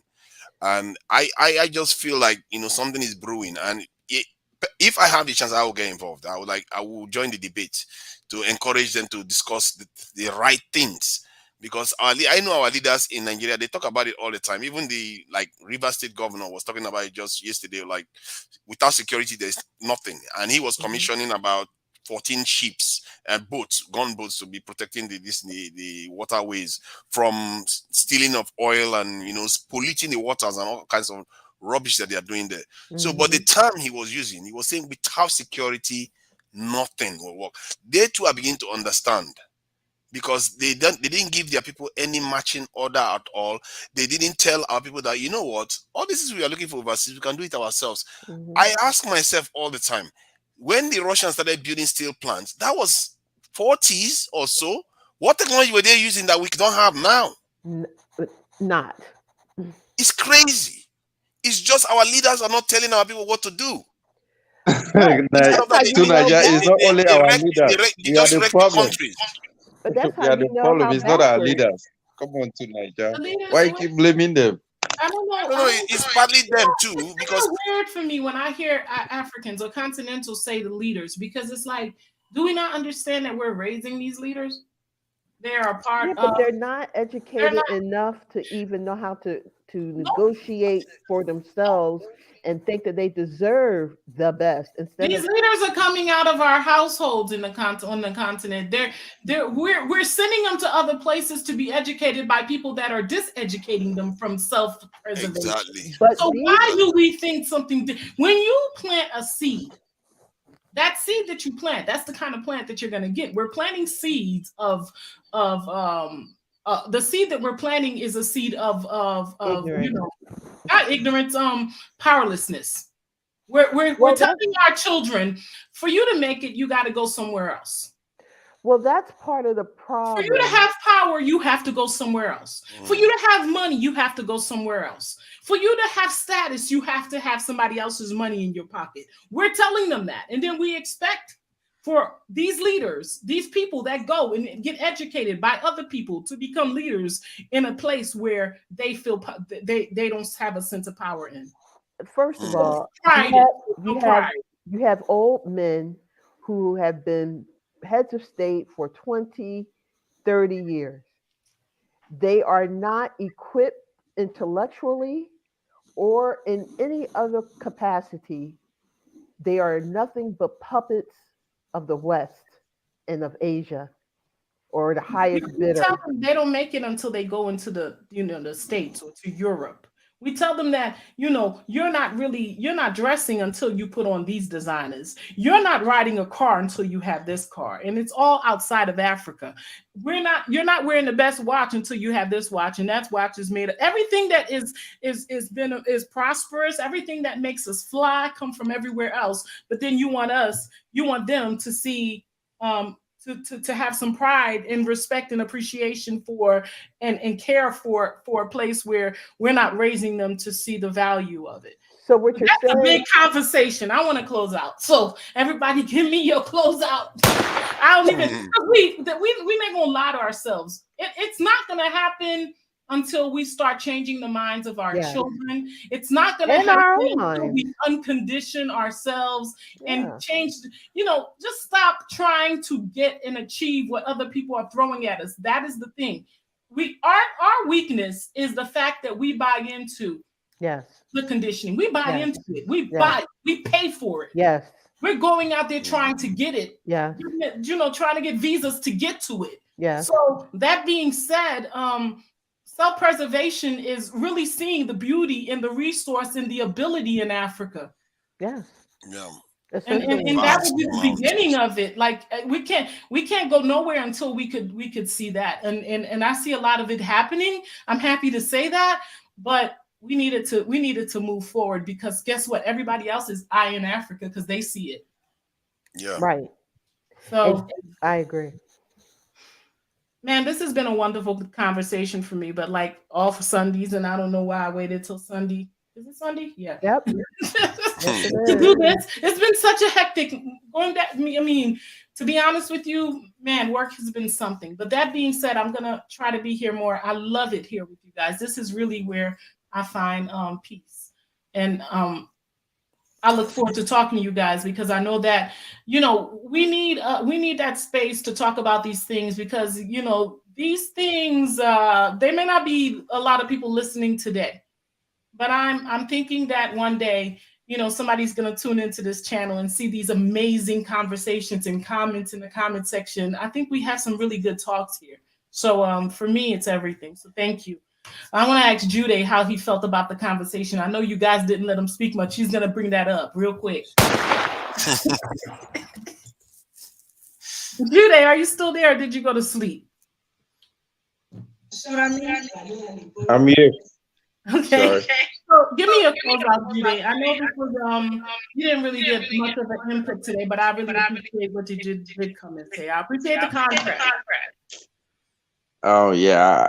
Most of the time I come here just because I'm trying to see where the discussion is going and just trying to be against it, so people can have a different view of what is going on, instead of coming in like two Niger and just trying to be on the same page. But I want to thank Amina, and I want to thank everybody for showing up. Right. This is the thing.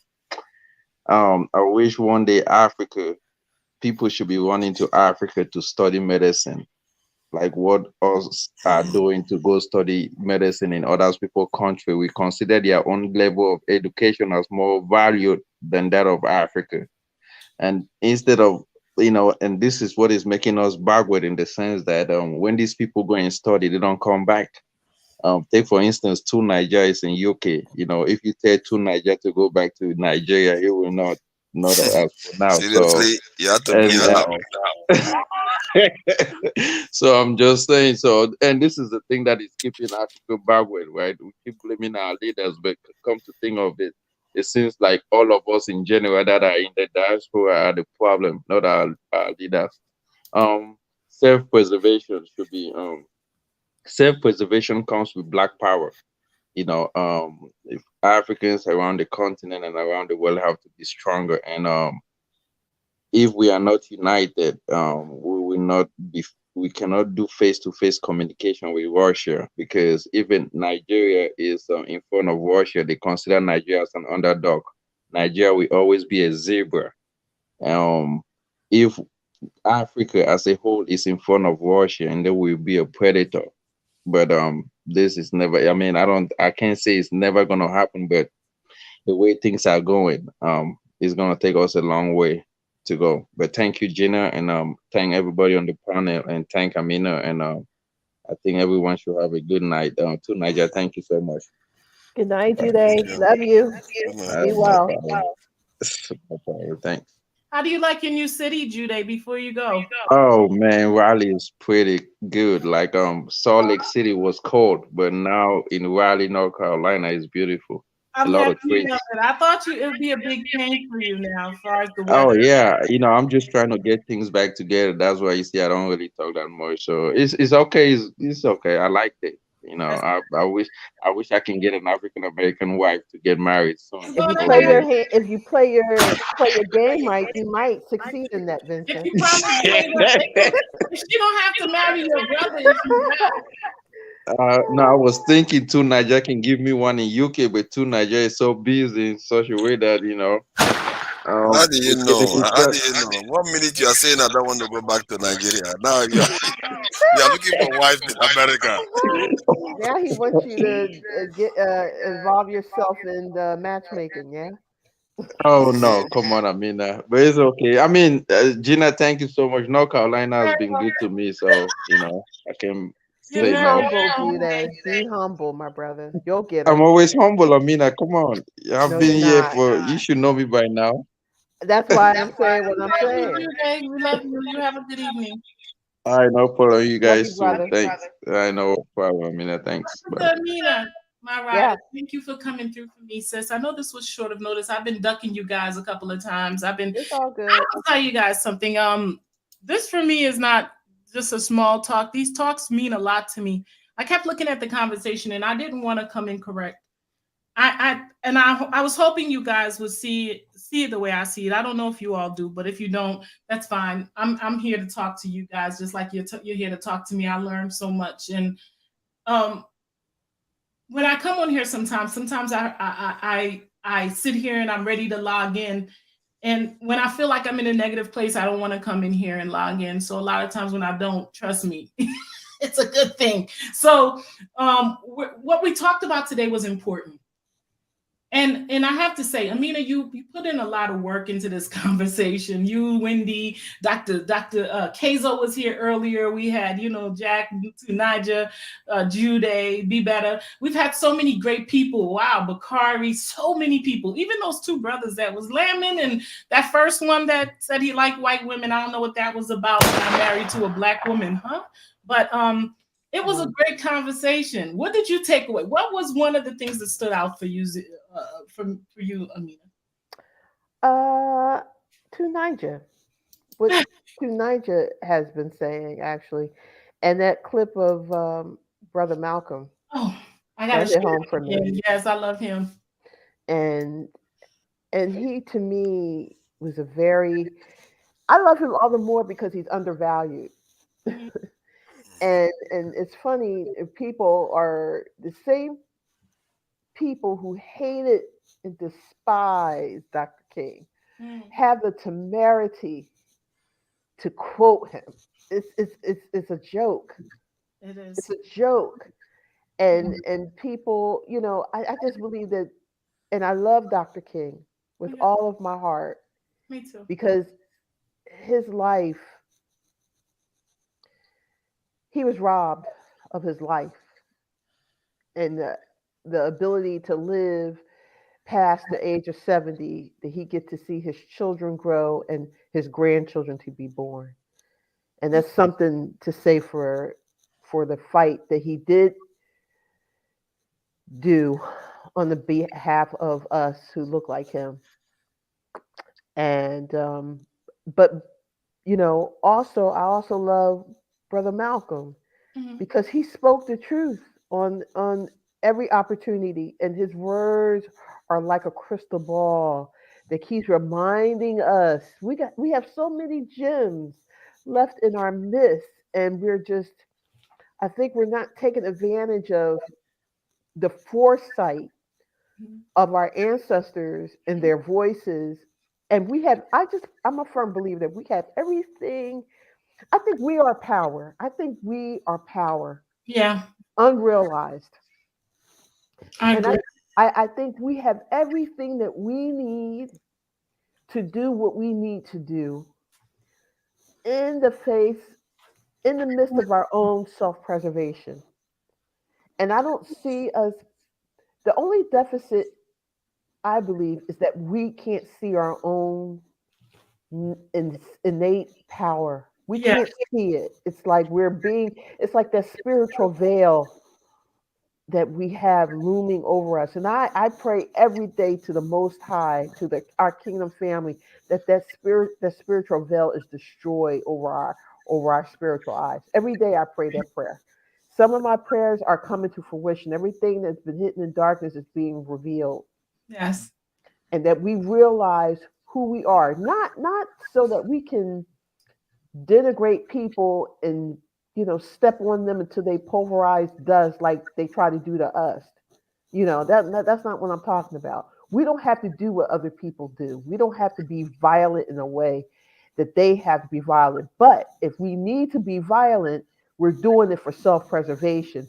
Yeah. Therein lies that we're doing what we need to do, and we're going to be unashamed, and we're going to be unadulterated for doing unashamedly justified in what we do because it's for our own self-preservation.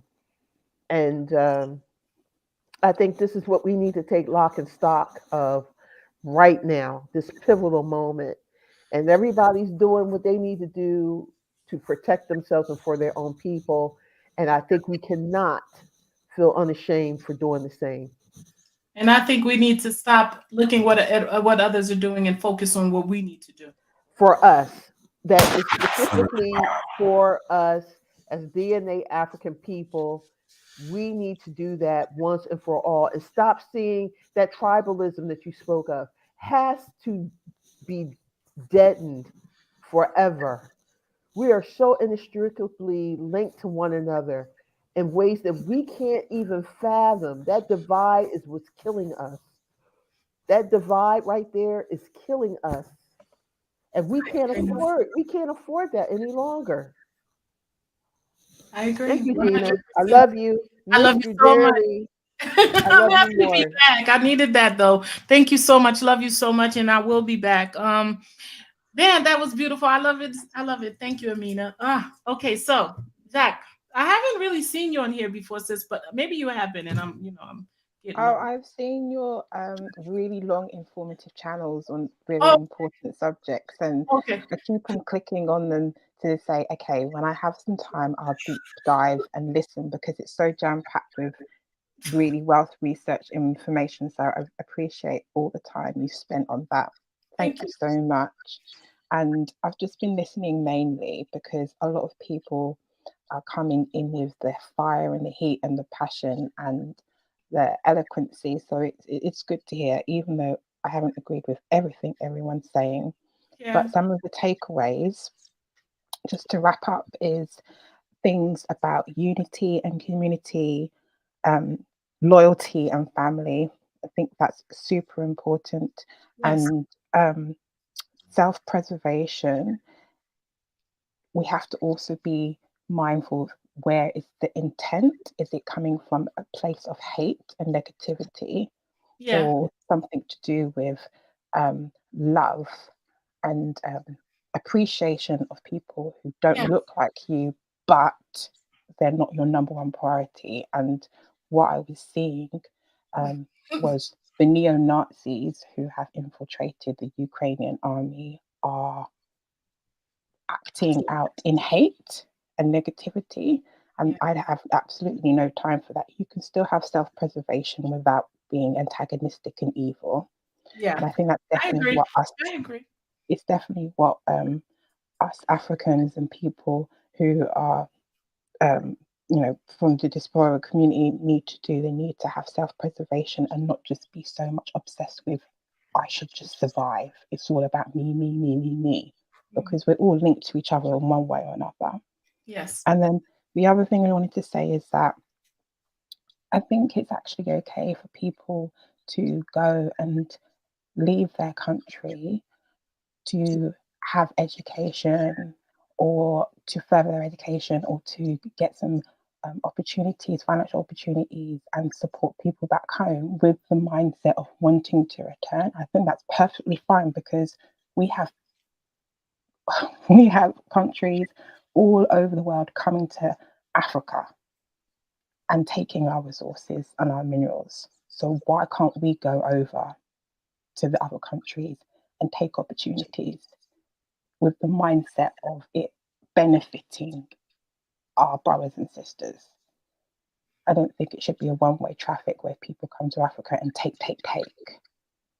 because it's basically not helping at all. So that's just a whistle stop of some of the things that I was thinking of. Thank you so much for joining us today, sis. And I agree with you on a lot of things.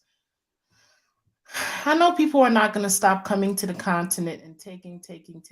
And as time goes on, we're going to see more more people, I mean, if anything catastrophic happens in other places, if there were today to be, let's say, of something really catastrophic, it may impact, and it always do impact other places like, Europe and, America is more so than it does Africa. And if something major were to happen and people were looking for a place to run, that place would be Africa.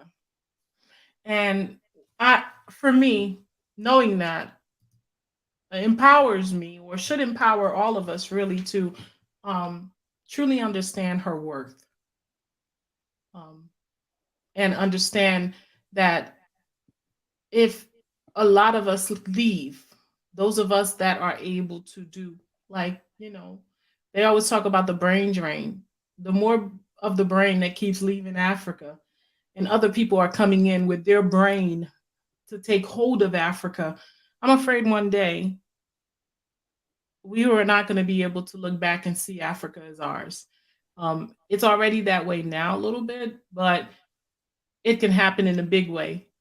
And all you have to think about is you know, places like America, places like what's happened in many spaces, even in Europe, because if you look at the history of Europe, it was a lot of people that looked like us that was there first. That's just history, not making up these things. But people are easily moved when people have scarcity in other places and they come in, and for whatever reason, the people that were there first run away or try to go somewhere else where they think the grass is greener. Well, guess what? There is no grass greener than the grass in Africa. Um, it's not appreciated. It's not being taken care of. It's like prime property, but unappreciated by the people that should be appreciating it. And I hope one day all of Africa's children could truly appreciate it. That's where I am with that. It stood out for me when you talked about people leaving, and yes, I think people should be able to go. I told people, because everybody's always wondering. I'm from, my African forefathers were taken to Haiti, and during that time when people were going under the bridge, a couple of people sent me messages and saying, why are they doing that? Why are they trying? Why don't they stay in Haiti? Why don't they try to make their place work? They're following the money. Africans that leave Africa are following the money. But we have to understand, the trick is they make you follow the money, and then they go back to the places that you left and drain it of all the resources that make their place look better. They have nothing. Everything that they use to make themselves, to enrich themselves, comes from other places, poor places, third world places. And that's another aspect of self-preservation too, preserving what is ours. And I speak to you guys on this, and I also speak to the people in the Caribbean on this too. When I'm on their platforms, I'm talking to them because all those places are extensions of us. Our people were taken to all those places, and our people were there first in most cases.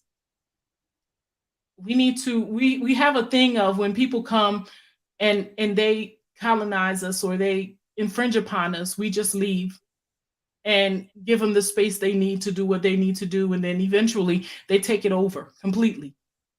And then we have to fight for bits of it back. You see it happening in South Africa right now. You see it happening in America with the North American Indians, which were children of Africa first. They expanded into those spaces in America. So we're usually there first, and then other people come due to scarcity where they are, and they say, hey, why don't you go where I'm at and get some opportunity? And then they move their asses right on in and take it all over.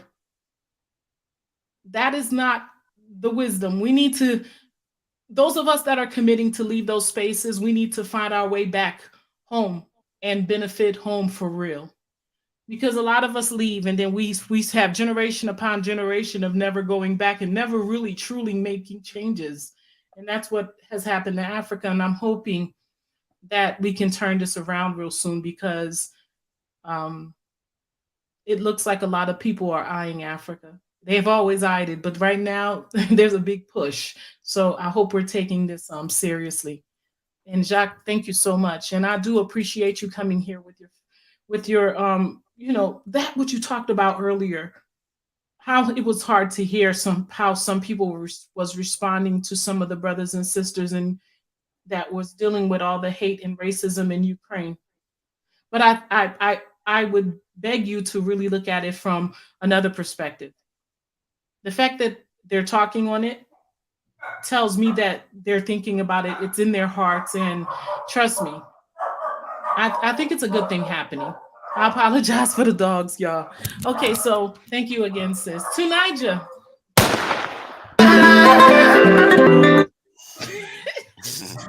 You earned it. Tell me what Thank you think you. about everything that we talked about. I'm gonna mute myself so that. Yeah, was an interesting one, and it's a good thing that I came on too.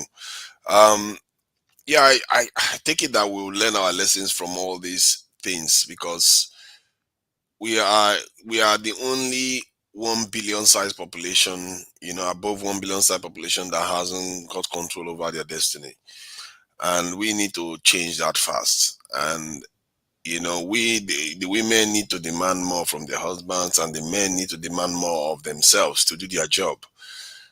This is a man's thing, and to defend your country, to defend your territories. Like Ukraine now, when the war wanted to start, they ordered the men to remain behind and send the women out. There's a reason why that happens. And there was this thing that is going around on the internet where they talked about white women's tears that they were doing on TikTok. And they said, how they use their tears as a weapon against other people. Why do you think that works? It's because those tears trigger their men to protect them, and they go beyond and even kill a lot of black innocent men because of it.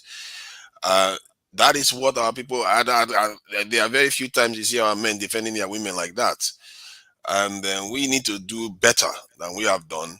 And our people need to be hearing some of all these things. Even most importantly of all, we should understand that we are the ones putting our hands down. That it's like, we have a psychological barrier where we know what the problem is and we are not able to act. And this is something that I feel like maybe is down to that, group dynamics. And as a group, it's harder to get people to do something rationally, except there's a catalytic event.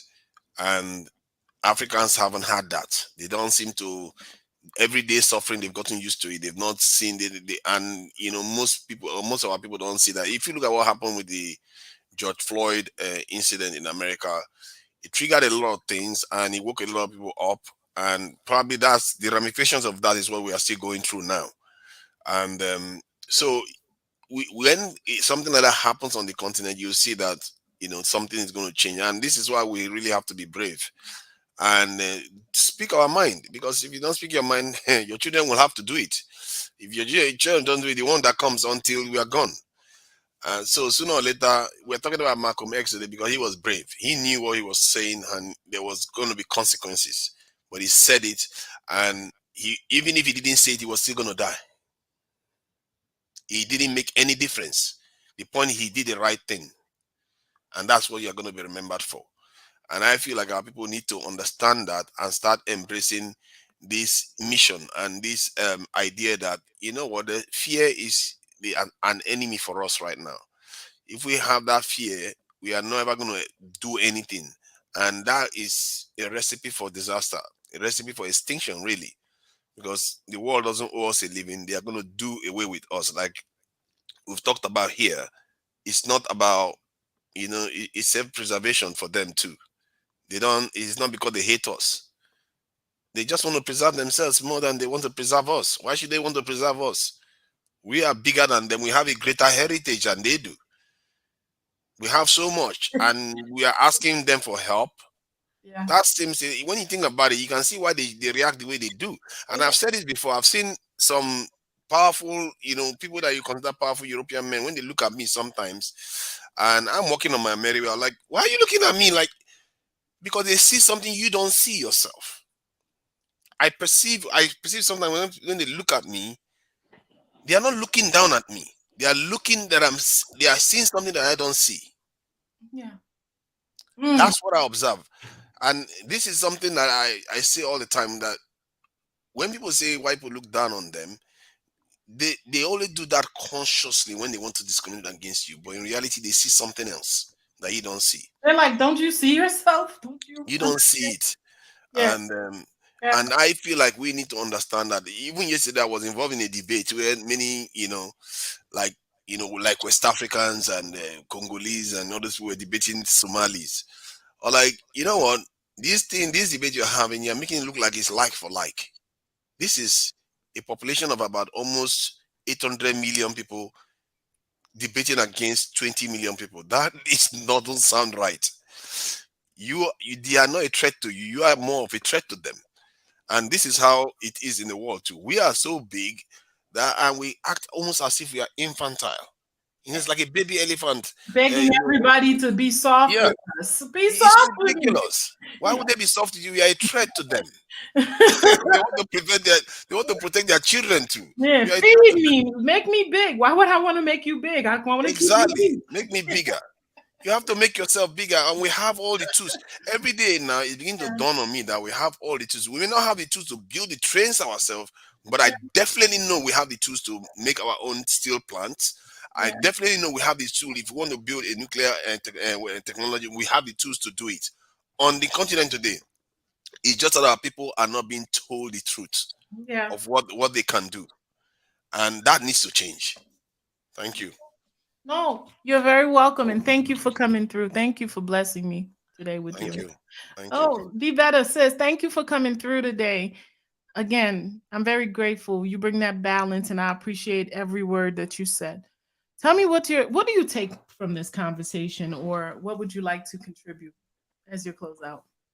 Well, again, I think for me is I see things real simple, and it's leadership, like letting go of the tribalism, also having leaders in place that are like Malcolm, even leaders like MLK, because one of the differences I recognize, they're willing to die for a cause. We don't have enough of that. We don't have that on the continent. We don't have courageous leaders that are willing to do whatever it takes to make sure. Don't forget about Sankora, Nkrumah. There has been many others. Labumba. Well, who else, y'all? Come on. There's been some. We've had some, and we need to have a whole lot more because we have so many countries on the continent. Yes. So just to have a few is not enough. But I think it's time for the mindset to really shift, and for leaders to also see us as one. And I think what will help shift the consciousness with the diaspora is leadership. Like even making a way or making it easier for us to have visas in Africa or to have opportunities to be in Africa and not look at this as only a money opportunity, but as self-preservation for all of us. So I don't think there's enough of that going on, and just really loving one another and being united, no matter what our differences are. Just recognizing that we are the same. We're one. Yeah, we're different as far as cultural. We are who we've been waiting for. Yeah, but who we are, exactly. We're it. And nobody's going to do it for us. And nobody is going to apologize that we are naive and not making things happen. That's not anybody's job but our own. We have to start taking full responsibility for who we are and what we choose and desire. So I think all the conversations that people are having on social media, whether it's negative or good, the fact that people are having conversations means that they care. That's the part. That's real. It's like, oh wow, never in the history have Africa been such a conversation. And in America, all over the world. So that tells me that we are uniting. That means and it's funny because I agree with you 100%. I'm going to let you go on, but what you just said is key. The fact that we're talking. We may not be agreeing with everything that we're saying, but God damn it, we're talking to each other. Right. There was a time when we weren't talking to each other. We thought it was just this civilization over there that didn't really exist. And now we recognize, like, oh, wait, we're African. These are our people. So we are waking up, and in that, I do feel that we are coming closer together. Just that we have the young lady that was on, what's her name, Jack? Yeah. Yeah, I'm still on. Hi. African American. We have Africans on here. That tells me that we are uniting. It's real. It's not like an illusion. It's happening. Yeah. It is happening. And so I'm just excited. And I'm excited. This is why I started this discussion, this channel, because I know this uniting was not going to come with just warm and fuzzy conversations. I knew it was going to come with uncomfortable conversations. I knew that it was going to come with a lot of assertions. And so for me, like you, I think the fact that we're having friction, the fact that there is contradictions and contrast, that's honest. You see, when people come with niceties, it's not always not honest, but when people come with real feelings and that's the shit right there that makes stuff happen. That's the stuff that makes stuff happen. And so for me, I'm grateful. Like you said, be better. I'm grateful for all conversations that we're having. Yeah, and so I just really want to acknowledge you, Gina, because I know just like you, everybody else have busy schedules, but the fact that you take time out and you don't just do like a 30-minute segment, or you go on hours. And so that says a whole lot about who you are. Thank you, sis. Thank you so much. We do it together. I'm not doing it. I'm not here by myself. So I'm very grateful for y'all. I got it. But so here's the thing. I want you to acknowledge that we could not have had this conversation without you creating a structure for this conversation to happen. I'll receive that. Thank you. You're very welcome. Thank you, sis. Love you. And I'm gonna leave it on that note because I want you to know that you matter. Thank you. I appreciate it. So I let you in, sorry, but we're closing out. I just wanted to give you. Hi, Bonjour. Hi, how are you, sis? Just wanted you to give you an opportunity to give your input on what we've been talking about, what stood out. Thank you so much. You're very welcome. So what's on your mind? What do you think about what we've been talking about, sis? What's your what are Can I go ahead, Bonjour? Yes, definitely, yes. Thank you so much. Hi to everybody here on the live. Hi. So I'm a South African. Okay. We hear you. Yes. Particularly from the Khoisan tribe. And for the longest time, I've heard, yes, and for the longest time,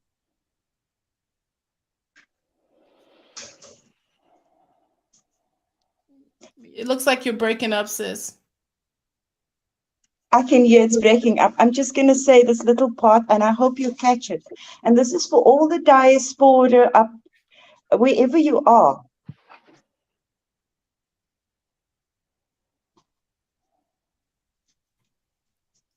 It is breaking up. The thing that you have been taught, that Africans do not want you, that Africans do not accept you, that Africans, that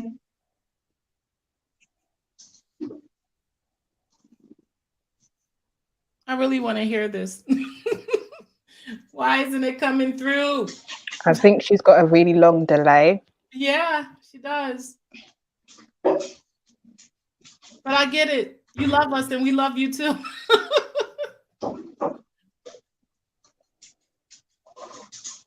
Well, I'm gonna. Well, okay, she's still trying to talk. we want you to come home. Just come home. It's all been a lie.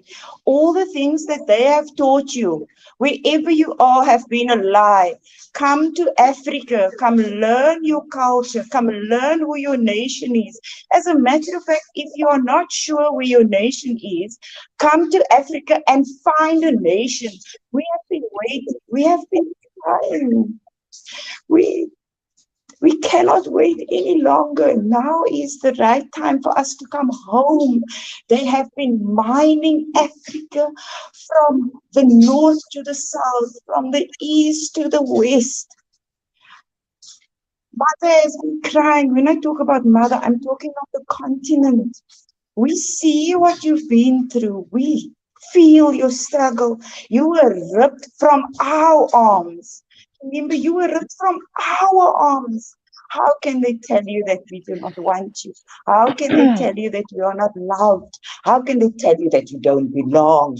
When we, your mothers, that are still here on the continent, that birthed you, are saying you are of us. You belong with us. You need to be here.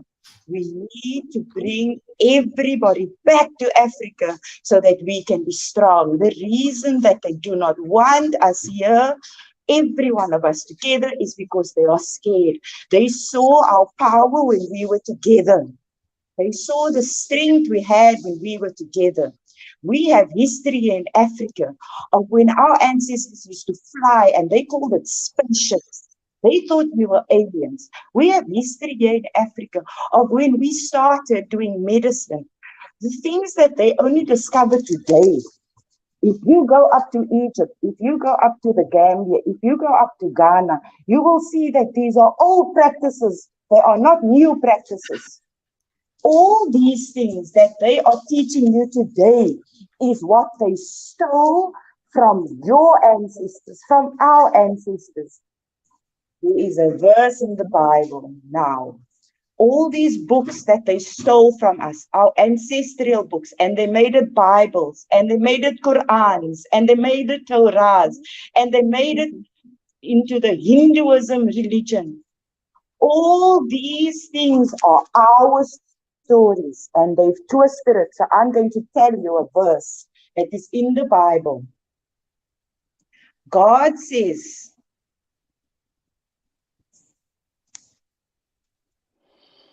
that was amazing.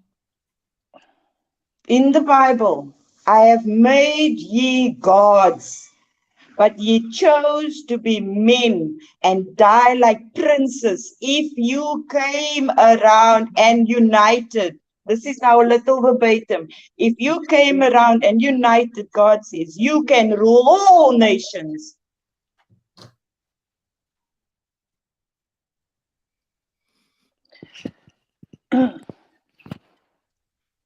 Suri, what is holding us back, brothers and sisters? Suri, we know how we know. It is ingrained, it is in your DNA. Your ancestors, ancestors, ancestors, ancestors, ancestors left this in our DNA. It is still there. It is for us now to come together and say, this is who we are. Africa is ours. Mother gave us the minerals. Mother gave us the gold, the money, the soil, so that we can feed ourselves. Please. Sorry, can I ask you a question, please? I'm sorry, Bonjour. I've wanted to say this for so long, Bonjour. Yes. Thank you so much. Thank you for what you just said. Does it matter if you are living in South Africa and you are white or black, have white or black ancestry? Does it matter?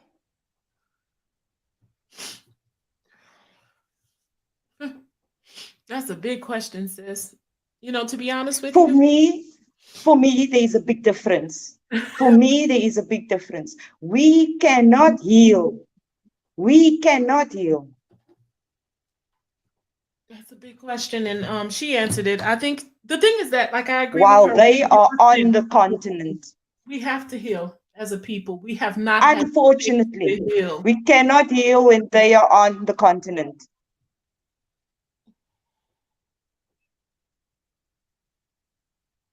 Okay.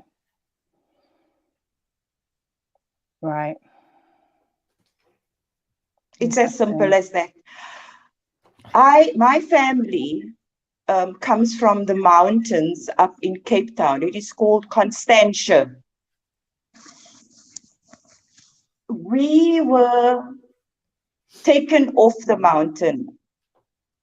We were thrown into a place called the Cape Flats.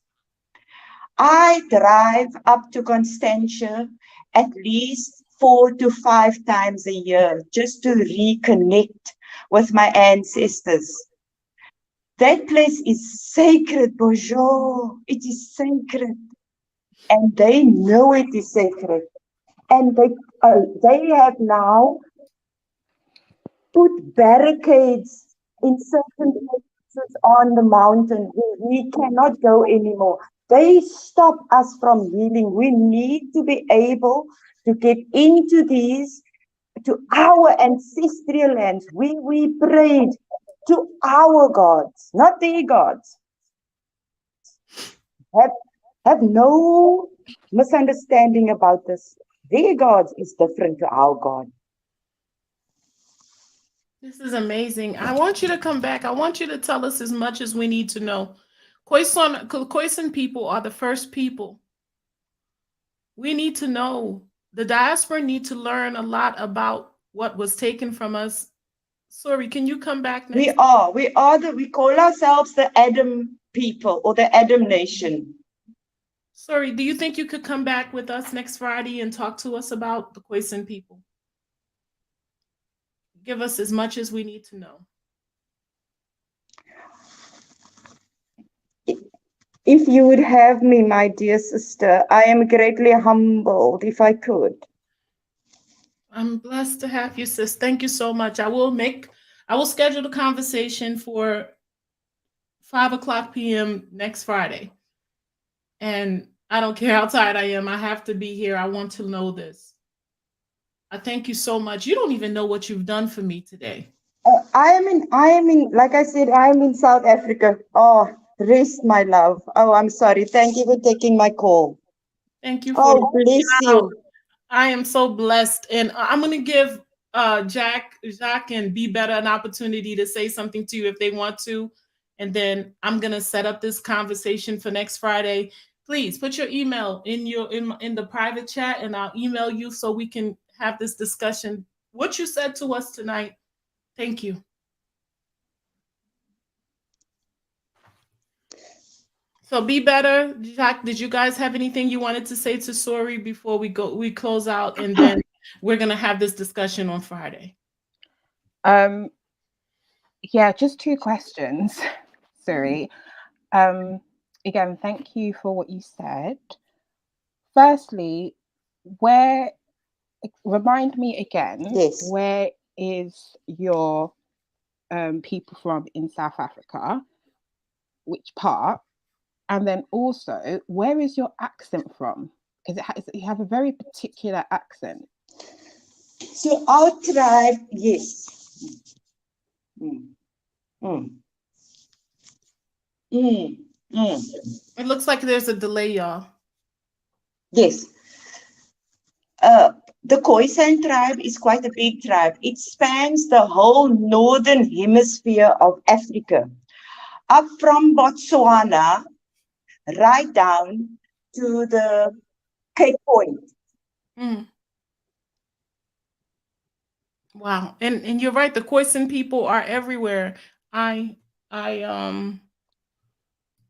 So our tribes have always been a nomadic tribe, a tribe that travels. Henceforth, we inhabited the whole of Africa, and I believe from there, the rest of the world is inhabited.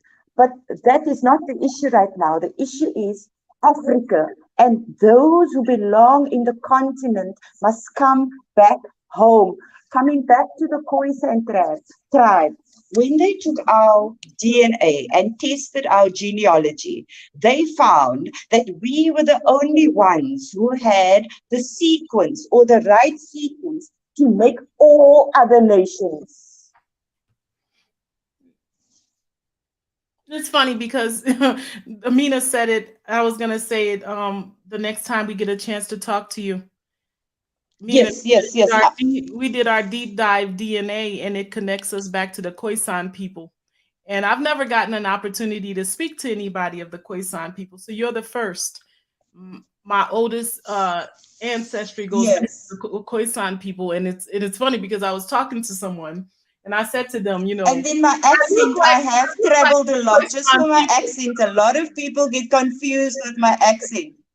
My accent is the way it is.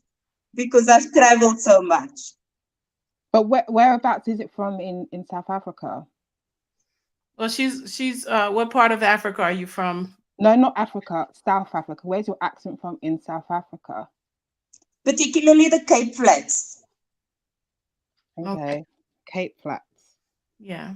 It's just you have a very particular accent from that's very similar to with my South African friends, and they Cape Flats, yes. That is where they they threw most of the Khoisan people. They dumped us all on the Cape Flats. Wow.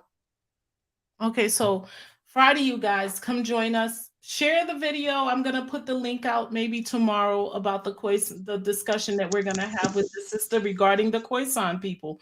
A lot of us have DNA going back to the Khoisan people. And if you guys haven't done a deep dive ancient DNA test, you need to, because guess what? It's all there. It could take you back thousands of years. And I know for me and Amina, because we both did it, and it came back. The Khoisan. And if anybody, bonjour, if I can take this, if I can say this, if anybody has a right to say who is here, who belongs here, if you are black, if you are melanin, whether you are in the Caribbean, whether you are in Haiti, whether you are in Jamaica, whether you are in the Americas, whether you are in England, whether you are in Russia, wherever you are, you belong here. You come from me. You come from us. Do not doubt it. I am your mother. I carry the blood of your mother's mother, mother's mother. I tell you, your mother tells you who you are. Your mother tells you who you are, and you are African. You must come home. This is amazing. I don't know if you guys feel that, but I do. I'm home. You better tell me, did you want to ask something before we go? Yeah, no, I'm with you. Go ahead, I'm sir. speechless. I'm speechless. I'm just, my soul needed this, so thank you. Sorry, thank you. Go ahead, be better. Bonjour, don't cry, my love. We cried for you in Africa. We have been crying. Don't cry. We've cried all the tears we have. We cried for you. We want you home now.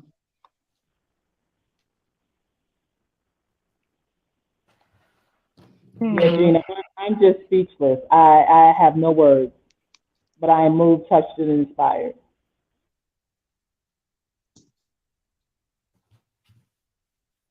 All right, guys. Well, sorry, please give me your email address. Put it in the private chat. It's to your right. I'm good. And will do. I love you all. I can't wait to welcome you home and rub black clay on you and dig you water from our mountains. Sorry, I just got to ask one more question. Actually, you know what? Let me hold my peace. It's fine. It's okay. I won't ruin this moment. Thank you so much, Bijou. You're very welcome, Jack. I hope to see you Friday. We'll be back here Friday, guys. We're gonna be talking to Sorry. Sorry, I still don't see your email address in the comment section. I'd like to come again with my two South African friends so they can ask her some questions, because I have a lot of questions. I understand. Maybe you'll have them here on Friday. I'm gonna put the link out tomorrow for the discussion. So you'll see it, and I'll be here on Friday, and hopefully, Sorry, please don't let us down. Come back on Friday. We want to hear from you. Okay, so we love you so much, Sorry. Thank you for coming tonight. I have to close out, and I'm gonna make the discussion. Okay. It's gonna be 5 o'clock on Friday, so hopefully we'll get to speak to you again. Thank you so much. Hey, you guys, this right here, I can't stop crying, and it's making my eyes burn at this point. I love Sorry so much. I needed to hear this. It resonated with my soul. And those of you that know me, that knows that, you know, this channel for me is real life. This is who this is honest. So I needed to hear that. You guys. So just one question. Is that Eastern Standard Time or? Yeah, that's Eastern Standard Time. So if you guys needed to be at 6, let me know a little later, or it can't be earlier because I have to work. But 5 o'clock Eastern Standard at the latest. Okay, thanks. You're very welcome. So you guys, I love you. Thank you for supporting me. Thank you for being there for me. Share this discussion. As you can see, it's going to be quite a great discussion next Friday. Don't miss it. I will make sure that I keep it. Thank you, Sori. We love you so much. We love you so very much. Hey guys, this has been an amazing discussion. I'm very happy that I let this sister in to say the things that she had to say to us. I'm excited. I look forward to Friday just like the rest of you. My eyes are so puffy right now. So to me, this has been a great discussion. I'm really excited to be here with you guys. I have missed you profoundly, and I am looking forward to this discussion. I've been wanting to talk to somebody about the Khoisan people, and now we have an opportunity to do so with a very great soul. So I look forward to that, and I hope you guys look forward to it too. The Blackness.